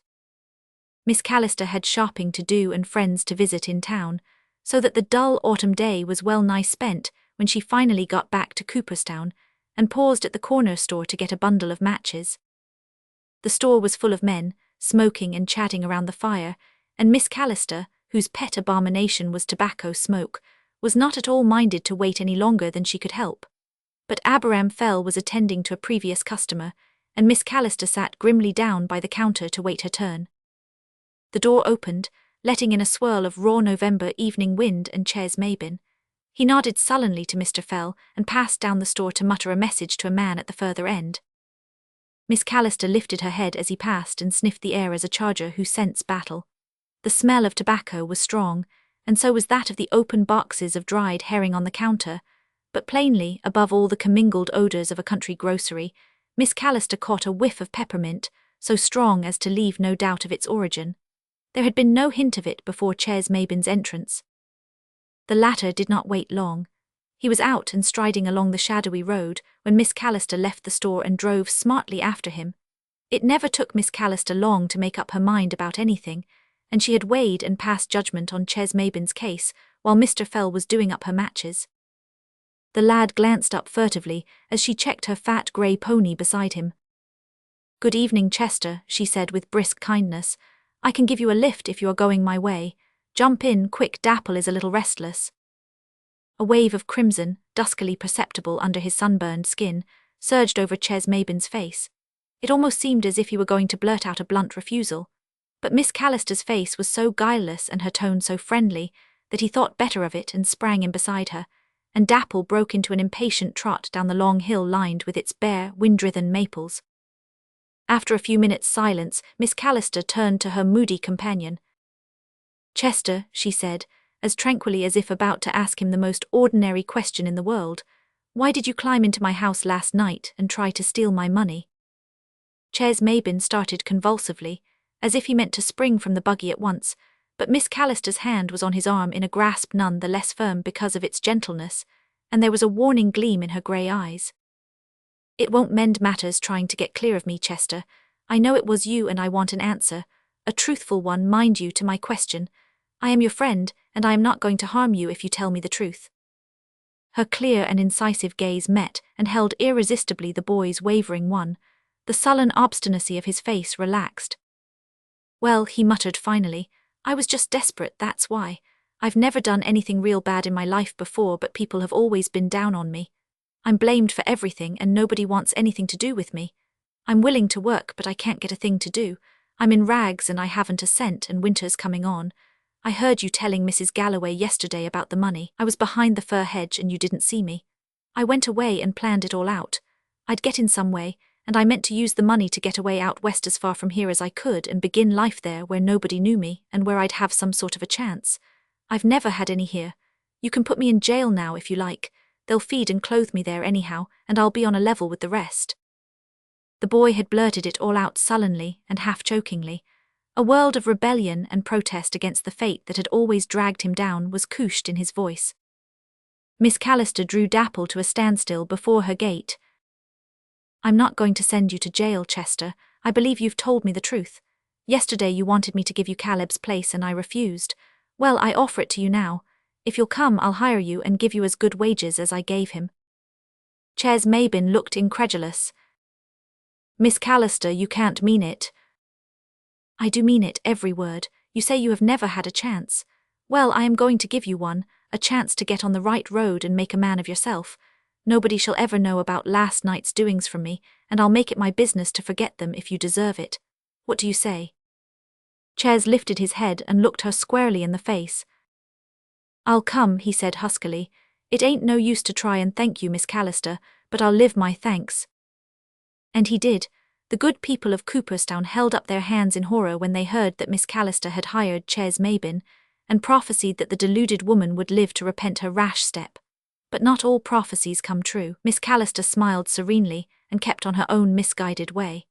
And Ches Mabin proved so efficient and steady that the arrangement was continued, and in due time people outlived their old suspicions and came to regard him as a thoroughly smart and trustworthy young man. "Miss Callister has made a man of Ches Mabin," said the oracles. "He ought to be very grateful to her." And he was, but only he and Miss Callister and the peppermint bottle ever knew the precise extent of his gratitude, and they never told. The jest that failed to see. "I think it is simply a disgrace to have a person like that in our class," said Edna Hayden in an injured tone. "And she doesn't seem a bit ashamed of it either," said Agnes Walters. "Rather proud of it, I should say," returned her roommate spitefully. "It seems to me that if I were so poor that I had to room myself and dress as dowdily as she does that I really couldn't look anybody in the face. What must the boys think of her? And if it wasn't for her being in it, our class would be the smartest and dressiest in the college. Even those top lofty senior girls admit that." "It's a shame," said Agnes conclusively, "but she needn't expect to associate with our set. I for one won't have anything to do with her." "Nor I think it is time she should be taught her place. If we could only manage to inflict some decided snub on her, she might take the hint and give up trying to poke herself in where she doesn't belong. The idea of her consenting to be elected on the freshman executive, but she seems impervious to snubs." Edna, let's play a joke on her. It will serve her right. Let us send an invitation in somebody's name to the senior prom. The very thing, and sign Sidney Hill's name to it. He's the handsomest and richest fellows at Paysant and belongs to one of the best families in town, and he's awfully fastidious besides. No doubt she will feel immensely flattered and of course she'll accept. Just think how silly she'll feel when she finds out he never sent it. Let's write it now and send it at once. There is no time to lose, for the prom is on Thursday night. The freshman co-eds at Paysant College did not like Grace Seeley, that is to say, the majority of them. They were a decidedly snobbish class that year. No one could deny that Grace was clever, but she was poor, dressed very plainly, dowdily. The girls said, and roomed herself, that phrase meaning that she rented a little unfurnished room and cooked her own meals over an oil stove. The senior prom, as it was called, was the annual reception which the senior class gave in the middle of every autumn term. It was the smartest and gayest of all the college functions, and a Paysant co-ed who received an invitation to it counted herself fortunate. The senior girls were included as a matter of course, but a junior, soph, or freshie could not go unless one of the senior boys invited her. Grace Seeley was studying Greek in her tiny room that afternoon when the invitation was brought to her. It was scrupulously orthodox in appearance and form, and Grace never doubted that it was genuine, although she felt much surprised that Sidney Hill, the leader of his class and the foremost figure in all college sports and societies, should have asked her to go with him to the senior prom. But she was girlishly pleased at the prospect. She was as fond of a good time as any other girl, and she had secretly wished very much that she could go to the brilliant and much talked about senior prom. Grace was quite unaware of her own unpopularity among her class co-eds, although she thought it was very hard to get acquainted with them. Without any false pride herself, and of a frank, independent nature, it never occurred to her that the other Paysant freshies could look down on her because she was poor, or resent her presence among them because she dressed plainly. She straightway wrote a note of acceptance to Sidney Hill, and that young man naturally felt much mystified when he opened and read it in the college library next morning. Grace Seeley, he pondered. That's the jolly girl with the brown eyes that I met at the Philomathic the other night. She thanks me for my invitation to the senior prom and accepts with pleasure. Why, I certainly never invited her or anyone else to go with me to the senior prom. There must be some mistake. Grace passed him at this moment on her way to the Latin classroom. She bowed and smiled in a friendly fashion, and Sidney Hill felt decidedly uncomfortable. What was he to do? He did not like to think of putting Miss Seeley in a false position, because somebody had sent her an invitation in his name. I suppose it is some cad who has a spite at me that has done it, he reflected, but if so I'll spoil his game. I'll take Miss Seeley to the prom as if I had never intended doing anything else. She shan't be humiliated just because there is someone at Paysant who would stoop to that sort of thing.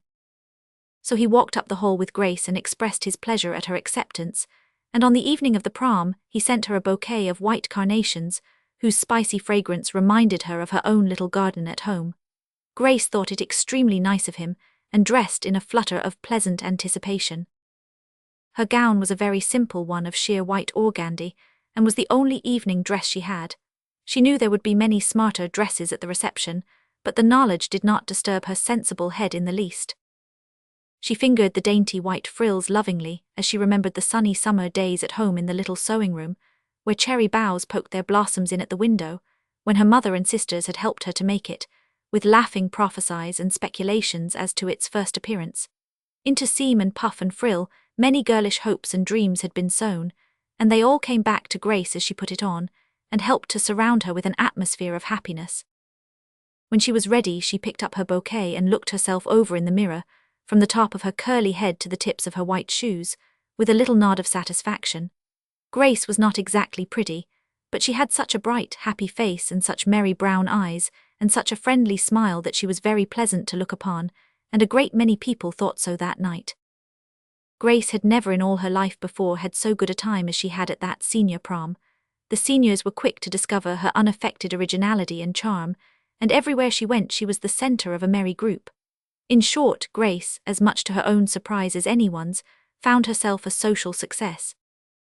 Presently Sidney brought his brother up to be introduced, and the latter said, "Miss Seeley, will you excuse my asking if you have a brother or any relative named Max Seeley?" Grace nodded. "Oh yes, my brother Max, he is a doctor out west." "I was sure of it," said Mary Hill triumphantly. You resemble him so strongly.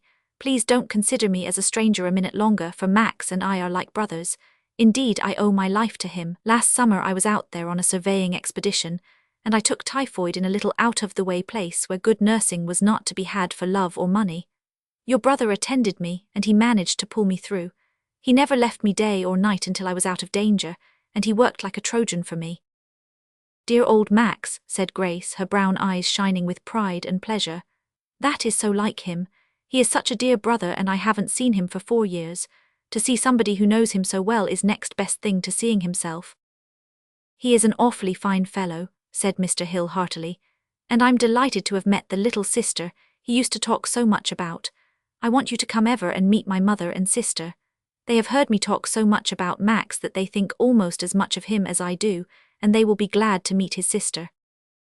Mrs. Hill, a handsome, dignified lady who was one of the chaperones of the prom, received Grace warmly, while Beatrice Hill, an extremely pretty, smartly gowned girl, made her feel at home immediately. "You came with Sid, didn't you?" she whispered. "Sid is so sly, he never tells us whom he is going to take anywhere. But when I saw you come in with him, I knew I was going to like you. You looked so jolly. And you're really the sister of that splendid Dr. Seeley who saved Murray's life last summer. And to think you've been at Payzant nearly a whole term and we never knew it." "Well, how have you enjoyed our prom, Miss Seeley?" asked Sid, as they walked home together under the arching elms of the college campus. "Oh, it was splendid," said Grace enthusiastically. "Everybody was so nice. And then to meet someone who could tell me so much about Max. I must write them home all about it before I sleep, just to calm my head a bit. Mother and the girls will be so interested, and I must send Lou and Mab a carnation apiece for their scrapbooks." "Give me one back, please," said Sid, and Grace with a little blush did so. That night, while Grace was slipping the stems of her carnations and putting them into water, 3 little bits of conversation were being carried on which it is necessary to report in order to round up this story neatly and properly, as all stories should be rounded up. In the first place, Beatrice Hill was saying to Sydney, "Oh, Sid, that Miss Seeley you had at the prom is a lovely girl. I don't know when I've met anyone I liked so much. She was so jolly and friendly, and she didn't put on learned airs at all, as so many of those Payzant girls do. I asked her all about herself and she told me, and all about her mother and sisters and home and the lovely times they had together, and how hard they worked to send her to college too, and how she taught school in vacations and roomed herself to help along. Isn't it so brave and plucky of her? I know we are going to be great friends." "I hope so," said Sydney briefly, "because I have an idea that she and I are going to be very good friends too." And Sydney went upstairs and put away a single white carnation very carefully. In the second place, Mrs. Hill was saying to her eldest son, "I like that Miss Seeley very much. She seemed a very sweet girl." And finally, Agnes Walters and Edna Hayden were discussing the matter in great mystification in their room. "I can't understand it at all," said Agnes slowly. "Sid Hill took her to the prom and he must have sent her those carnations too. She could never have afforded them herself. And did you see the fuss his people made over her? I heard Beatrice telling her that she was coming to call on her tomorrow, and Mrs. Hill said she must look upon Beachlawn as her second home while she was at Payzant. If the Hills are going to take her up, we'll have to be nice to her." "I suppose," said Edna conclusively, "the truth of the matter is that Sid Hill meant to ask her anyway. I dare say he asked her long ago, and she would know our invitation was a fraud, so the joke is on ourselves after all. But as you and I know that, with the exception of the last sentence, was not the truth of the matter at all. The Penningtons' girl to see." Winslow had been fishing, or pretending to, all the morning, and he was desperately thirsty. He boarded with the Beckwiths on the Riverside East Shore, but he was nearer Riverside West, and he knew the Penningtons well. He had often been there for bait and milk, and had listened times out of mind to Mrs. Pennington's dismal tales of her tribulations with hired girls. She never could get along with them, and they left on an average after a fortnight's trial. She was on the lookout for one now, he knew, and would likely be cross, but he thought she would give him a drink. He rowed his skiff into the shore and tied it to a fir that hung out from the bank. A winding little footpath led up to the Pennington farmhouse, which crested the hill about 300 yards from the shore. Winslow made for the kitchen door and came face to face with a girl carrying a pail of water, Mrs. Pennington's latest thing in hired girls, of course. Winslow's first bewildered thought was what a goddess, and he wondered as he politely asked for a drink where on earth Mrs. Pennington had picked her up. She handed him a shining dipper half full and stood, pail in hand, while he drank it. She was rather tall and wore a somewhat limp, faded print gown and a big sun hat, beneath which a glossy knot of chestnut showed itself. Her skin was very fair, somewhat freckled, and her mouth was delicious. As for her eyes, they were grey, but beyond that simply defied description. "Will you have some more?" she asked in a soft, drawling voice. "No, thank you, that was delicious. Is Mrs. Pennington home?" "No, she has gone away for the day." "Well, I suppose I can sit down here and rest a while. You've no serious objections, have you?" "Oh, no." She carried her pail into the kitchen, and came out again presently with a knife and a pan of apples. Sitting down on a bench under the poplars, she proceeded to peel them with a disregard of his presence that piqued Winslow, who was not used to being ignored in this fashion. Besides, as a general rule, he had been quite good friends with Mrs. Pennington's hired girls. She had had 3 strapping damsels during his sojourn in Riverside, and he used to sit on this very doorstep and chaff them. They had all been saucy and talkative. This girl was evidently a new species. "Do you think you'll get along with Mrs. Pennington?" he asked finally. "As a rule she fights with her help, although she is a most estimable woman." The girl smiled quite broadly. "I guess perhaps she's rather hard to suit," was the answer, "but I like her pretty well so far. I think we'll get along with each other. If we don't, I can leave, like the others did." "What is your name?" "Nellie Ray." "Well, Nellie, I hope you'll be able to keep your place. Let me give you a bit of friendly advice. Don't let the cats get into the pantry. That is what Mrs. Pennington has quarrelled with nearly every one of her girls about." "It is quite a bother to keep them out, ain't it?" said Nellie calmly.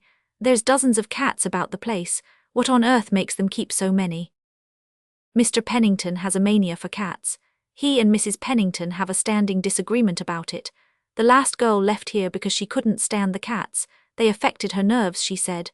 I hope you don't mind them." "Oh no, I kind of like cats. I've been trying to count them. Has anyone ever done that?" "Not that I know of. I tried, but I had to give up in despair. Never could tell when I was counting the same cat over again. Look at that black goblin sunning himself on the woodpile. I say, Nellie, you're not going, are you?" "I must, it's time to get dinner. Mr. Pennington will be in from the field soon." The next minute he heard her stepping briskly about the kitchen, shooing out intruding cats, and humming a darky air to herself. He went reluctantly back to the shore and rowed across the river in a brown study.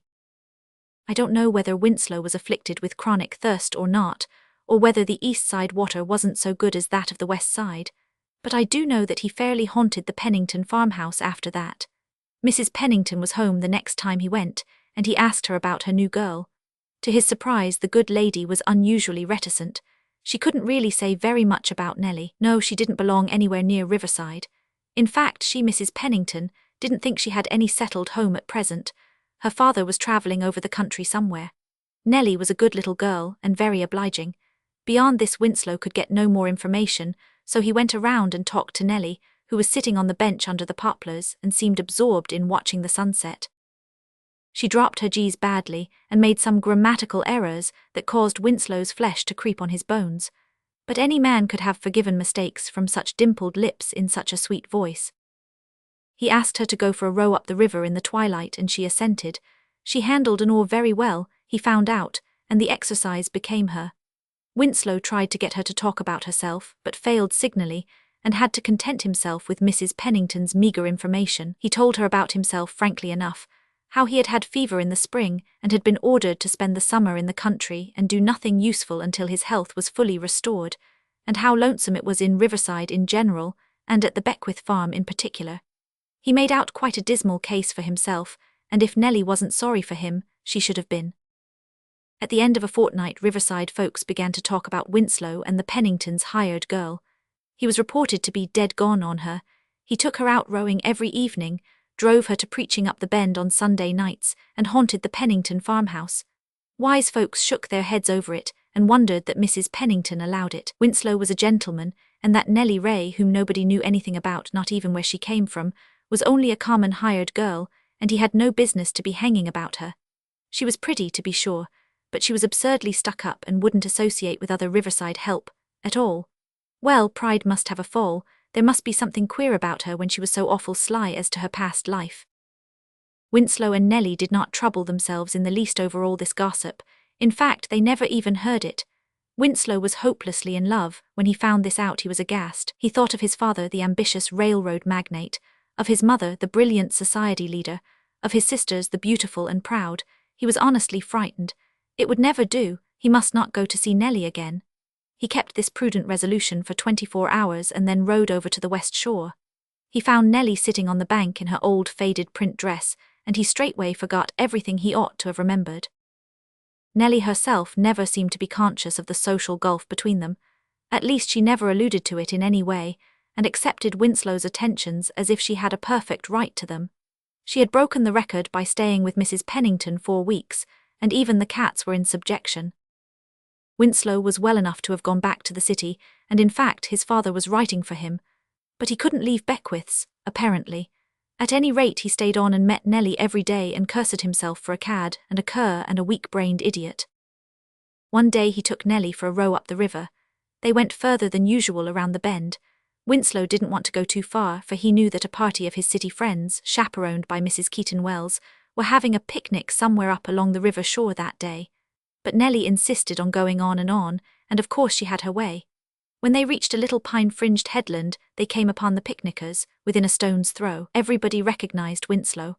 "Why, there is Burton," he heard Mrs. Keaton Wells exclaim, and he knew she was putting up her glasses. Will Evans, who was an especial chum of his, ran down to the water's edge. "Bless me, Win, where did you come from? Come right in, we haven't had tea yet. Bring your friend too," he added, becoming conscious that Winslow's friend was a mighty pretty girl. Winslow's face was crimson. He avoided Nellie's eye. "Are them people friends of yours?" she asked in a low tone. "Yes," he muttered. "Well, let us go ashore if they want us to," she said calmly. "I don't mind." For 3 seconds Winslow hesitated. Then he pulled ashore and helped Nellie to alight on a jutting rock. There was a curious, set expression about his fine mouth as he marched Nellie up to Mrs. Keaton Wells and introduced her. Mrs. Keaton Wells's greeting was slightly cool, but very polite. She supposed Miss Ray was some little country girl with whom Burton Winslow was carrying on a summer flirtation. Respectable enough, no doubt, and must be treated civilly, but of course wouldn't expect to be made an equal of exactly. The other women took their cue from her, but the men were more cordial. Miss Ray might be shabby, but she was distinctly fetching, and Winslow looked savage. Nellie was not a whit abashed, seemingly, by the fashionable circle in which she found herself, and she talked away to Will Evans and the others in her soft drawl as if she had known them all her life. All might have gone passably well, had not a little riverside imp, by name of Rufus Hent, who had been picked up by the picnickers to run their errands, come up just then with a pail of water. "Golly," he ejaculated in very audible tones, "if there ain't Mrs. Pennington's hired girl." Mrs. Keaton Wells stiffened with horror. Winslow darted a furious glance at the telltale that would have annihilated anything except a small boy. Will Evans grinned and went on talking to Nellie, who had failed to hear, or at least to heed, the exclamation. The mischief was done. The social thermometer went down to 0 in Nellie's neighborhood. The women ignored her altogether. Winslow set his teeth together and registered a mental vow to wring Rufus Hent's sunburned neck at the first opportunity. He escorted Nellie to the table and waited on her with ostentatious deference, while Mrs. Keaton Wells glanced at him stonily and made up her mind to tell his mother when she went home. Nellie's social ostracism did not affect her appetite, but after lunch was over she walked down to the skiff. Winslow followed her. "Do you want to go home?" he asked. "Yes, it's time I went, for the cats may be raiding the pantry. But you must not come, your friends here want you." "Nonsense," said Winslow sulkily. "If you are going, I am too." But Nellie was too quick for him. She sprang into the skiff, unwound the rope, and pushed off before he guessed her intention. "I can row myself home, and I mean to," she announced, taking up the oars defiantly. "Nellie," he implored. Nellie looked at him wickedly. "You'd better go back to your friends. That old woman with the eyeglasses is watching you." Winslow said something strong under his breath as he went back to the others. Will Evans and his chums began to chaff him about Nellie, but he looked so dangerous that they concluded to stop. There is no denying that Winslow was in a fearful temper just then with Mrs. Keaton Wells, Evans himself, Nellie, in fact with all the world. His friends drove him home in the evening on their way to the station and dropped him at the Beckwith farm. At dusk he went moodily down to the shore. Far up the bend was dim and shadowy, and stars were shining above the wooded shores. Over the river the Pennington farmhouse lights twinkled out alluringly. Winslow watched them until he could stand it no longer. Nellie had made off with his skiff, but Perry Beckwith's dory was ready to hand. In 5 minutes Winslow was grounding her on the west shore. Nellie was sitting on a rock at the landing place. He went over and sat down silently beside her. A full moon was rising above the dark hills up the bend, and in the faint light the girl was wonderfully lovely. "I thought you weren't comin' over at all tonight," she said, smiling up at him, "and I was sorry because I wanted to say goodbye to you." "Goodbye, Nellie, you're not going away?" "Yes, the cats were in the pantry when I got home." "Nellie." "Well, to be serious, I'm not goin' for that, but I really am goin'. I had a letter from Dad this evenin'. Did you have a good time after I left this afternoon? Did Mrs. Keaton-Wells thaw out?" "Hang Mrs. Keaton-Wells. Nellie, where are you going?" "To Dad, of course. We used to live down south together, but 2 months ago we broke up housekeepin' and come north. We thought we could do better up here, you know. Dad started out to look for a place to settle down, and I came here while he was prospectin'. He's got a house now, he says, and wants me to go right off. I'm goin' tomorrow." "Nellie, you mustn't go, you mustn't, I tell you," exclaimed Winslow in despair. I love you, you must stay with me forever." "You don't know what you're sayin', Mr. Winslow," said Nellie coldly. "Why, you can't marry me, a common servant girl." "I can and I will if you'll have me," answered Winslow recklessly. "I can't ever let you go. I've loved you ever since I first saw you. Nellie, won't you be my wife? Don't you love me?" "Well, yes, I do," confessed Nellie suddenly, and then it was fully 5 minutes before Winslow gave her a chance to say anything else. "Oh, what will your people say?" she contrived to ask at last. "Won't they be in a dreadful state? Oh, it will never do for you to marry me." "Won't it?" said Winslow in a tone of satisfaction. "I rather think it will. Of course my family will rampage a bit at first. I dare say Father'll turn me out. Don't worry over that, Nellie. I'm not afraid of work. I'm not afraid of anything except losing you." "You'll have to see what Dad says," remarked Nellie after another eloquent interlude. "He won't object, will he? I'll write to him or go and see him. Where is he?" "He is in town at the Arlington." The Arlington? Winslow was amazed.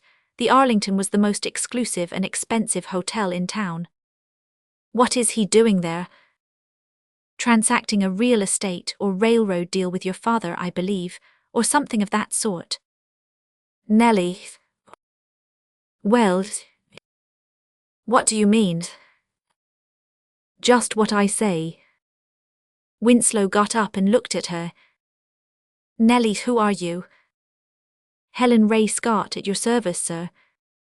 "Not Helen Ray Scott, the daughter of the railroad king." "The same. Are you sorry that you're engaged to her? If you are, she'll stay Nellie Ray." Winslow dropped back on the seat with a long breath. "Nellie, I don't understand. Why did you deceive me? I feel stunned." "Oh, do forgive me," she said merrily. "I shouldn't have, I suppose, but you know you took me for the hired girl the very first time you saw me, and you patronized me and called me Nellie. So I let you think so just for fun. I never thought it would come to this. When Father and I came north, I took a fancy to come here and stay with Mrs. Pennington, who is an old nurse of mine, until Father decided where to take up our abode. I got here the night before we met. My trunk was delayed, so I put on an old cotton dress her niece had left here, and you came and saw me. I made Mrs. Pennington keep the secret. She thought it great fun, and I really was a great hand to do little chores and keep the cats in subjection too. I made mistakes in grammar and dropped my G's on purpose. It was such fun to see you wince when I did it. It was cruel to tease you so, I suppose, but it was so sweet just to be loved for myself, not because I was an heiress and a belle. I couldn't bear to tell you the truth. Did you think I couldn't read your thoughts this afternoon when I insisted on going ashore? You were a little ashamed of me, you know you were. I didn't blame you for that, but if you hadn't gone ashore and taken me as you did, I would never have spoken to you again. Mrs. Keaton-Wells won't snub me next time we meet, and some way I don't think your father will turn you out either. Have you forgiven me yet, Burton?" "I shall never call you anything but Nellie," said Winslow irrelevantly. "The Red Room to see." "You would have me tell you the story, grandchild. 'Tis a sad one and best forgotten. Few remember it now. There are always sad and dark stories in old families such as ours." Yet I have promised and must keep my word. So sit down here at my feet and rest your bright head on my lap, that I may not see in your young eyes the shadows my story will bring across their barny blue. I was a mere child when it all happened, yet I remember it but too well, and I can recall how pleased I was when my father's stepmother, Mrs. Montresor, she not liking to be called grandmother, seeing she was but turned of 50 and a handsome woman still, wrote to my mother that she must send little Beatrice up to Montresor Place for the Christmas holidays. So I went joyfully, though my mother grieved to part with me. She had little to love save me, my father, Conrad Montresor, having been lost at sea when but 3 months wed. My aunts were wont to tell me how much I resembled him, being, so they said, a Montresor to the backbone. And this I took to mean commendation, for the Montresors were a well-descended and well-thought-of family, and the women were noted for their beauty. This I could well believe, since of all my aunts there was not one but was counted a pretty woman. Therefore I took heart of grace when I thought of my dark face and spindling shape, hoping that, when I should be grown up, I might be counted not unworthy of my race. The place was an old-fashioned, mysterious house, such as I delighted in, and Mrs. Montresor was ever kind to me, albeit a little stern, for she was a proud woman and cared but little for children, having none of her own. But there were books there to pore over without let or hindrance, for nobody questioned of my whereabouts if I but kept out of the way, and strange, dim family portraits on the walls to gaze upon, until I knew each proud old face well, and had visioned a history for it in my own mind, for I was given to dreaming and was older and wiser than my years, having no childish companions to keep me still a child.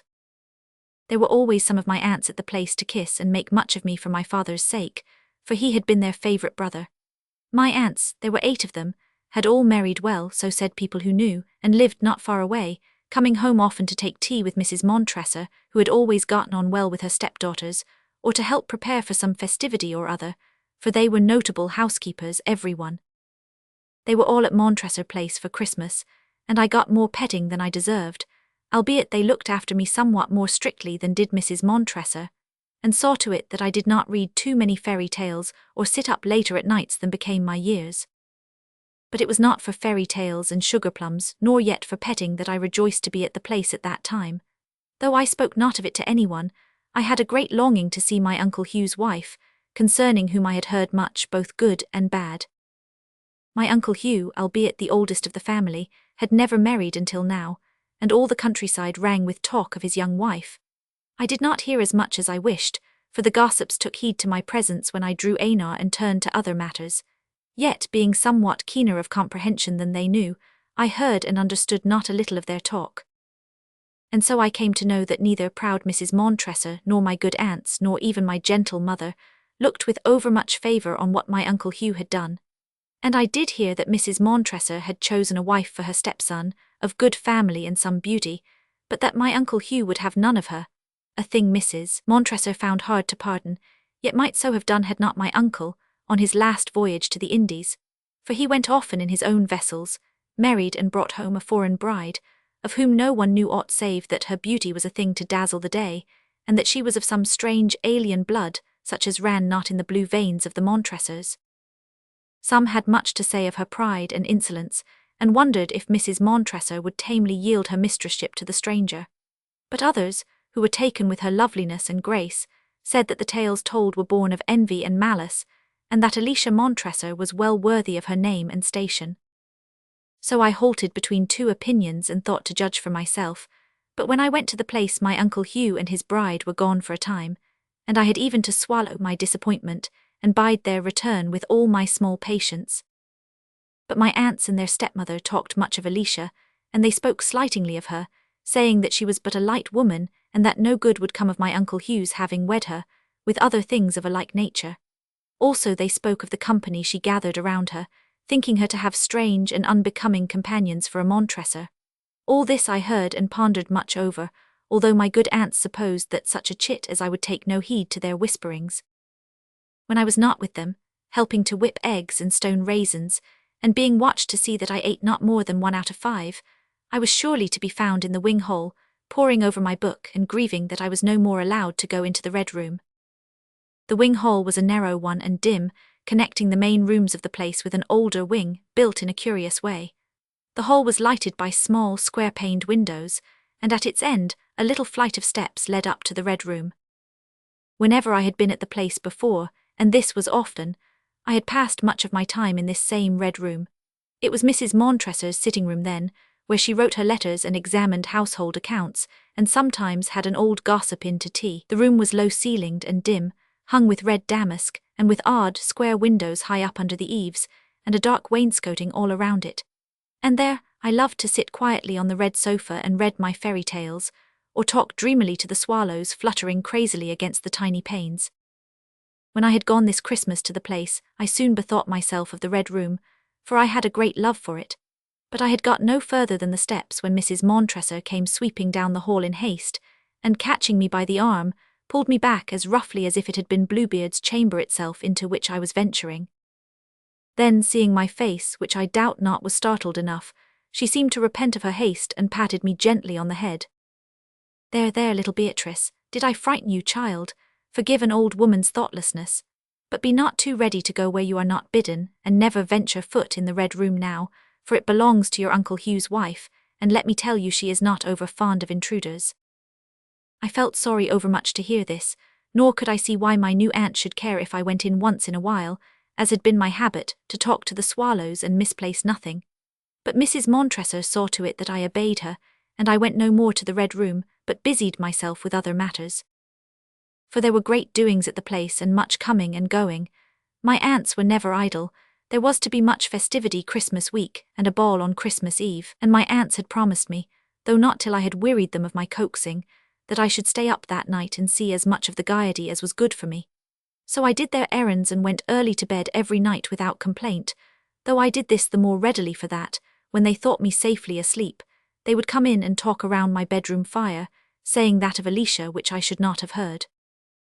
At last came the day when my Uncle Hugh and his wife were expected home, though not until my scanty patience was well nigh wearied out, and we were all assembled to meet them in the great hall, where a ruddy firelight was gleaming. My Aunt Frances had dressed me in my best white frock and my crimson sash, with much lamenting over my skinny neck and arms, and bade me behave prettily, as became my bringing up.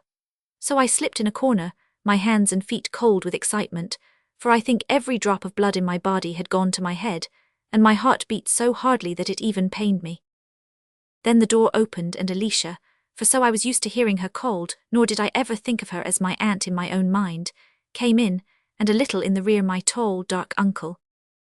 She came proudly forward to the fire and stood there superbly while she loosened her cloak, nor did she see me at all at first, but nodded, a little disdainfully, it seemed, to Mrs. Montresor and my aunts, who were grouped about the drawing-room door, very ladylike and quiet. But I neither saw nor heard aught at the time save her only, for her beauty, when she came forth from her crimson cloak and hood, was something so wonderful that I forgot my manners and stared at her as one fascinated, as indeed I was, for never had I seen such loveliness and hardly dreamed it. Pretty women I had seen in plenty, for my aunts and my mother were counted fair, but my uncle's wife was as little like to them as a sunset glow to pale moonshine or a crimson rose to white day lilies. Nor can I paint her to you in words as I saw her then, with the long tongues of firelight licking her white neck and wavering over the rich masses of her red gold hair. She was tall, so tall that my aunts looked but insignificant beside her, and they were of no mean height, as became their race.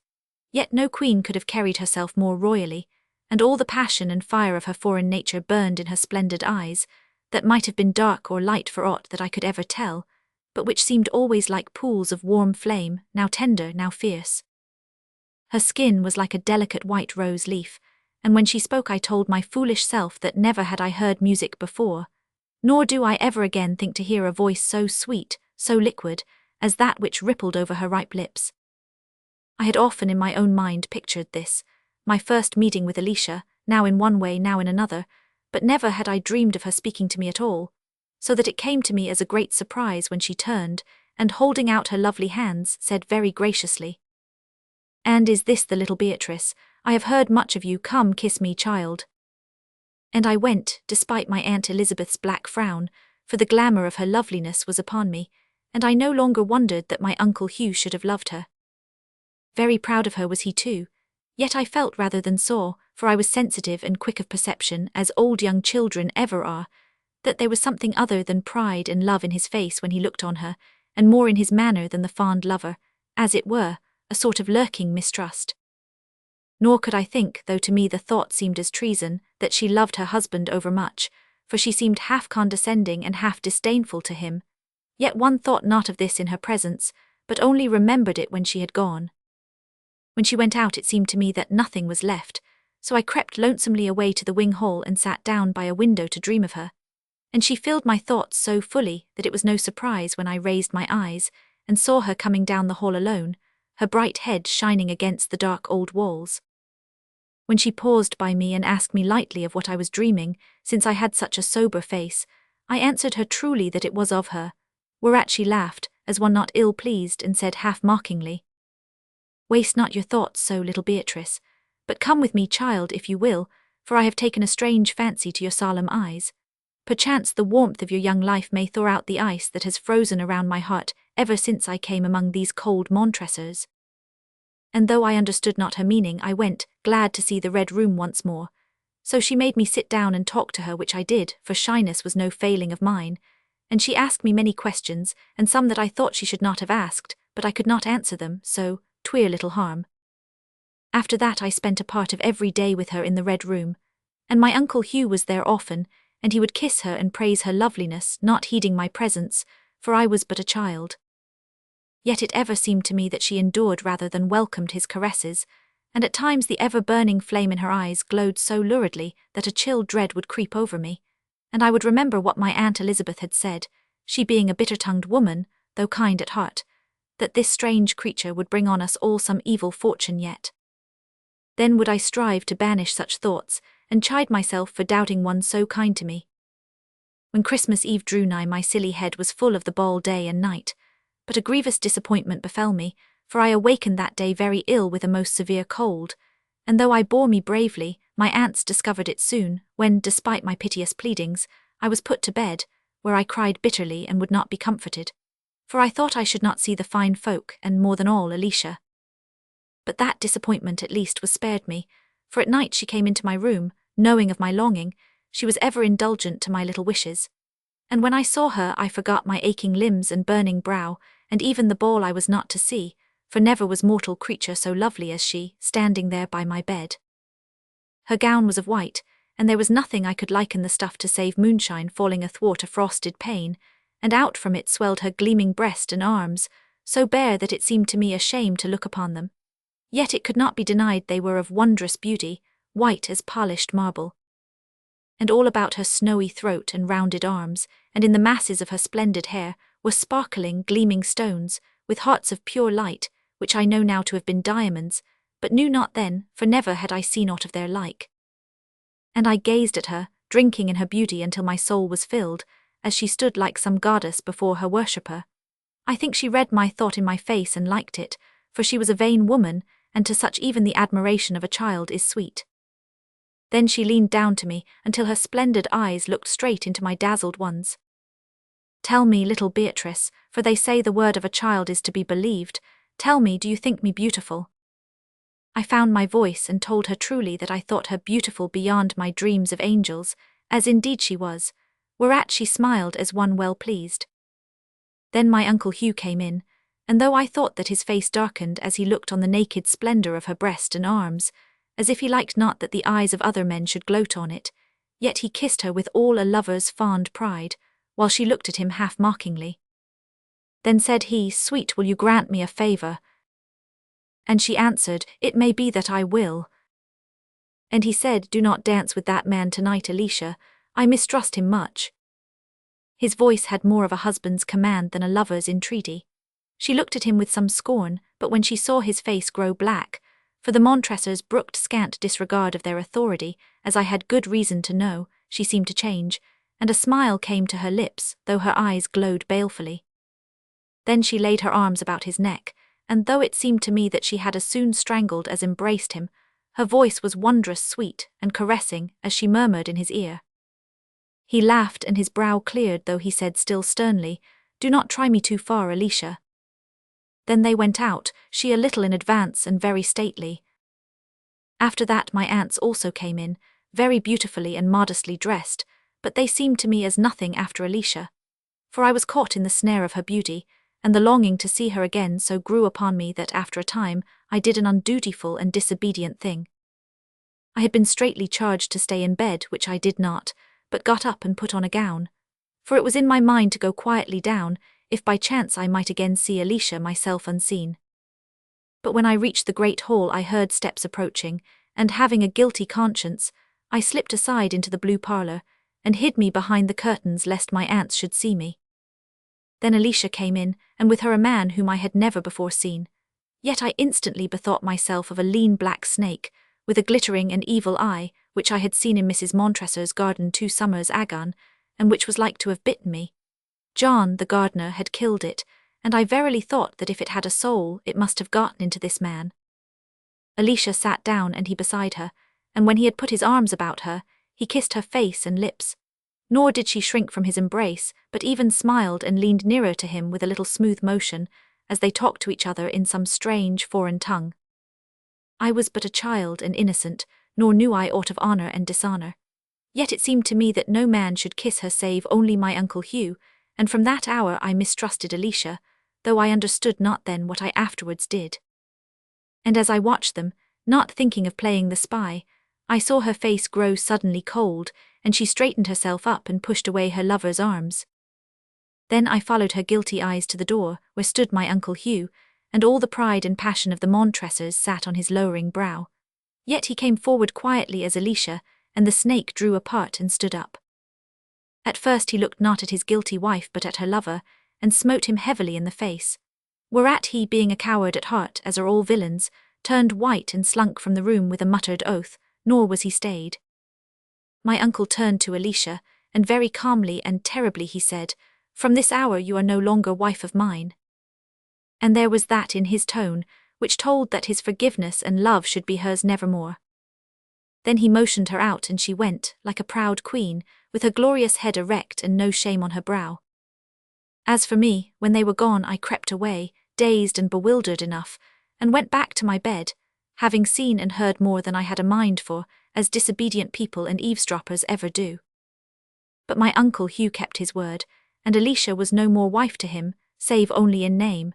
Yet of gossip or scandal there was none, for the pride of his race kept secret his dishonour, nor did he ever seem other than a courteous and respectful husband. Nor did Mrs. Montresor and my aunts, though they wondered much among themselves, learn aught, for they dared question neither their brother nor Alicia, who carried herself as loftily as ever, and seemed to pine for neither lover nor husband. As for me, no one dreamed I knew aught of it, and I kept my own counsel as to what I had seen in the blue parlour on the night of the Christmas ball. After the New Year I went home, but ere long Mrs. Montresor sent for me again, saying that the house was lonely without little Beatrice. So I went again and found all unchanged, though the place was very quiet, and Alicia went out but little from the Red Room.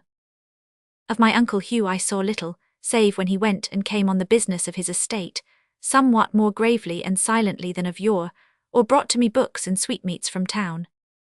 But every day I was with Alicia in the Red Room, where she would talk to me, oftentimes wildly and strangely, but always kindly. And though I think Mrs. Montresor liked our intimacy none too well, she said no word, and I came and went as I listed with Alicia, though never quite liking her strange ways and the restless fire in her eyes. Nor would I ever kiss her, after I had seen her lips pressed by the snakes, though she sometimes coaxed me and grew pettish and vexed when I would not, but she guessed not my reason. March came in that year like a lion, exceedingly hungry and fierce, and my Uncle Hugh had ridden away through the storm nor thought to be back for some days. In the afternoon I was sitting in the wing hall, dreaming wondrous daydreams when Alicia called me to the Red Room.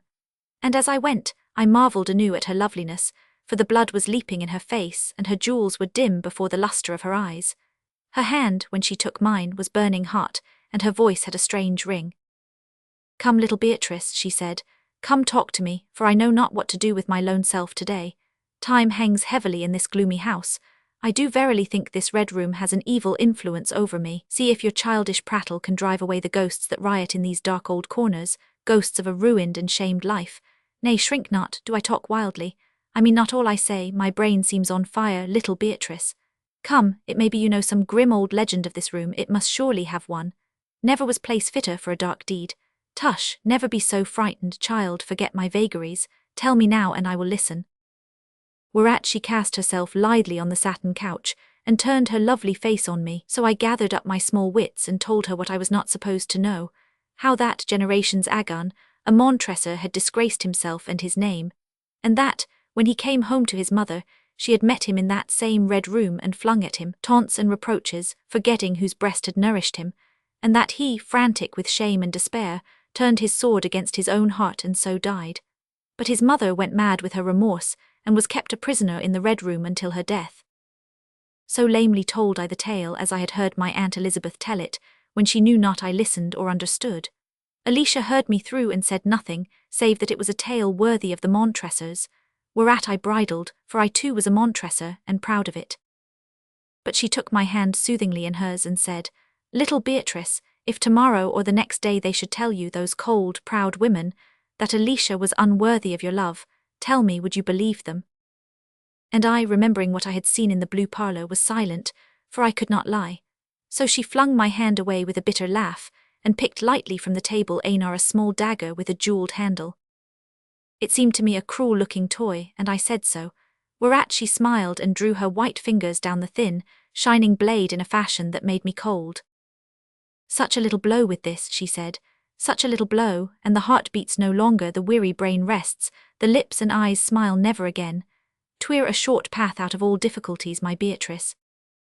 And I, understanding her not, yet shivering, begged her to cast it aside, which she did carelessly, and putting a hand under my chin, she turned up my face to hers. "Little, grave-eyed Beatrice, tell me truly, would it grieve you much if you were never again to sit here with Alicia in this same red room?" And I made answer earnestly that it would, glad that I could say so much truly. Then her face grew tender and she sighed deeply. Presently she opened a quaint, inlaid box and took from it a shining gold chain of rare workmanship and exquisite design, and this she hung around my neck, nor would suffer me to thank her, but laid her hand gently on my lips. "Now go," she said, "but ere you leave me, little Beatrice, grant me but the one favour.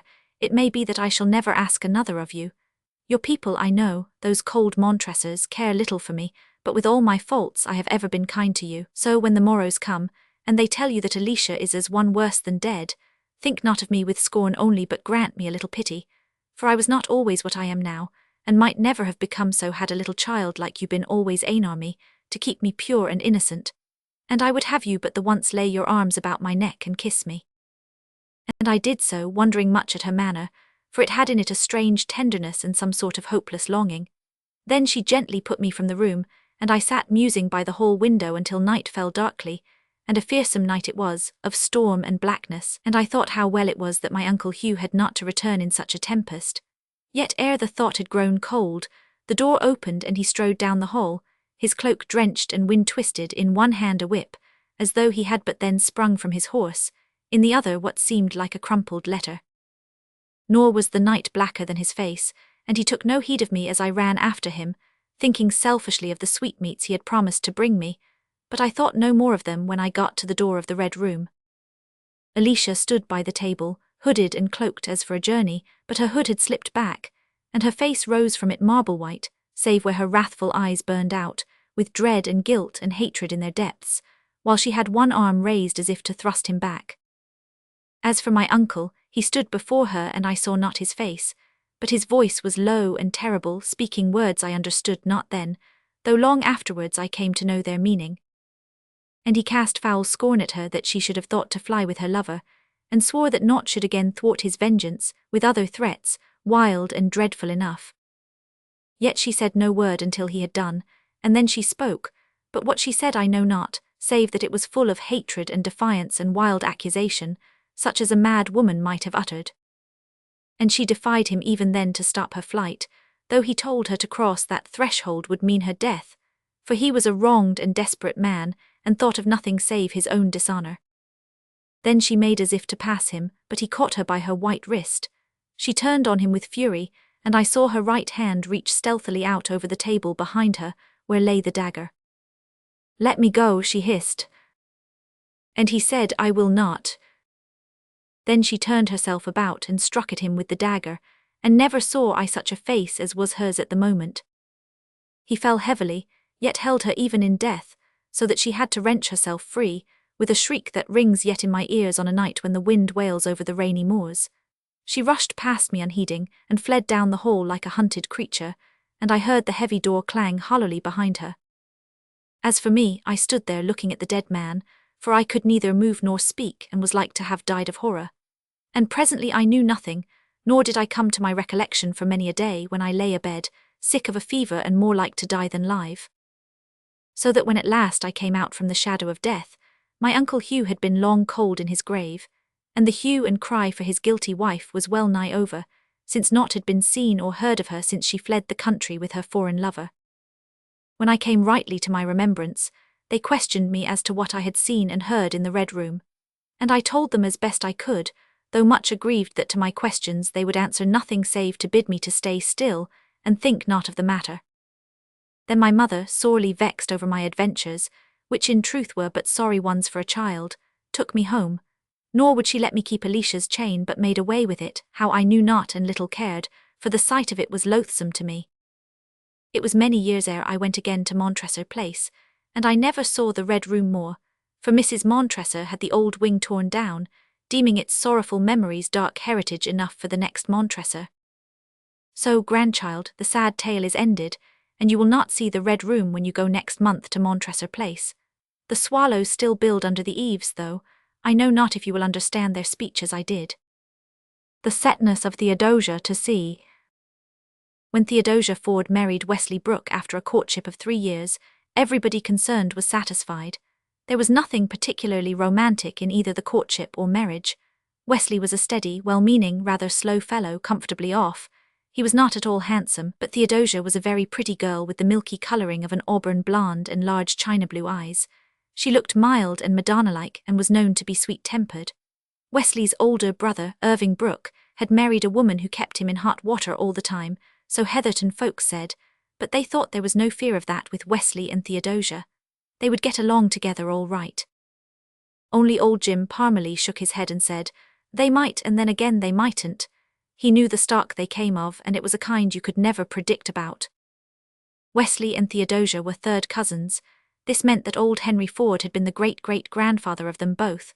Jim Parmalee, who was 90, had been a small boy when this remote ancestor was still alive. I mind him well, said old Jim on the morning of Theodosia's wedding day. There was a little group about the blacksmith's forge. Old Jim was in the centre. He was a fat, twinkling-eyed old man, fresh and ruddy in spite of his 90 years. And, he went on, he was about the settest man you'd ever see or want to see. When old Henry Ford made up his mind on any peant, a cyclone wouldn't turn him a hair's breadth.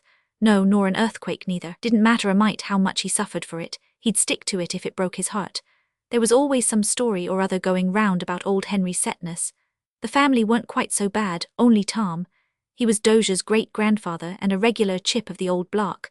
Since then it's cropped out now and again all through the different branches of the family. I mistrust if Dosia hasn't got a spice of it, and Weesbrook too, but Meb not. Old Jim was the only croaker. Wesley and Theodosia were married in the golden prime of the Indian summer and settled down on their snug little farm. Dosia was a beautiful bride, and Wesley's pride in her was amusingly apparent. He thought nothing too good for her, the Heatherton people said.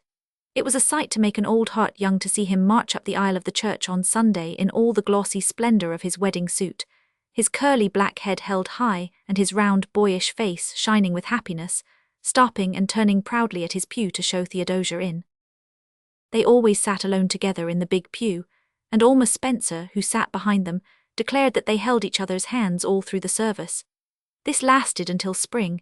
Then came a sensation and scandal, such as decorous Heatherton had not known since the time Isaac Allen got drunk at Centreville Fair and came home and kicked his wife. One evening in early April Wesley came home from the store at the corner, where he had lingered to talk over politics and farming methods with his cronies. This evening he was later than usual, and Theodosia had his supper kept warm for him. She met him on the porch and kissed him. He kissed her in return, and held her to him for a minute with her bright head on his shoulder. The frogs were singing down in the South Meadow swamp, and there was a splendour of silvery moonrise over the wooded Heatherton hills. Theodosia always remembered that moment. When they went in, Wesley, full of excitement, began to talk of what he had heard at the store. Ogden Green and Tom Kerry were going to sell out and go to Manitoba. There were better chances for a man out there, he said. In Heatherton he might slave all his life and never make more than a bare living. Out west he might make a fortune. Wesley talked on in this strain for some time, rehashing all the arguments he had heard Green and Kerry use. He had always been rather disposed to grumble at his limited chances in Heatherton, and now the great West seemed to stretch before him, full of alluring prospects and visions. Ogden and Tom wanted him to go too, he said. He had half a notion to. Heatherton was a stick-in-the-mud sort of place anyhow. What say, Dozier? He looked across the table at her, his eyes bright and questioning. Theodosia had listened in silence as she poured his tea and passed him her hot, flaky biscuits. There was a little perpendicular wrinkle between her straight eyebrows. I think Ogden and Tom are fools, she said crisply. They have good farms here. What do they want to go west for, or you either? Don't get silly notions in your head, Wheeze. Wesley flushed. Wouldn't you go with me, Dozier? He said, trying to speak lightly. No, I wouldn't, said Theodosia in her calm, sweet voice. Her face was serene, but the little wrinkle had grown deeper. Old Jim Parmalee would have known what it meant.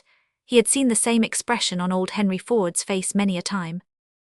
Wesley laughed good-humouredly, as if at a child. His heart was suddenly set on going west, and he was sure he could soon bring Theodosia around. He did not say anything more about it just then. Wesley thought he knew how to manage women. When he broached the subject again, 2 days later, Theodosia told him plainly that it was no use. She would never consent to leave Heatherton and all her friends and go out to the prairies. The idea was just rank foolishness, and he would soon see that himself. All this Theodosia said calmly and sweetly, without any trace of temper or irritation. Wesley still believed that he could persuade her, and he tried perseveringly for a fortnight. By the end of that time, he discovered that Theodosia was not a great-great-granddaughter of old Henry Ford for nothing. Not that Theodosia ever got angry, neither did she laugh at him. She met his arguments and pleadings seriously enough, but she never wavered. If you go to Manitoba, Wheeze, you'll go alone, she said. I'll never go, so there is no use in any more talking. Wesley was a descendant of old Henry Ford too. Theodosia's unexpected opposition roused all the latent stubbornness of his nature. He went over to Centerville oftener, and kept his blood at fever heat talking to Green and Kerry, who wanted him to go with them and spared no pains at inducement. The matter was gossiped about in Heatherton, of course.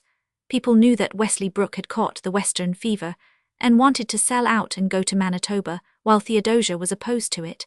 They thought Dozier would have to give in the end, but said it was a pity Wheeze Brooke couldn't be contented to stay where he was well off. Theodosia's family naturally sided with her and tried to dissuade Wesley. But he was mastered by that resentful irritation, roused in a man by opposition where he thinks he should be master, which will drive him into any cause. One day he told Theodosia that he was going.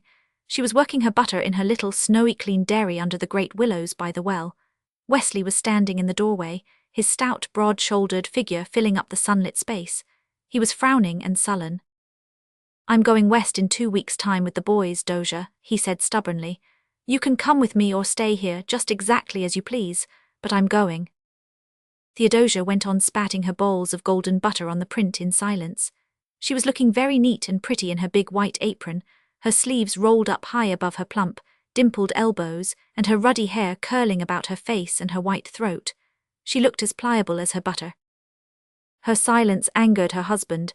He shuffled impatiently. Well, what have you to say, Dozier? Nothing, said Theodosia. If you have made up your mind to go, go you will, I suppose, but I will not. There is no use in talking. We've been over the ground often enough, Wheeze. The matter is settled. Up to that moment Wesley had always believed that his wife would yield at last, when she saw that he was determined. Now he realized that she never would. Under that exterior of milky, dimpled flesh and calm blue eyes was all the iron will of old dead and forgotten Henry Ford.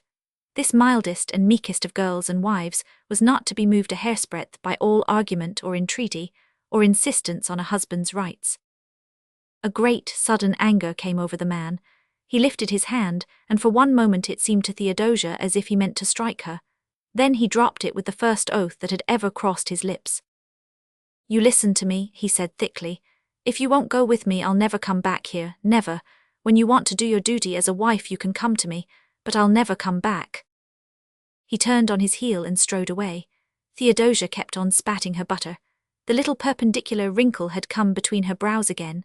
At that moment an odd, almost uncanny resemblance to the old portrait of her great-great-grandfather, which hung on the parlour wall at home, came out on her girlish face. The fortnight passed by. Wesley was silent and sullen, never speaking to his wife when he could avoid it. Theodosia was as sweet and serene as ever. She made an extra supply of shirts and socks for him, put up his lunch basket and packed his trunk carefully. But she never spoke of his journey. He did not sell his farm. Irving Brooke rented it. Theodosia was to live in the house. The business arrangements were simple and soon concluded. Heatherton folks gossiped a great deal. They all condemned Theodosia. Even her own people sided against her now. They hated to be mixed up in a local scandal, and since Wes was bound to go, they told Theodosia that it was her duty to go with him, no matter how much she disliked it. It would be disgraceful not to. They might as well have talked to the four winds. Theodosia was immovable. They coaxed and argued and blamed. It all came to the same thing. Even those of them who could be set enough themselves on occasion could not understand Theodosia, who had always been so tractable. They finally gave up as Wesley had done, baffled. Time would bring her to her senses, they said. You just had to leave that still, stubborn kind alone. On the morning of Wesley's departure, Theodosia arose at sunrise and prepared a tempting breakfast. Irving Brooke's oldest son, Stanley, who was to drive Wesley to the station, came over early with his express wagon. Wesley's trunk, corded and labelled, stood on the back platform. The breakfast was a very silent meal. When it was over, Wesley put on his hat and overcoat and went to the door, around which Theodosia's morning glory vines were beginning to twine. The sun was not yet above the trees, and the long shadows lay on the dewy grass. The wet leaves were flickering on the old maples that grew along the fence between the yard and the clover field beyond. The skies were all pearly blue, clean swept of clouds. From the little farmhouse, the green meadows sloped down to the valley, where a blue haze wound in and out like a glistening ribbon. Theodosia went out and stood looking inscrutably on, while Wesley and Irving hoisted the trunk into the wagon and tied it. Then Wesley came up the porch steps and looked at her. "Dosia," he said a little huskily, "I said I wouldn't ask you to go again, but I will. Will you come with me yet?" "No," said Theodosia gently. He held out his hand. He did not offer to kiss her. "Goodbye, Dosia." "Goodbye, Wes." There was no tremor of an eyelash with her. Wesley smiled bitterly and turned away. When the wagon reached the end of the little lane, he turned and looked back for the last time. Through all the years that followed, he carried with him the picture of his wife as he saw her then, standing amid the airy shadows and wavering golden lights of the morning, the wind blowing the skirt of her pale blue wrapper about her feet and ruffling the locks of her bright hair into a delicate golden cloud. Then the wagon disappeared around a curve in the road, and Theodosia turned and went back into her desolate home. For a time there was a great buzz of gossip over the affair. People wondered over it. Old Jim Parmalee understood better than the others. When he met Theodosia, he looked at her with a curious twinkle in his keen old eyes. "Looks as if a man could bend her any way he'd a mind to, doesn't she?" he said. "Looks is deceiving. It'll come out in her face by and by. She's too young yet, but it's there. It does seem unnatural to see a woman so stubborn. You'd kinder look for it more in a man." Wesley wrote a brief letter to Theodosia when he reached his destination. He said he was well and was looking about for the best place to settle. He liked the country fine. He was at a place called Red Butte and guessed he'd locate there. 2 weeks later he wrote again. He had taken up a claim of 300 acres. Green and Kerry had done the same. They were his nearest neighbors and were 3 miles away. He had knocked up a little shack, was learning to cook his own meals, and was very busy. He thought the country was a grand one and the prospects good. Theodosia answered his letter and told him all the Heatherton news. She signed herself Theodosia Brooke, but otherwise there was nothing in the letter to indicate that it was written by a wife to her husband. At the end of a year Wesley wrote and once more asked her to go out to him. He was getting on well and was sure she would like the place. It was a little rough, to be sure, but time would improve that. "Won't you let bygones be bygones, Dosia?" he wrote, "and come out to me, do, my dear wife." Theodosia wrote back, refusing to go. She never got any reply, nor did she write again. People had given up talking about the matter and asking Theodosia when she was going out to Wes. Heatherton had grown used to the chronic scandal within its decorous borders. Theodosia never spoke of her husband to anyone, and it was known that they did not correspond. She took her youngest sister to live with her. She had her garden and hens and a cow. The farm brought her enough to live on, and she was always busy. When 15 years had gone by, there were naturally some changes in Heatherton, sleepy and unprogressive as it was. Most of the old people were in the little hillside burying ground that fronted the sunrise. Old Jim Parmalee was there with his recollections of 4 generations. Men and women who had been in their prime when Wesley went away were old now, and the children were grown up and married. Theodosia was 35 and was nothing like the slim, dimpled girl who had stood on the porch steps and watched her husband drive away that morning 15 years ago. She was stout and comely. The auburn hair was darker and arched away from her face in smooth, shining waves instead of the old-time curls. Her face was unlined and fresh-colored, but no woman could live in subjection to her own unbending will for so many years and not show it. Nobody, looking at Theodosia now, would have found it hard to believe that a woman with such a determined, immovable face could stick to a course of conduct in defiance of circumstances. Wesley Brooke was almost forgotten.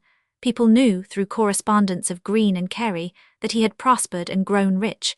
The curious old story had crystallized into accepted history. A life may go on without ripple or disturbance for so many years that it may seem to have settled into a lasting calm, then a sudden wind of passion may sweep over it and leave behind a wake of tempestuous waters. Such a time came at last to Theodosia. One day in August, Mrs. Emery Merritt dropped in. Emery Merritt's sister was Ogden Green's wife, and the Merritts kept up an occasional correspondence with her.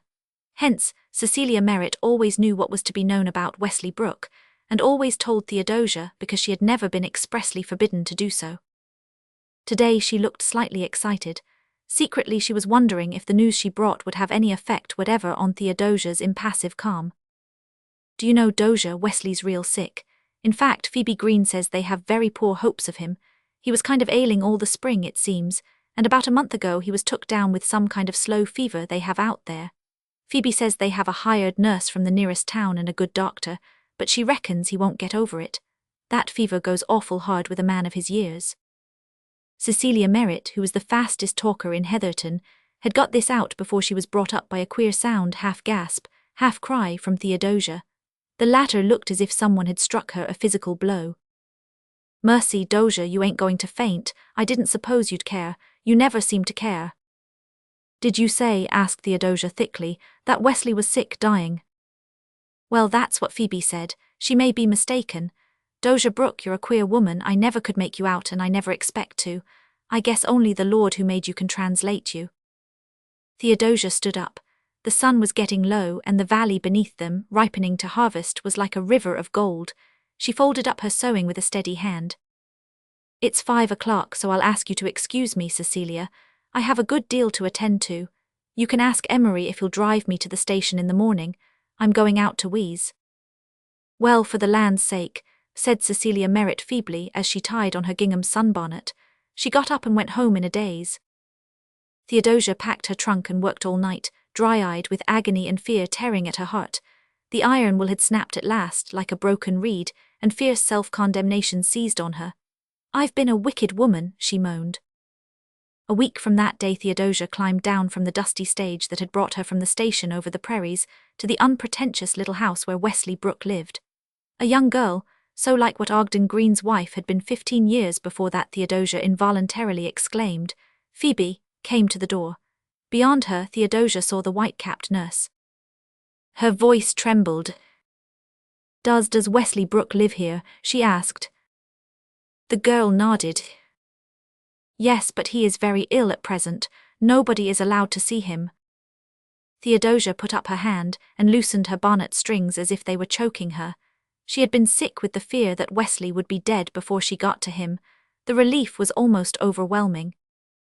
"But I must see him," she cried hysterically. She, the calm, easy-going Dosia, hysterical.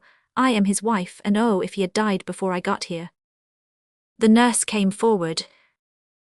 "In that case I suppose you must," she conceded. "But he does not expect you. I must prepare him for the surprise." She turned to the door of a room opening off the kitchen, but Theodosia, who had hardly heard her, was before her. She was inside the room before the nurse could prevent her. Then she stood, afraid and trembling, her eyes searching the dim apartment hungrily. When they fell on the occupant of the bed, Theodosia started in bitter surprise. All unconsciously she had been expecting to find Wesley as he had been when they parted. Could this gaunt, haggard creature, with the unkempt beard and prematurely grey hair and the hollow, beseeching eyes, be the ruddy, boyish-faced husband of her youth? She gave a choking cry of pain and shame, and the sick man turned his head. Their eyes met. Amazement, incredulity, hope, dread, all flashed in succession over Wesley Brooks' lined face. He raised himself feebly up. "Dosia," he murmured. Theodosia staggered across the room and fell on her knees by the bed. She clasped his head to her breast and kissed him again and again. "Oh, Wees, can you forgive me? I've been a wicked, stubborn woman and I've spoiled our lives. Forgive me." He held his thin, trembling arms around her and devoured her face with his eyes. "Dosia, when did you come? Did you know I was sick?" "Wees, I can't talk till you say you've forgiven me." "Oh, Dosia, you have just as much to forgive. We were both too set, I should have been more considerate."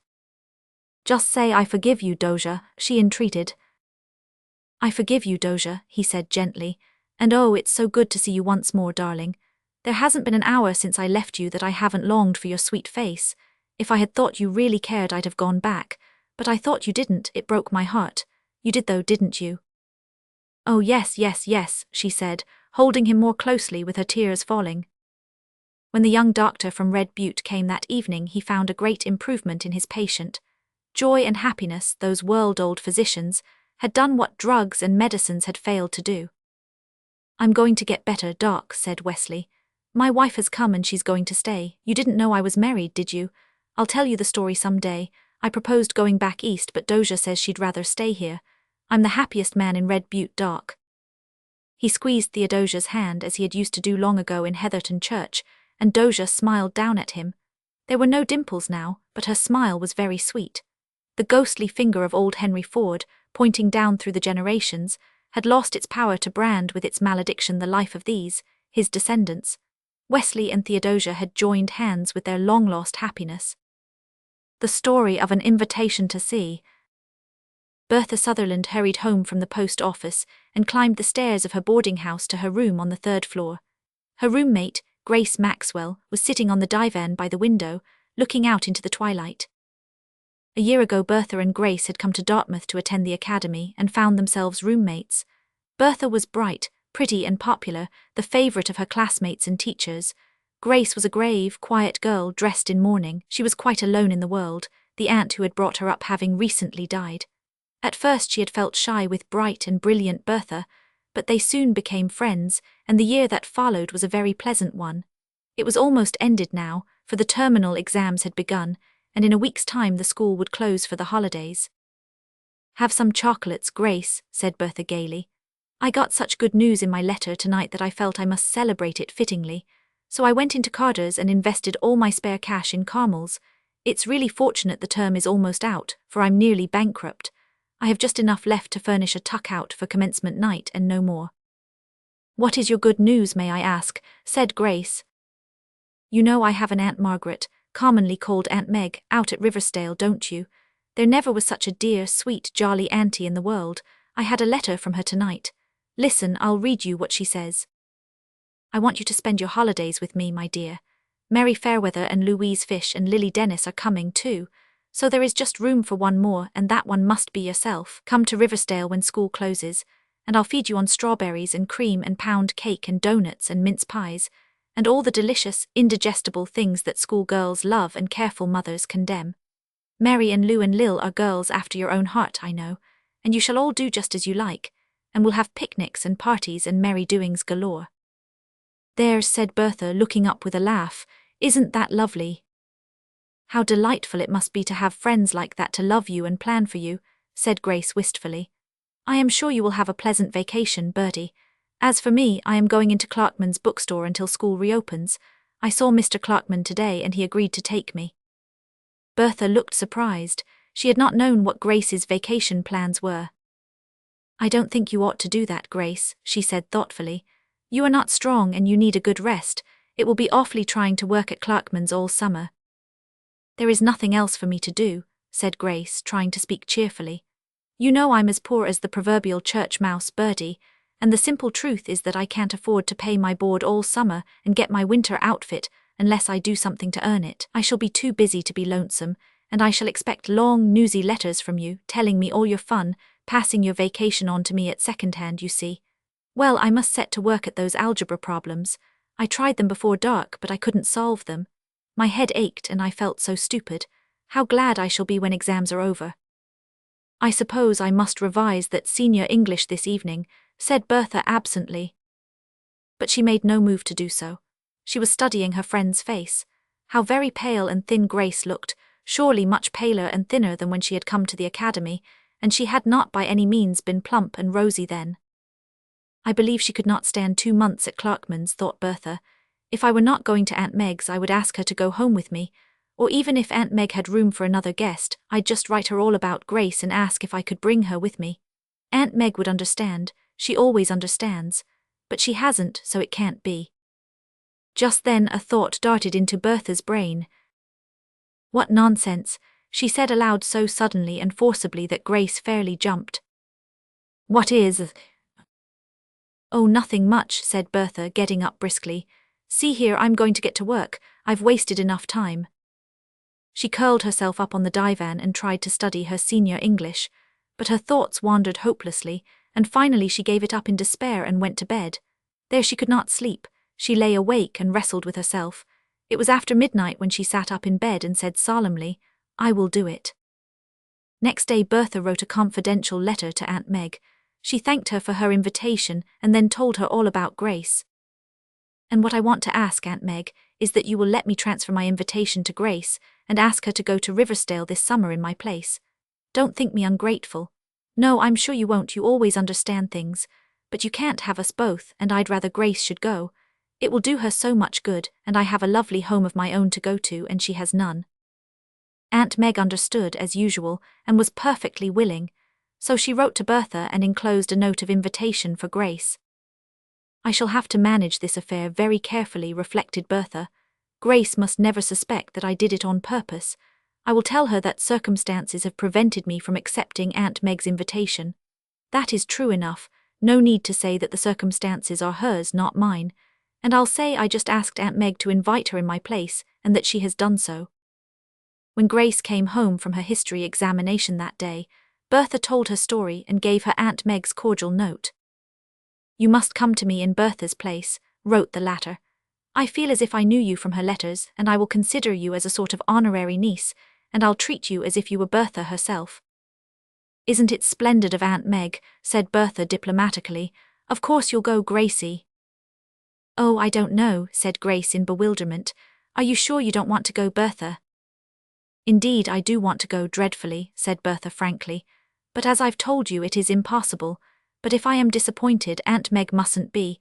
You must go, Grace, and that is all there is about it. In the end, Grace did go, a little puzzled and doubtful still, but thankful beyond words to escape the drudgery of the counter and the noise and heat of the city.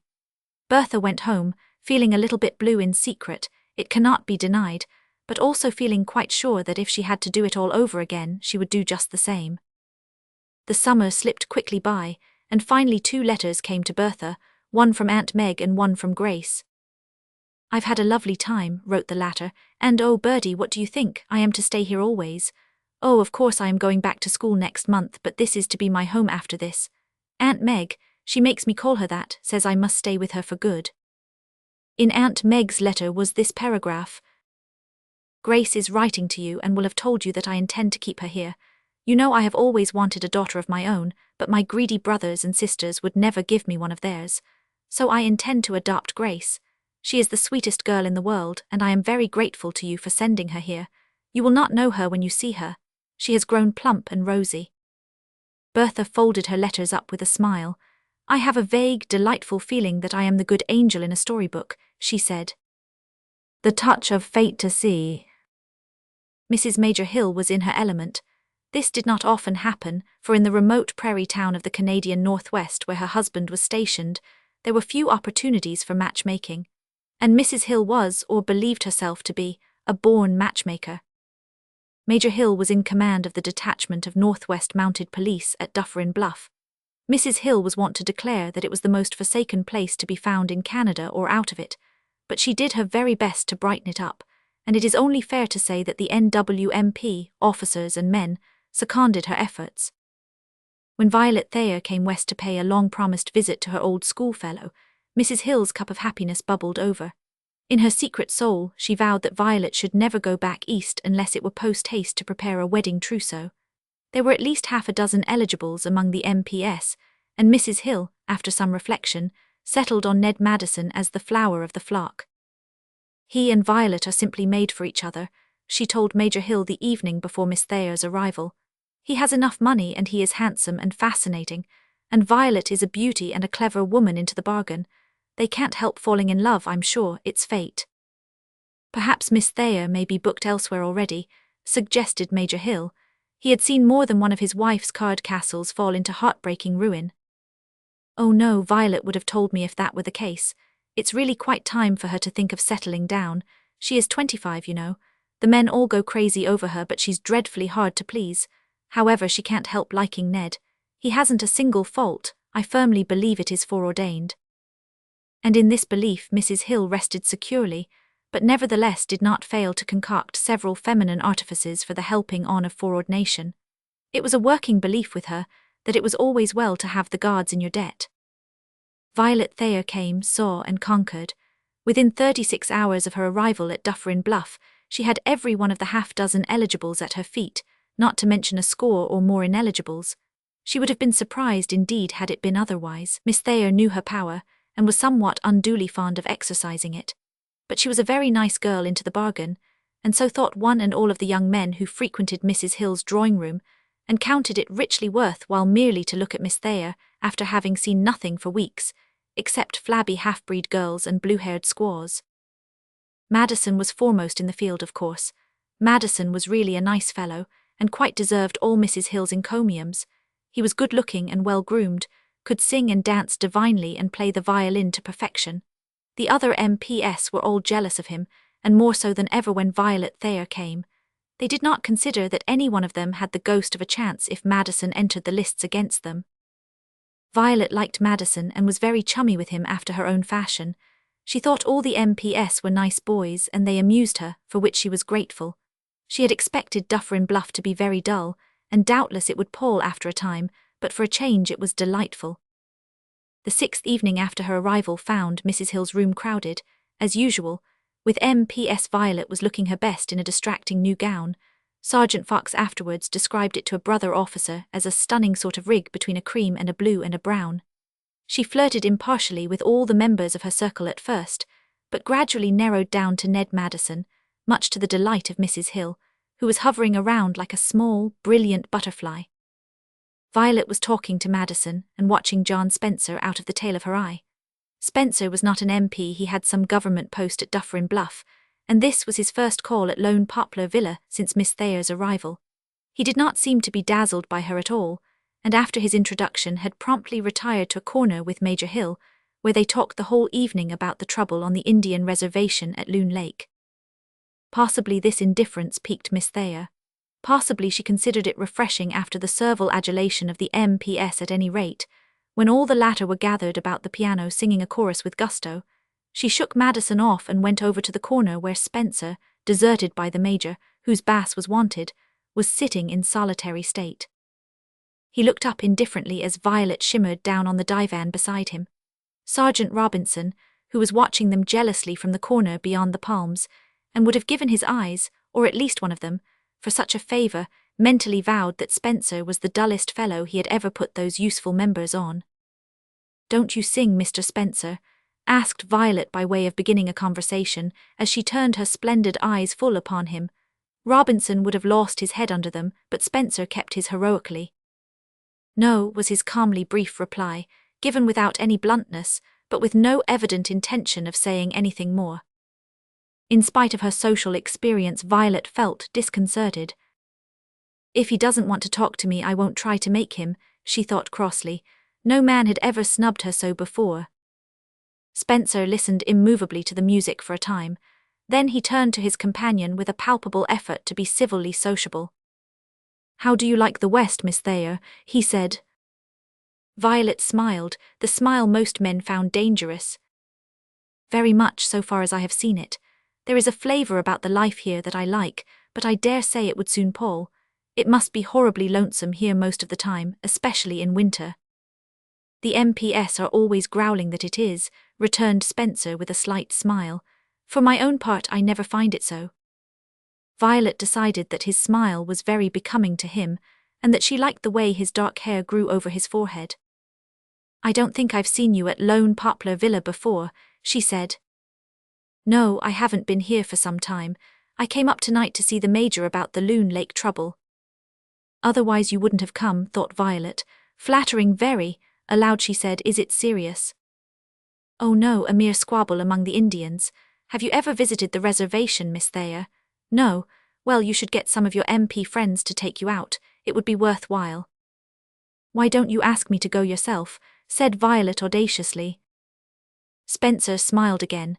Have I failed in politeness by not doing so? I fear you would find me an insufferably dull companion. So he was not going to ask her after all. Violet felt piqued. She was also conscious of a sensation very near akin to disappointment. She looked across at Madison. How trim and dapper he was. I hate a bandbox man, she said to herself. Spencer, meanwhile, had picked up one of Mrs. Hill's novels from the stand beside him. Fools of Habit, he said, glancing at the cover. I see it is making quite a sensation down east. I suppose you've read it. Yes, it is very frivolous and clever, all froth but delightful froth. Did you like it?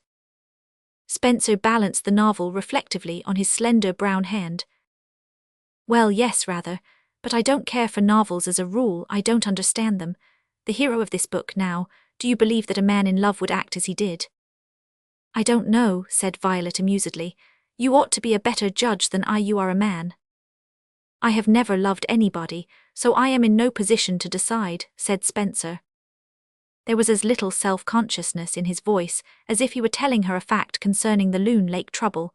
Violet rose to the occasion. You have an interesting experience to look forward to, she said. Spencer turned his deep-set grey eyes squarely upon her. I don't know that. When I said I had never loved, I meant more than the love of a man for some particular woman. I meant love in every sense. I do not know what it is to have an affection for any human being. My parents died before I can remember. My only living relative was a penurious old uncle who brought me up for shame's sake and kicked me out on the world as soon as he could.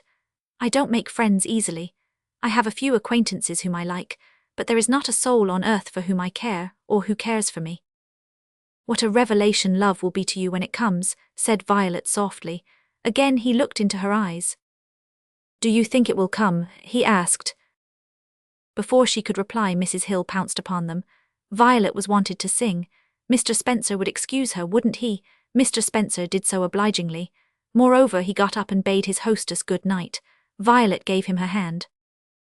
You will call again, she said. Spencer looked across at Madison.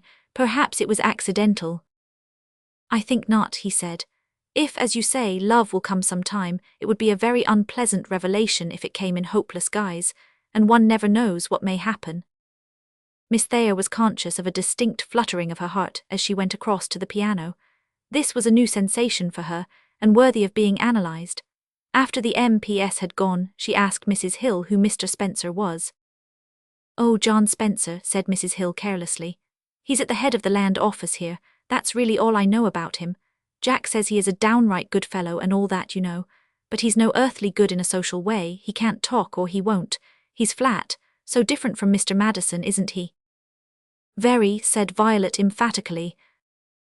After Mrs. Hill had gone out, Violet walked to the nearest mirror and looked at herself with her forefinger in the dimple of her chin. It is very odd, she said. She did not mean the dimple. Spencer had told her he was not coming back. She did not believe this, but she did not expect him for a few days. Consequently, when he appeared the very next evening, she was surprised. Madison, to whom she was talking when Spencer entered, does not know to this day what she had started to say to him, for she never finished her sentence. I wonder if it is the Loon Lake affair again, she thought nervously. Mrs. Hill came up at this point and whisked Madison off for a waltz. Spencer, seeing his chance, came straight across the room to her. Sergeant Robinson, who was watching them as usual, is willing to make affidavit that Miss Thayer changed colour. After his greeting, Spencer said nothing. He sat beside her and they watched Mrs. Hill and Madison dancing. Violet wondered why she did not feel bored. When she saw Madison coming back to her, she was conscious of an unreasonable anger with him. She got up abruptly. "Let us go out on the veranda," she said imperiously. "It is absolutely stifling in here." They went out. It was very cool and dusky. The lights of the town twinkled out below them, and the prairie bluffs behind them were dark and sibilant. "I am going to drive over to Loon Lake tomorrow afternoon to look into affairs there," said Spencer. "Will you go with me?" Violet reflected a moment. "You didn't ask me as if you really wanted me to go," she said. Spencer put his hand over the white fingers that rested on the railing. He bent forward until his breath stirred the tendrils of hair on her forehead. "Yes, I do," he said distinctly. "I want you to go with me to Loon Lake tomorrow more than I ever wanted anything in my life before." Later on, when everybody had gone, Violet had her bad quarter of an hour with Mrs. Hill. That lady felt herself aggrieved. "I think you treated poor Ned very badly tonight, Vi. He felt really blue over it. And it was awfully bad form to go out with Spencer as you did and stay there so long. And you oughtn't to flirt with him. He doesn't understand the game." "I'm not going to flirt with him," said Miss Thayer calmly. "Oh, I suppose it's just your way. Only don't turn the poor fellow's head. By the way, Ned is coming up with his camera tomorrow afternoon to take us all." "I'm afraid he won't find me at home," said Violet sweetly. "I am going out to Loon Lake with Mr. Spencer." Mrs. Hill flounced off to bed in a pet. She was disgusted with everything, she declared to the Major. Things had been going so nicely, and now they were all muddled. "Isn't Madison coming up to time?" queried the Major sleepily. "Madison, it's Violet. She's behaving abominably. She treated poor Ned shamefully tonight. You saw yourself how she acted with Spencer, and she's going to Loon Lake with him tomorrow, she says. I'm sure I don't know what she can see in him. He's the dullest, pokiest fellow alive, so different from her in every way." "Perhaps that is why she likes him," suggested the Major. "The attraction of opposites and all that, you know." But Mrs. Hill crossly told him he didn't know anything about it, so, being a wise man, he held his tongue. During the next 2 weeks, Mrs. Hill was the most dissatisfied woman in the 4 districts, and every MP down to the rawest recruit anathematized Spencer in secret, a dozen times a day. Violet simply dropped everyone else, including Madison, in the coolest, most unmistakable way. One night Spencer did not come to Lone Poplar Villa. Violet looked for him to the last. When she realized that he was not coming, she went to the veranda to have it out with herself. As she sat huddled up in a dim corner beneath a silkily rustling western maple, 2 MPs came out, and not seeing her, went on with their conversation. "Heard about Spencer?" questioned one. "No, what of him?" "Well, they say Miss Thayer's thrown him over. Yesterday I was passing here about 4 in the afternoon, and I saw Spencer coming in. I went down to the land office and was chatting to Cribson when the door opened about half an hour later and Spencer burst in. He was pale as the dead and looked wild. 'Has Fish gone to Rainy River about those Crown lands yet?' he jerked out. Cribson said no. 'Then tell him he needn't, I'm going myself,' said Spencer, and out he bolted. He posted off to Rainy River today and won't be back for a fortnight. She'll be gone then." Rather rough on Spencer after the way she encouraged him, returned the other as they passed out of earshot. Violet got up. All the callers were gone, and she swept in to Mrs. Hill dramatically. "Edith," she said in the cold, steady voice that, to those who knew her, meant breakers ahead for somebody. "Mr. Spencer was here yesterday when I was riding with the Major, was he not? What did you tell him about me?" Mrs. Hill looked at Violet's blazing eyes and wilted. "I didn't tell him anything, much." "What was it?" Mrs. Hill began to sob. "Don't look at me like that, Violet. He just dropped in and we were talking about you, at least I was, and I had heard that Harry St. Moore was paying you marked attention before you came west, and that some people thought you were engaged, and so. You told Mr. Spencer that I was engaged to Harry St. Moore." "No, oh, I just hinted. I didn't mean any harm. I never dreamed you'd really seek her. I thought you were just amusing yourself, and so did everybody, and I wanted Ned Madison." Violet had turned very pale. "I love him," she said hoarsely, "and you've sent him away. He's gone to Rainy River. I shall never see him again." "Oh yes, you will," gasped Mrs. Hill faintly. "He'll come back when he knows, you see, can write and tell him." "Do you suppose I am going to write and ask him to come back?" said Violet wildly. "I've enough pride left yet to keep me from doing that for a man at whose head I've thrown myself openly. Yes, openly, and who has never, in words at least, told me he cared anything about me. I will never forgive you, Edith." Then Mrs. Hill found herself alone with her lacerated feelings. After soothing them with a good cry, she set to work thinking seriously. There was no doubt she had muddled things badly, but there was no use leaving them in a muddle when a word or two fitly spoken might set them straight. Mrs. Hill sat down and wrote a very diplomatic letter before she went to bed, and the next morning she waylaid Sergeant Fox and asked him if he would ride down to Rainy River with a very important message for Mr. Spencer. Sergeant Fox wondered what it could be, but it was not his to reason why. It was his only to mount and ride with all due speed, for Mrs. Hill's whims and wishes were as stringent and binding as the rules of the force. That evening when Mrs. Hill and Violet, the latter very silent and regal, were sitting on the veranda, a horseman came galloping up the Rainy River trail. Mrs. Hill excused herself and went in. 5 minutes later John Spencer, covered with the alkali dust of his 20 miles ride, dismounted at Violet's side. The MPS gave a concert at the barracks that night and Mrs. Hill and her major went to it, as well as everyone else of any importance in town, except Violet and Spencer. They sat on Major Hill's veranda and watched the moon rising over the bluffs and making milk-white reflections in the prairie lakes. "It seems a year of misery since last night," sighed Violet happily. "You couldn't have been quite as miserable as I was," said Spencer earnestly. "You were everything, absolutely everything to me. Other men have little rills and driblets of affection for sisters and cousins and aunts, but everything in me went out to you. Do you remember you told me the first time we met that love would be a revelation to me? It has been more. It has been a new gospel. I hardly dared hope you could care for me. Even yet I don't know why you do." "I love you," said Violet gravely, "because you are you." Than which, of course, there could be no better reason. The waking of Helen to see. Robert Reeves looked somewhat curiously at the girl who was waiting on him at his solitary breakfast. He had not seen her before, arriving at his summer boarding house only the preceding night. It was a shabby farmhouse on the inland shore of a large bay that was noted for its tides, and had wonderful possibilities of light and shade for an impressionist. Reeves was an enthusiastic artist. It mattered little to him that the boarding accommodations were most primitive, the people uncultured and dull, the place itself utterly isolated, as long as he could revel in those transcendent sunsets and sunrises, those marvelous moonlights, those wonderful purple shores and sweeps of shimmering blue water. The owner of the farm was Angus Fraser, and he and his wife seemed to be a reserved, uncouth pair, with no apparent interest in life save to scratch a bear living out of their few stony acres.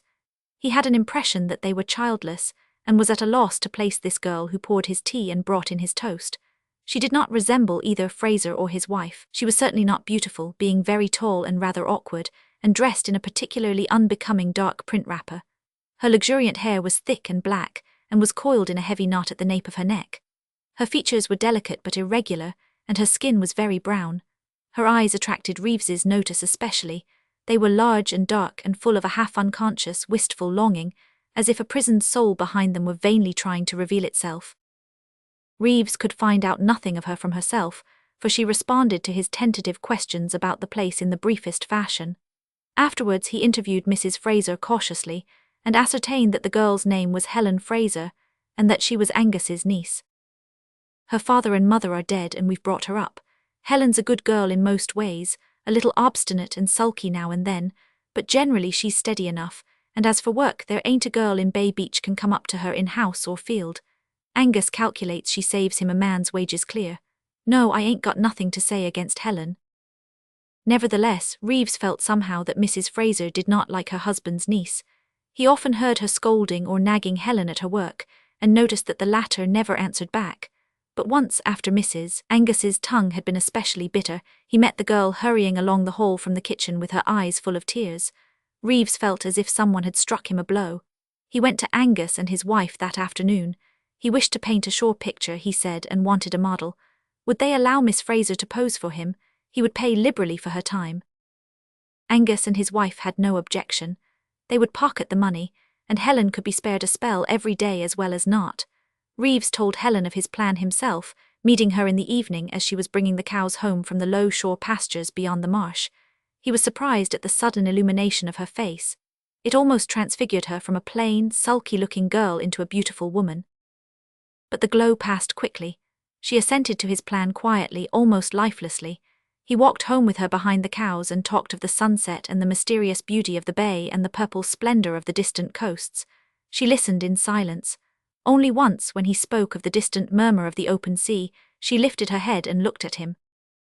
"What does it say to you?" she asked. "It speaks of eternity, and to you."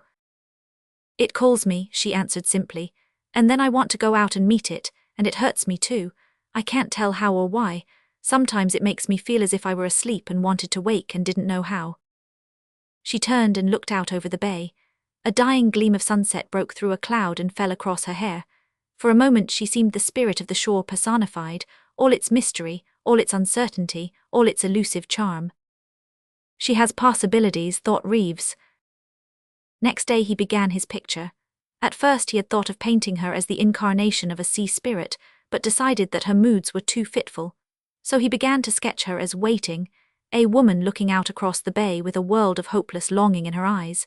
The subject suited her well, and the picture grew apace. When he was tired of work, he made her walk around the shore with him, or row up the head of the bay in her own boat. He tried to draw her out, at first with indifferent success. She seemed to be frightened of him. He talked to her of many things, the far outer world whose echoes never reached her, foreign lands where he had travelled, famous men and women whom he had met, music, art and books. When he spoke of books, he touched the right chord. One of those transfiguring flashes he delighted to evoke now passed over her plain face. "That is what I've always wanted," she said hungrily, "and I never get them. Aunt hates to see me reading. She says it is a waste of time, and I love it so. I read every scrap of paper I can get hold of, but I hardly ever see a book." The next day Reeves took his Tennyson to the shore and began to read the Idylls of the King to her. "It is beautiful," was her sole verbal comment, but her rapt eyes said everything. After that he never went out with her without a book, now one of the poets, now some prose classic. He was surprised by her quick appreciation of and sympathy with the finest passages. Gradually, too, she forgot her shyness and began to talk. She knew nothing of his world, but her own world she knew and knew well. She was a mine of traditional history about the bay. She knew the rocky coast by heart, and every old legend that clung to it. They drifted into making excursions along the shore and explored its wildest retreats. The girl had an artist's eye for scenery and color effect. "You should have been an artist," Reeves told her one day when she had pointed out to him the exquisite loveliness of a shaft of light falling through a cleft in the rocks across a dark green pool at their base. "I would rather be a writer," she said slowly. "If I could only write something like those books you have read to me. What a glorious destiny it must be to have something to say that the whole world is listening for, and to be able to say it in words that will live forever. It must be the noblest human lot." "Yet some of those men and women were neither good nor noble," said Reeves gently, "and many of them were unhappy." Helen dismissed the subject as abruptly as she always did, when the conversation touched too nearly on the sensitive edge of her soul dreams. "Do you know where I am taking you today?" she said. "No, where?"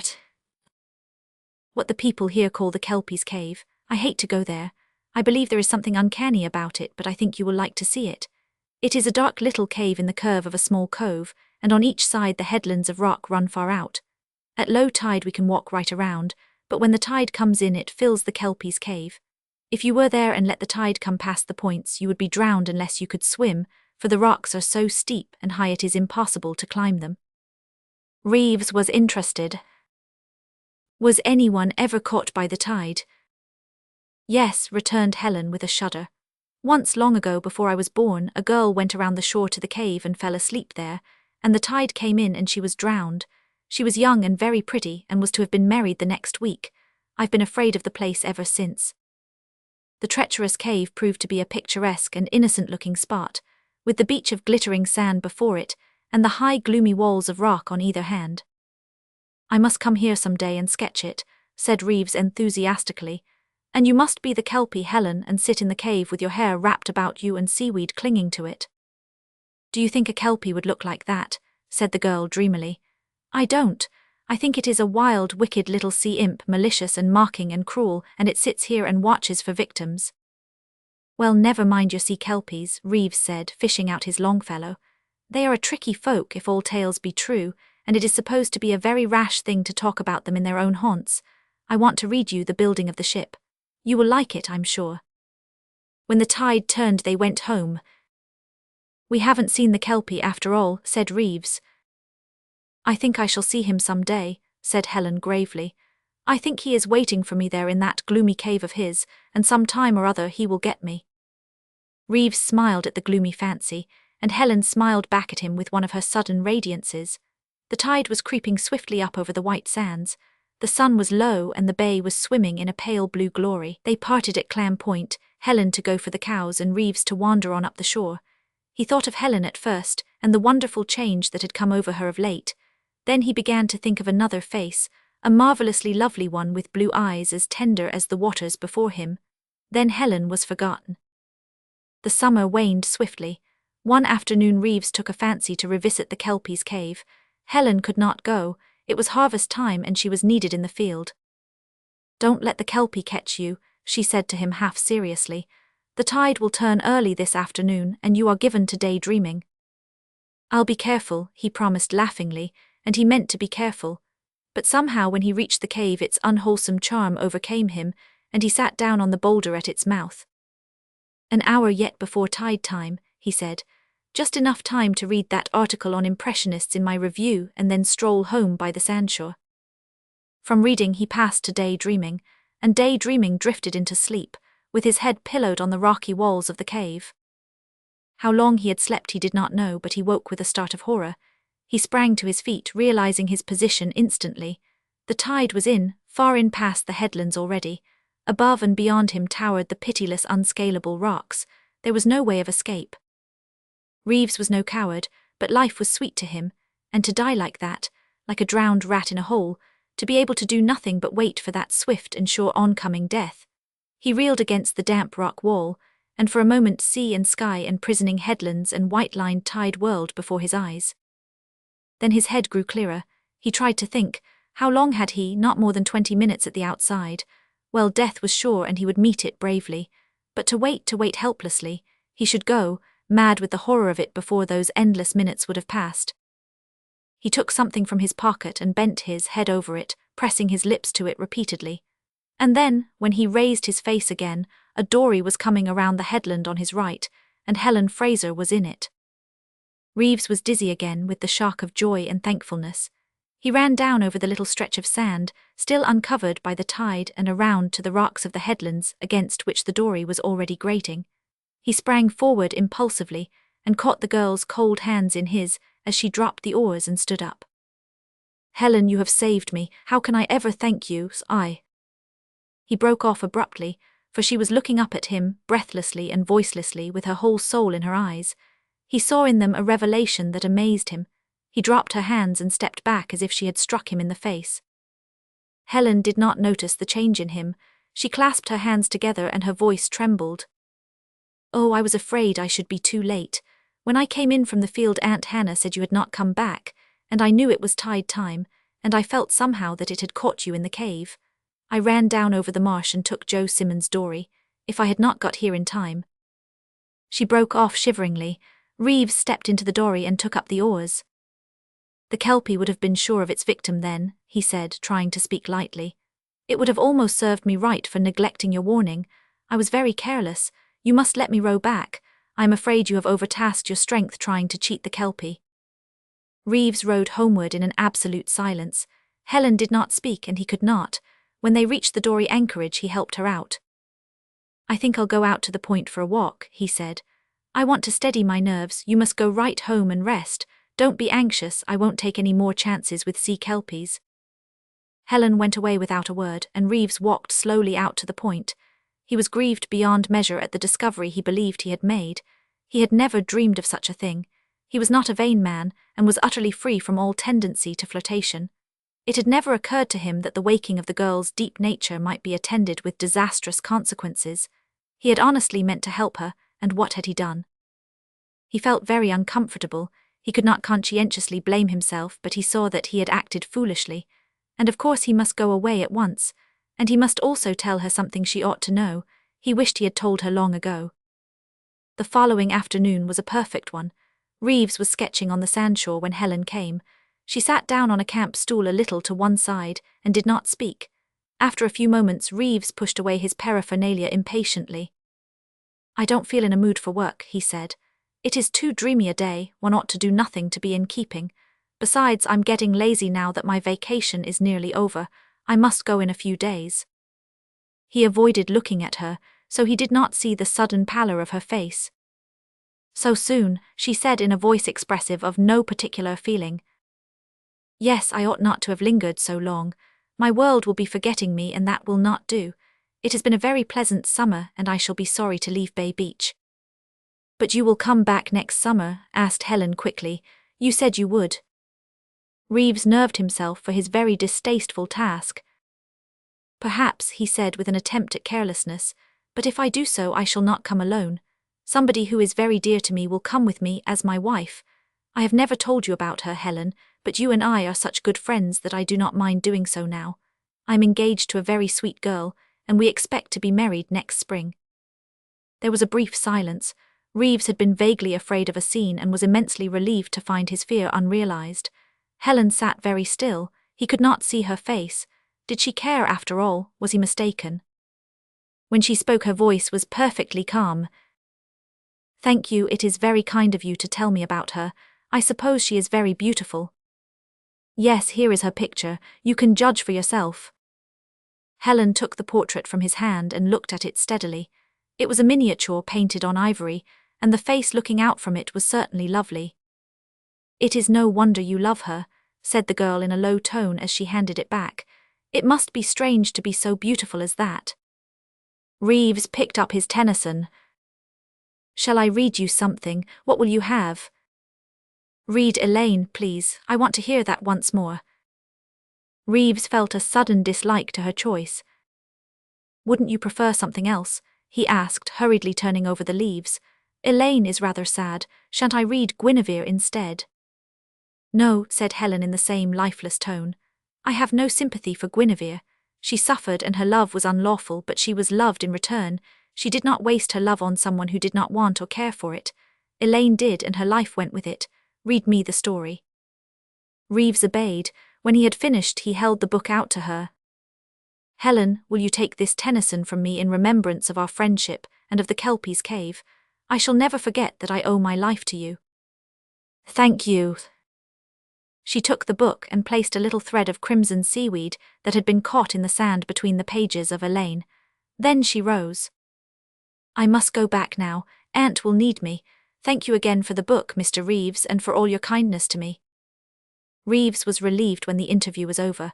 Her calmness had reassured him. She did not care very much after all. It was only a passing fancy, and when he was gone she would soon forget him. He went away a few days later, and Helen bade him an impassive goodbye. When the afternoon was far spent, she stole away from the house to the shore, with her Tennyson in her hand, and took her way to the Kelpie's cave. The tide was just beginning to come in. She sat down on the big boulder where Reeves had fallen asleep. Beyond stretched the gleaming blue waters, mellowing into 100 fairy shades horizonward. The shadows of the rocks were around her. In front was the white line of the incoming tide. It had almost reached the headlands. A few minutes more and escape would be cut off, yet she did not move. When the dark green water reached her, and the lapping wavelets swished up over the hem of her dress, she lifted her head, and a sudden strange smile flashed over her face. Perhaps the Kelpie understood it. The way of the winning of Anne to sea. Jerome Irving had been courting Anne Stockard for 15 years. He had begun when she was 20 and he was 25, and now that Jerome was 40, and Anne, in a village where everybody knew everybody else's age, had to own to being 35, the courtship did not seem any nearer a climax than it had at the beginning. But that was not Jerome's fault, poor fellow. At the end of the first year he had asked Anne to marry him, and Anne had refused. Jerome was disappointed, but he kept his head and went on courting Anne just the same. That is, he went over to Essex Stockard's house every Saturday night and spent the evening.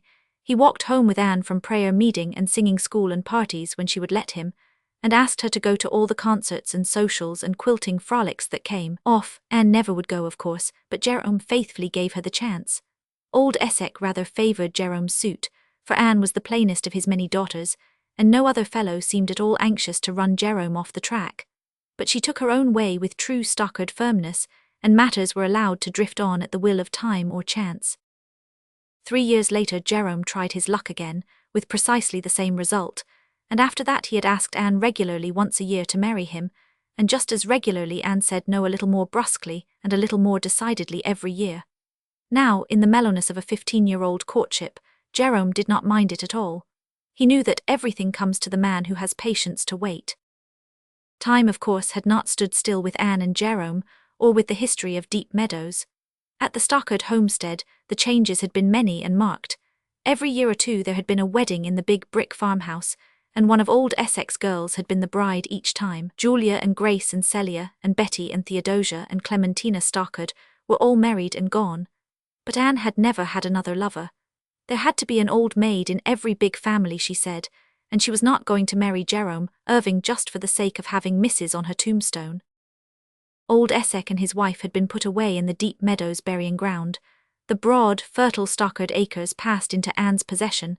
She was a good businesswoman, and the farm continued to be the best in the district. She kept 2 hired men and a servant girl, and the 16-year-old of her oldest sister lived with her. There were few visitors at the Stockard place now, but Jerome dropped in every Saturday night with clockwork regularity and talked to Anne about her stock, and advised her regarding the rotation of her crops and the setting out of her orchards. And at 10 o'clock he would take his hat and cane and tell Anne to be good to herself and go home. Anne had long since given up trying to discourage him. She even accepted attentions from him now that she had used to refuse. He always walked home with her from evening meetings and was her partner in the games at quilting parties.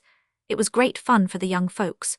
Old Jerome and Anne were a standing joke in Deep Meadows, but the older people had ceased to expect anything to come of it. Anne laughed at Jerome as she had always done, and would not have owned for the world that she could have missed him. Jerome was useful, she admitted, and a comfortable friend, and she would have liked him well enough if he would only omit that ridiculous yearly ceremony of proposal. It was Jerome's 40th birthday when Anne refused him again. He realized this as he went down the road in the moonlight, and doubt and dismay began to creep into his heart. Anne and he were both getting old, there was no disputing that fact. It was high time that he brought her to terms if he was ever going to. Jerome was an easy-going mortal and always took things placidly. But he did not mean to have all those 15 years of patient courting go. For nothing he had thought Anne would get tired of saying no, sooner or later, and say yes, if for no other reason than to have a change. But getting tired did not seem to run in the Stockard blood. She had said no that night just as coolly and decidedly and unsentimentally as she said it 15 years before. Jerome had the sensation of going around in a circle and never getting any further on. He made up his mind that something must be done, and just as he got to the brook that divides Deep Meadows west from Deep Meadows Central, an idea struck him. It was a good idea and amused him. He laughed aloud and slapped his thigh, much to the amusement of 2 boys who were sitting unnoticed on the railing of the bridge. "There's old Jerome going home from seeing Anne Stockard," said one. "Wonder what on earth he's laughing at. Seems to me if I couldn't get a wife without hoeing a 15-year row, I'd give up trying." But then the speaker was a Hamilton, and the Hamiltons never had any perseverance. Jerome, although a well-to-do man owning a good farm, had, so to speak, no home of his own. The old Irving homestead belonged to his older brother, who had a wife and family. Jerome lived with them and was so used to it he didn't mind. At 40 a lover must not waste time. Jerome thought out the details that night, and next day he opened the campaign. But it was not until the evening after that that Anne Stockard heard the news. It was her niece, Octavia, who told her. The latter had been having a chat up the lane with Sam Mitchell, and came in with a broad smile on her round, rosy face and a twinkle in her eyes. "I guess you've lost your beau this time, Aunt Anne. It looks as if he meant to take you at your word at last." "What on earth do you mean?" asked Anne a little sharply. She was in the pantry counting eggs, and Octavia's interruption made her lose her count. "Now I can't remember whether it was 6 or 7 dozen I said last. I shall have to count them all over again. I wish, Octavia, that you could think of something besides beaux all the time." "Well, but listen," persisted Octavia wickedly. "Jerome Irving was at the social at the Cherry Valley parsonage last night, and he had Harriet Warren there, took her there, and drove her home again." "I don't believe it," cried Anne before she thought. She dropped an egg into the basket so abruptly that the shell broke. "Oh, it's true enough. Sam Mitchell told me he was there and saw him. Sam says he looked quite beaming and was dressed to kill and followed Harriet around like her shadow. I guess you won't have any more bother with him, Aunt Anne. In the process of picking the broken egg out of the whole ones, Anne had recovered her equanimity. She gave a careful little laugh. Well, it's to be hoped so. Goodness knows it's time he tried somebody else. Go and change your dress for milking, Octavia, and don't spend quite so much time gossiping up the lane with Sam Mitchell. He always was a fetch-and carry. Young girls oughtn't to be so pert. When the subdued Octavia had gone, Anne tossed the broken eggshell out of the pantry window viciously enough. There's no fool like an old fool. Jerome Irving always was an idiot. The idea of his going after Harriet Warren. He's old enough to be her father. And a Warren too. I've seen the time an Irving wouldn't be seen on the same side of the road with a Warren. Well, anyhow, I don't care, and he needn't suppose I will. It will be a relief not to have him hanging around any longer. It might have been a relief, but Anne felt strangely lonely as she walked home alone from prayer meeting the next night. Jerome had not been there. The Warrens were Methodists, and Anne rightly guessed that he had gone to the Methodist prayer meeting at Cherry Valley. Dancing attendance on Harriet, she said to herself scornfully. When she got home, she looked at her face in the glass more critically than she had done for years. Anne Stockard at her best had never been pretty. When young, she had been called gawky. She was very tall and her figure was lank and angular. She had a long, pale face and dusky hair. Her eyes had been good, a glimmering hazel, large and long-lashed. They were pretty yet, but the crow's feet about them were plainly visible. There were brackets around her mouth too, and her cheeks were hollow. Anne suddenly realized, as she had never realized before, that she had grown old, that her youth was left far behind. She was an old maid, and Harriet Warren was young and pretty. Anne's long, thin lips suddenly quivered.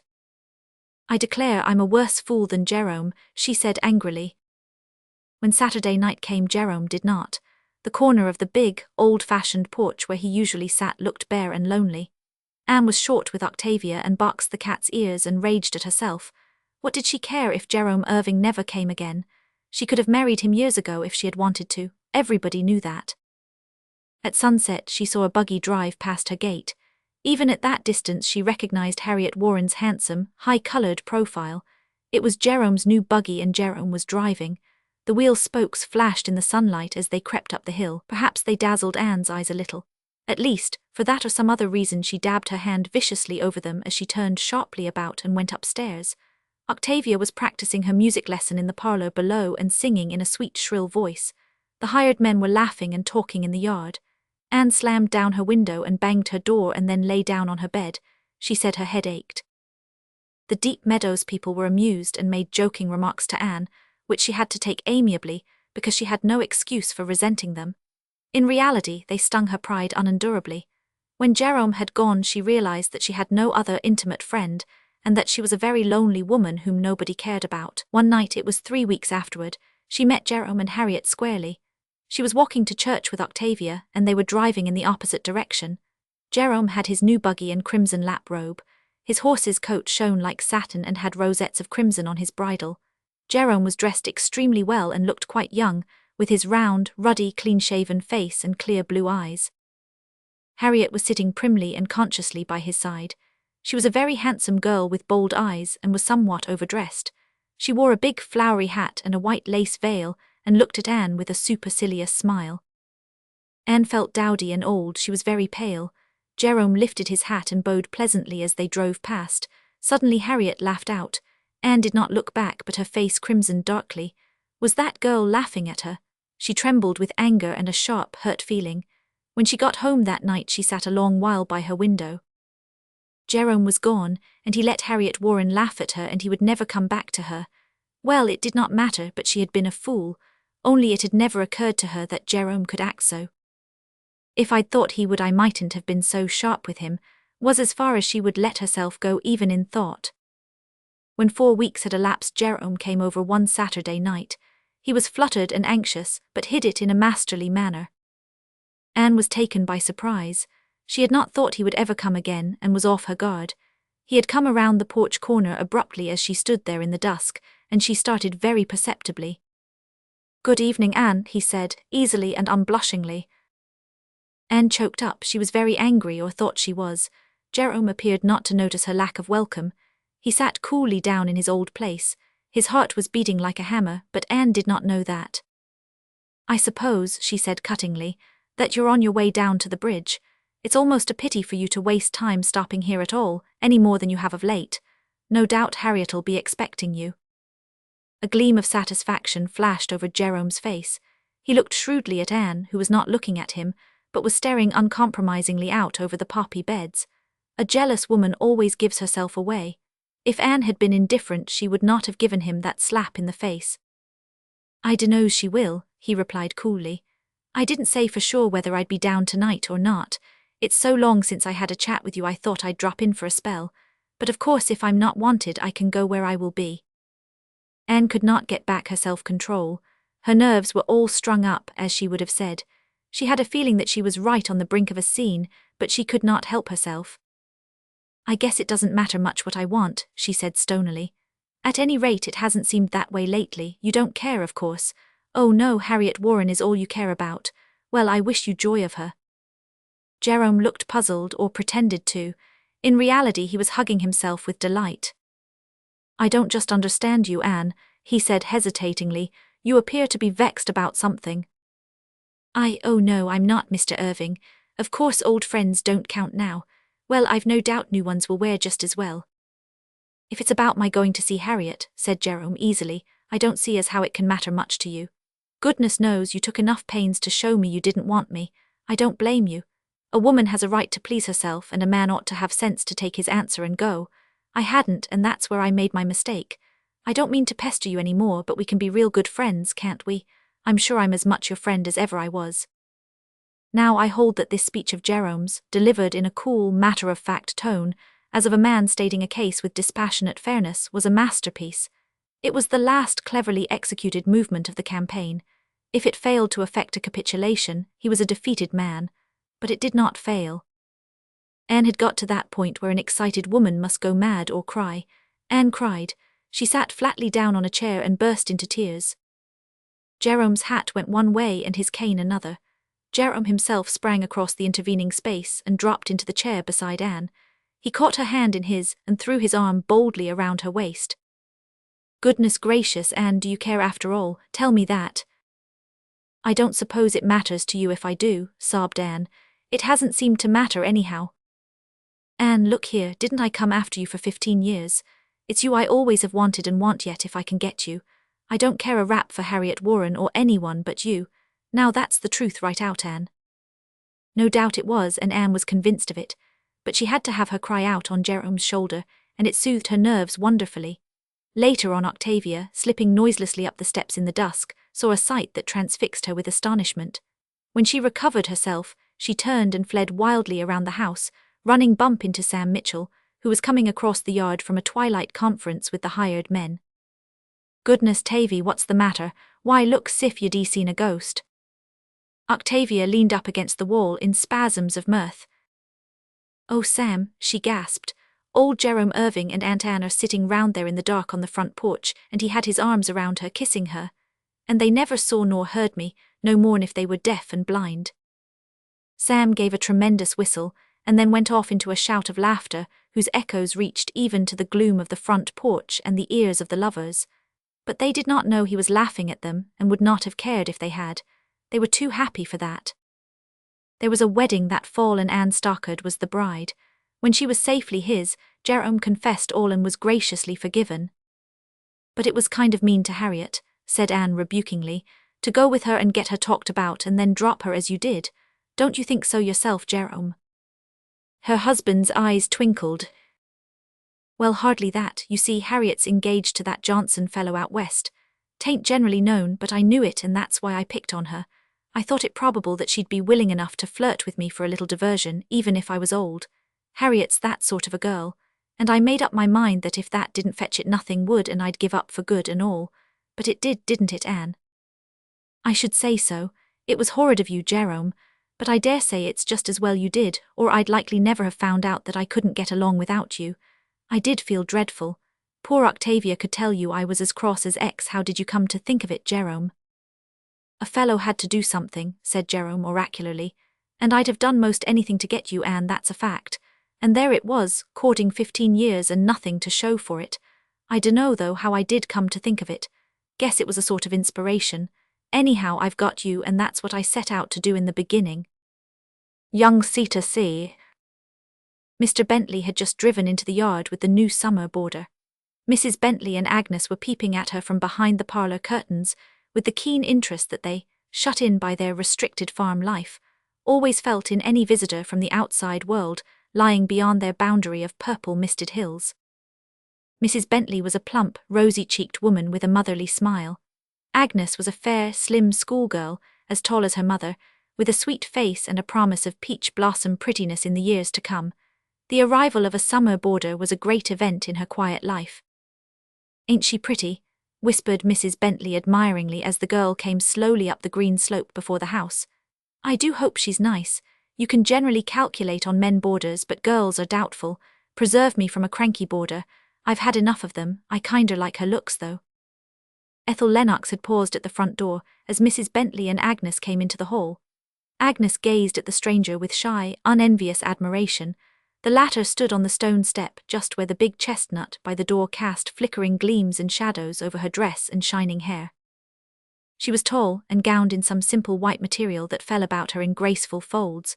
She wore a cluster of pale pink roses at her belt, and a big, picturesque white hat shaded her face and the glossy, clinging masses of her red hair that was neither auburn nor chestnut but simply red.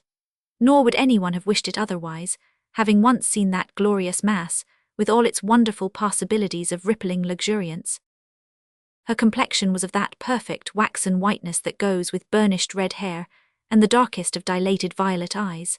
Her delicately chiseled features wore what might have been a somewhat too decided impress of spirit and independence, had it not been for the sweet mouth, red and dimpled and curving, that parted in a slow, charming smile as Mrs. Bentley came forward with her kindly welcome.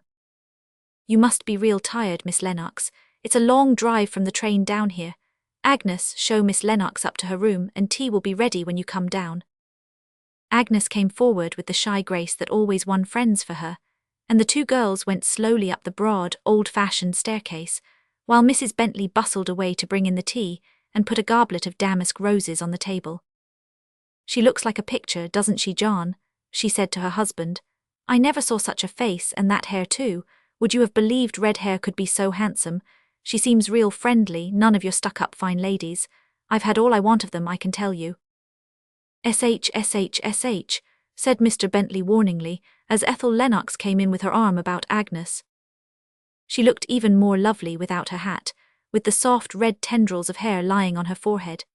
Mrs. Bentley sent a telegraphic message of admiration across the table to her husband, who was helping the cold tongue and feeling his way to a conversation.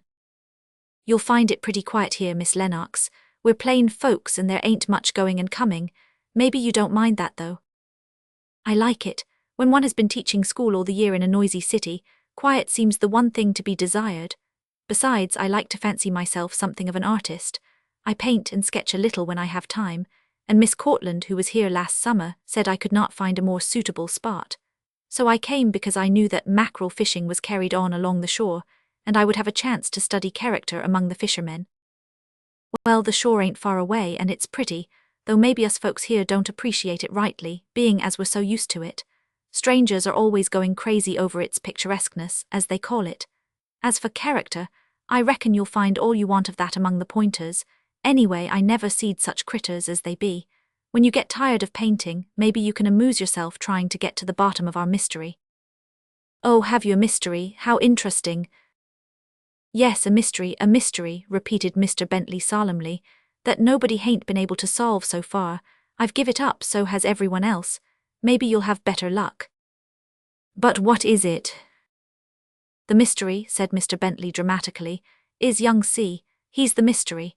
Last spring, just when the herring struck in, a young chap suddenly appeared at the point.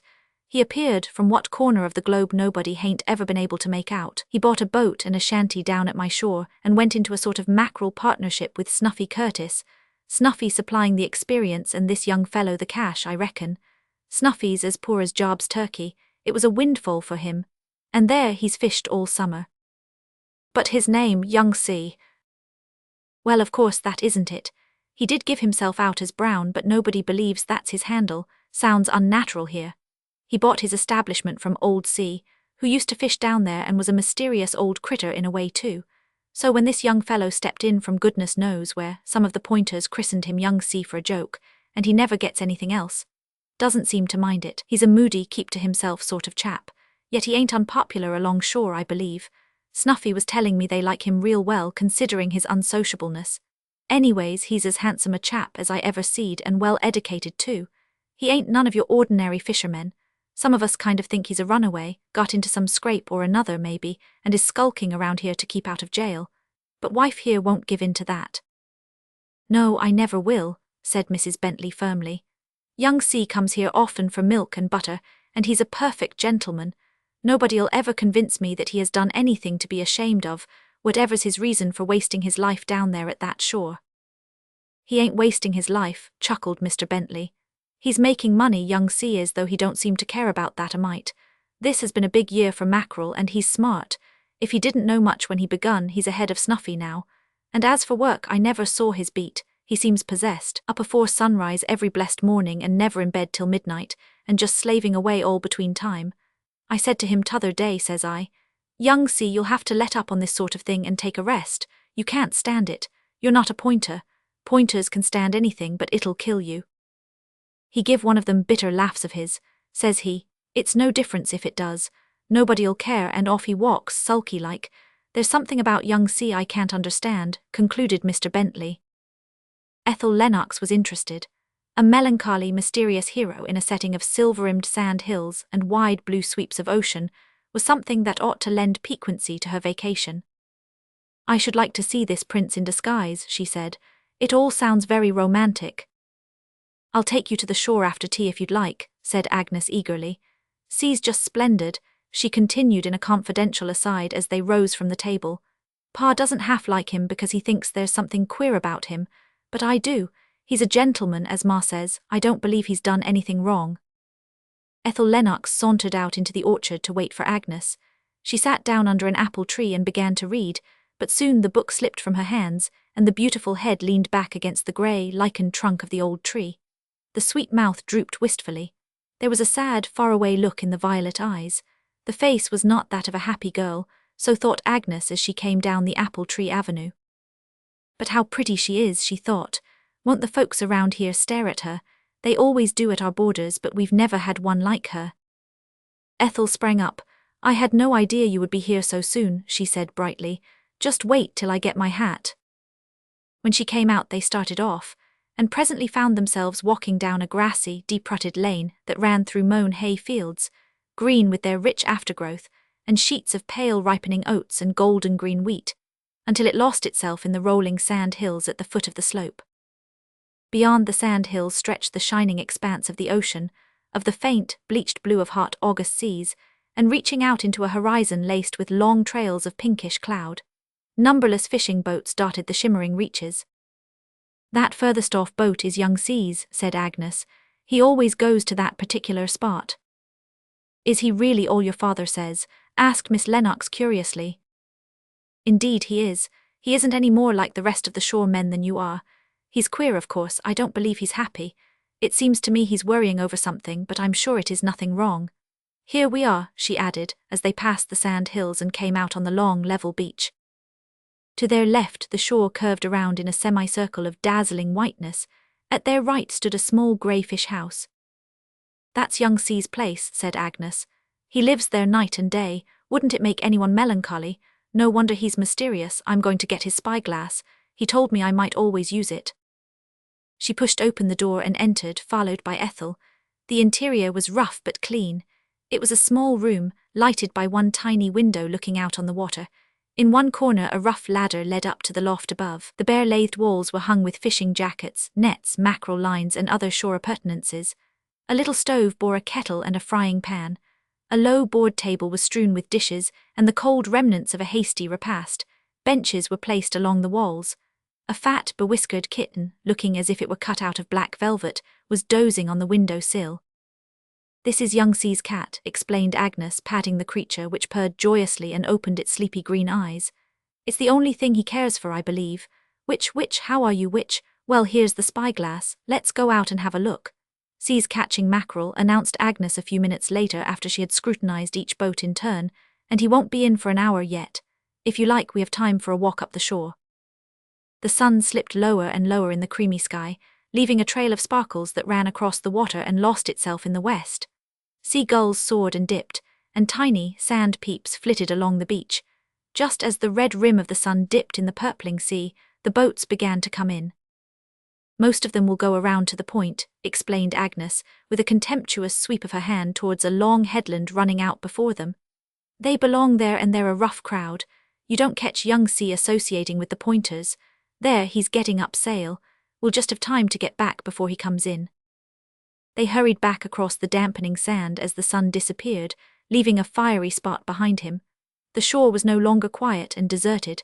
The little spot where the fishing house stood had suddenly started into life. Roughly clad boys were running hither and thither, carrying fish or water.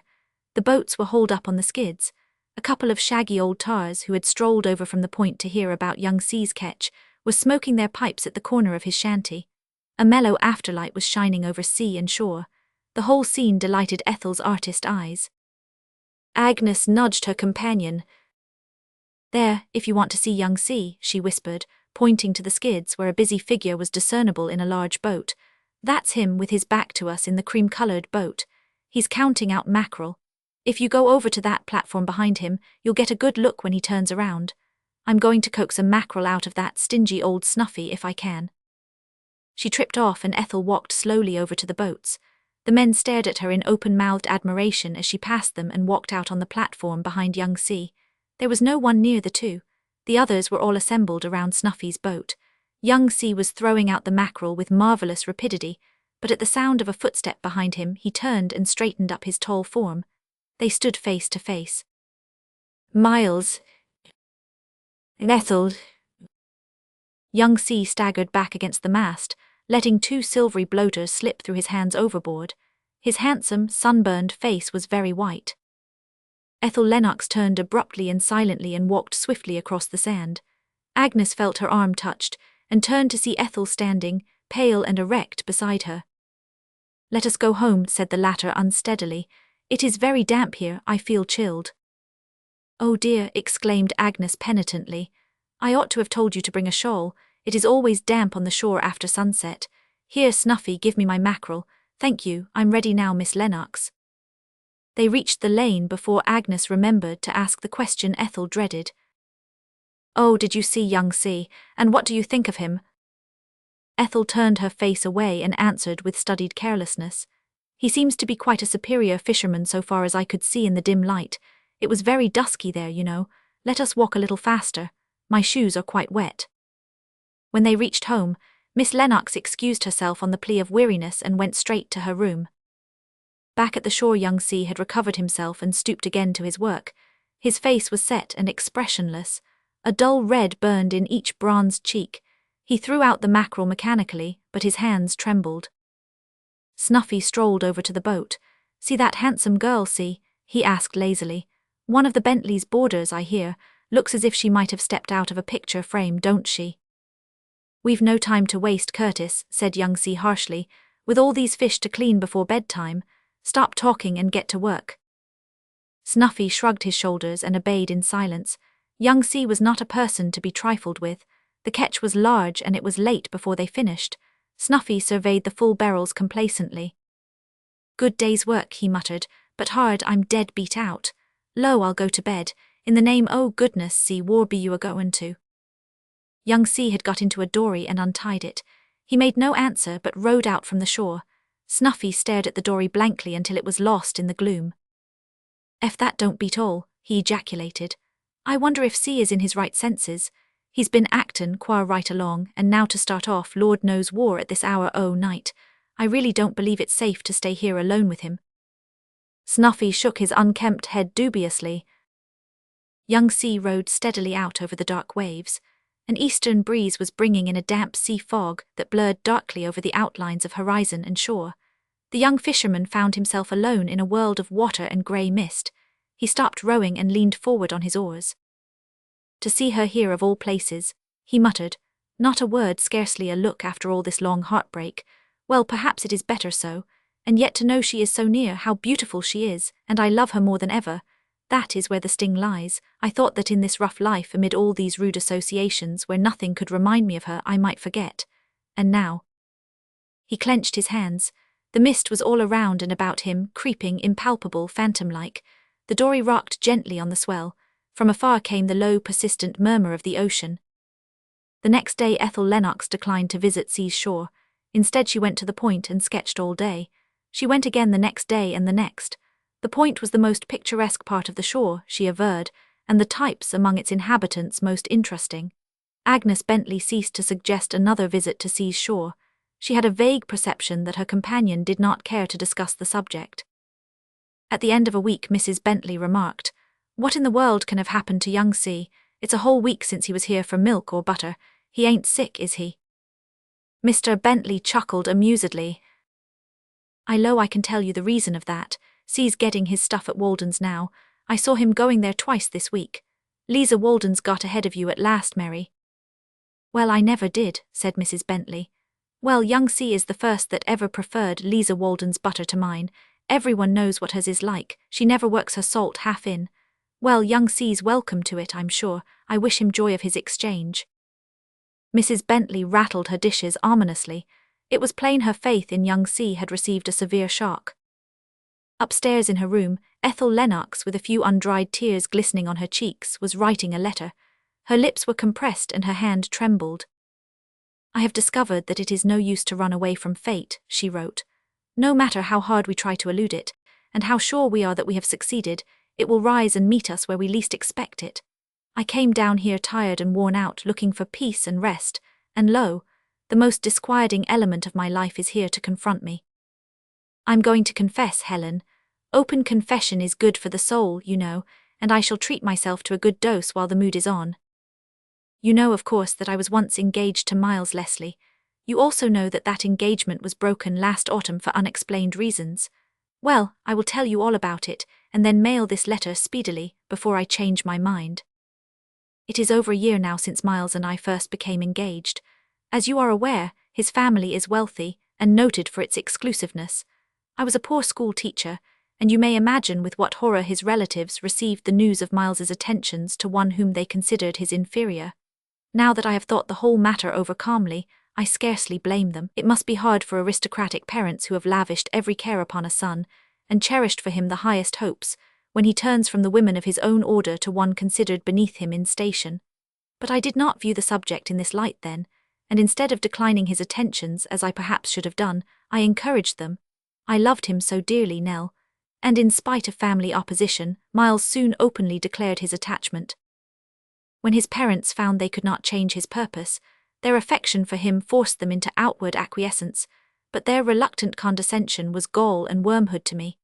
I saw things only from my own point of view, and was keenly sensitive to their politely concealed disapprobation, and my offended vanity found its victim in Miles. I belonged to the class who admit and resent slights instead of ignoring them as do the higher bred, and I thought he would not see those offered to me. I grew cold and formal to him. He was very patient, but his ways were not mine, and my manner puzzled and annoyed him. Our relations soon became strained, and the trifle necessary for an open quarrel was easily supplied. One evening I went to a large at home given by his mother. I knew but few, and, as Miles was necessarily busy with his social duties to her guests, I was, after the first hurried greeting, left unattended for a time. Not being accustomed to such functions, I resented this as a covert insult, and in a fit of jealous pique, I blushed to own that I took the revenge of a peasant maid, and entered into a marked flirtation with Fred Curry, who had paid me some attention before my engagement. When Miles was at liberty to seek me, he found me, to all appearances, quite absorbed in my companion and oblivious of his approach.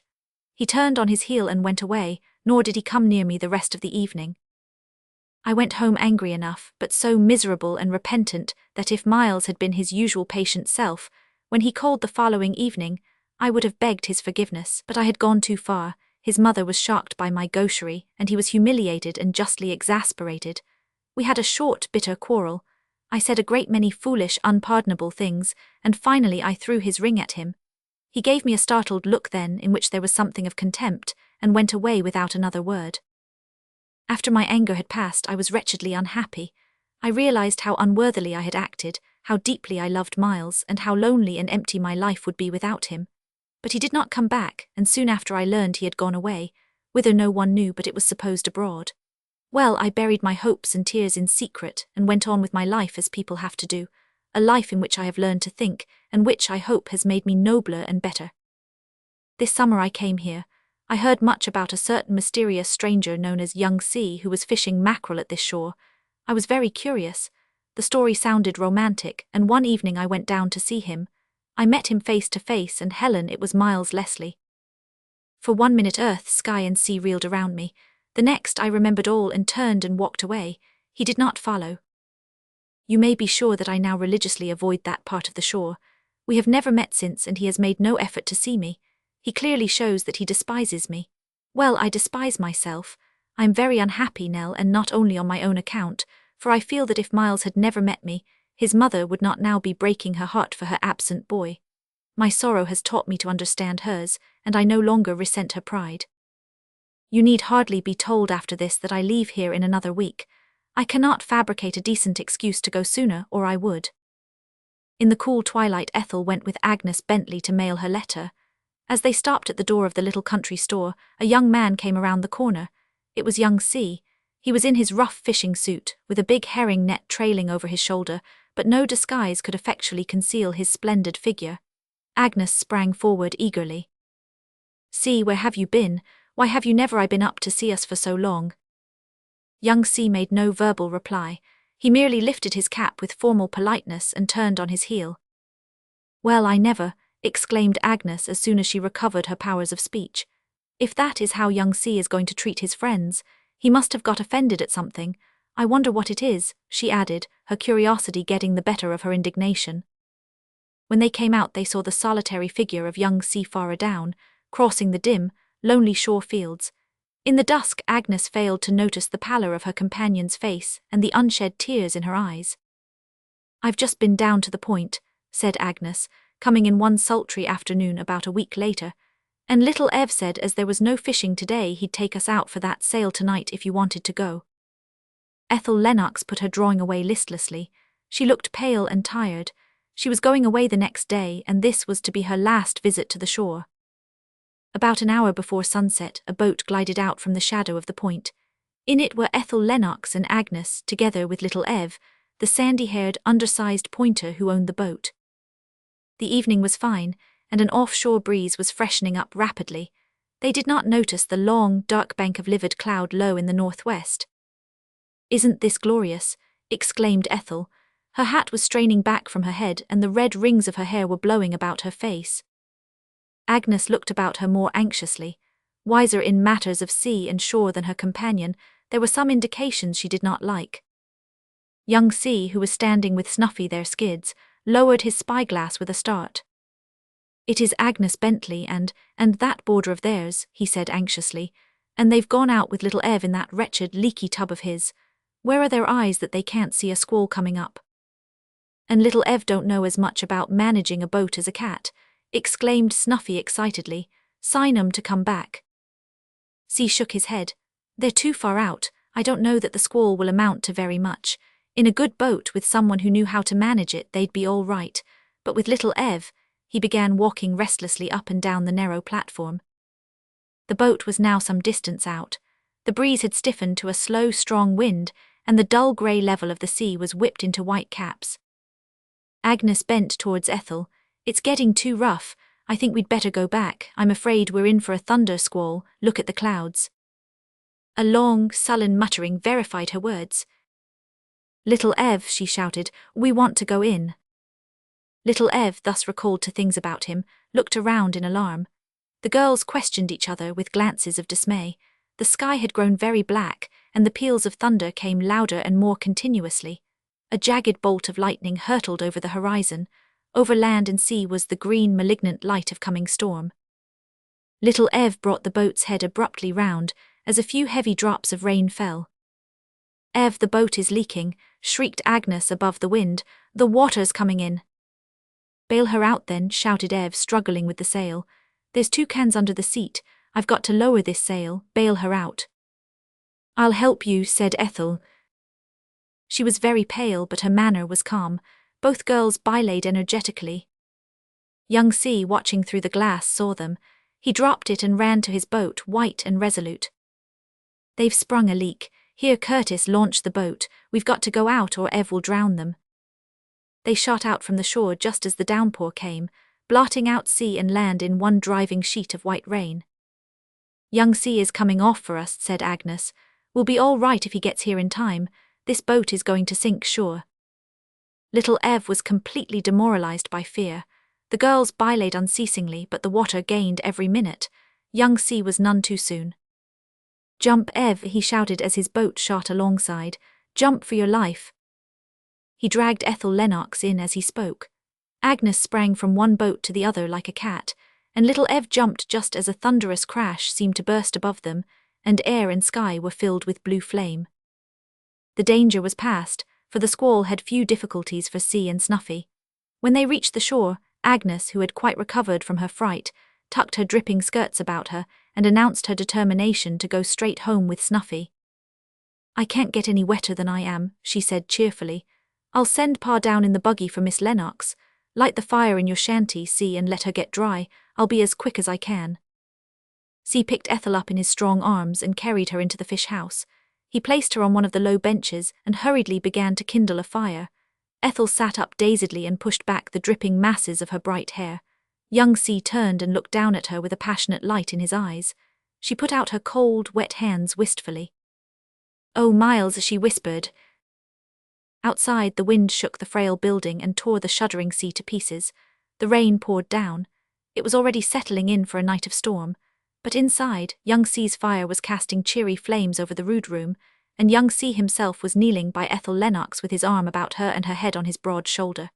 There were happy tears in her eyes, and her voice quivered as she said, "Miles, can you forgive me? If you knew how bitterly I have repented." "Never speak of the past again, my sweet. In my lonely days and nights down here by the sea, I have forgotten all but my love." "Miles, how did you come here? I thought you were in Europe." "I did travel at first. I came down here by chance and resolved to cut myself utterly adrift from my old life and see if I could not forget you. I was not very successful." He smiled down into her eyes. "And you were going away tomorrow. How perilously near we have been to not meeting. But how are we going to explain all this to our friends along shore?" "I think we had better not explain it at all. I will go away tomorrow as I intended, and you can quietly follow soon. Let young C remain the mystery he has always been." "That will be best, decidedly so. They would never understand if we did tell them. And I dare say they would be very much disappointed to find I was not a murderer or a forger or something of that sort. They have always credited me with an evil past. And you and I will go back to our own world, Ethel. You will be welcome there now, sweet. My family, too, have learned a lesson and will do anything to promote my happiness." Agnes drove Ethel Lennox to the station next day. The fierce wind that had swept over land and sea seemed to have blown away all the hazy vapors and oppressive heats in the air, and the morning dawned as clear and fresh, as if the sad old earth with all her passionate tears had cleansed herself from sin and stain and come forth radiantly pure and sweet. Ethel bubbled over with joyousness. Agnes wondered at the change in her. "Goodbye, Miss Lennox," she said wistfully. "You'll come back to see us some time again, won't you?" "Perhaps," smiled Ethel, "and if not, Agnes, you must come and see me. Some day I may tell you a secret." About a week later, young C suddenly vanished, and his disappearance was a 9 days' talk along shore. His departure was as mysterious as his advent. It leaked out that he had quietly disposed of his boat and shanty to Snuffy Curtis, sent his mackerel off, and that done, slipped from the Pointers' lives, never more to re-enter them. Little Ev was the last of the Pointers to see him tramping along the road to the station in the dusk of the autumn twilight, and the next morning Agnes Bentley, going out of doors before the others, found on the doorstep a basket containing a small, vociferous black kitten with a card attached to its neck. On it was written, "Will Agnes please befriend Witch in memory of young C?"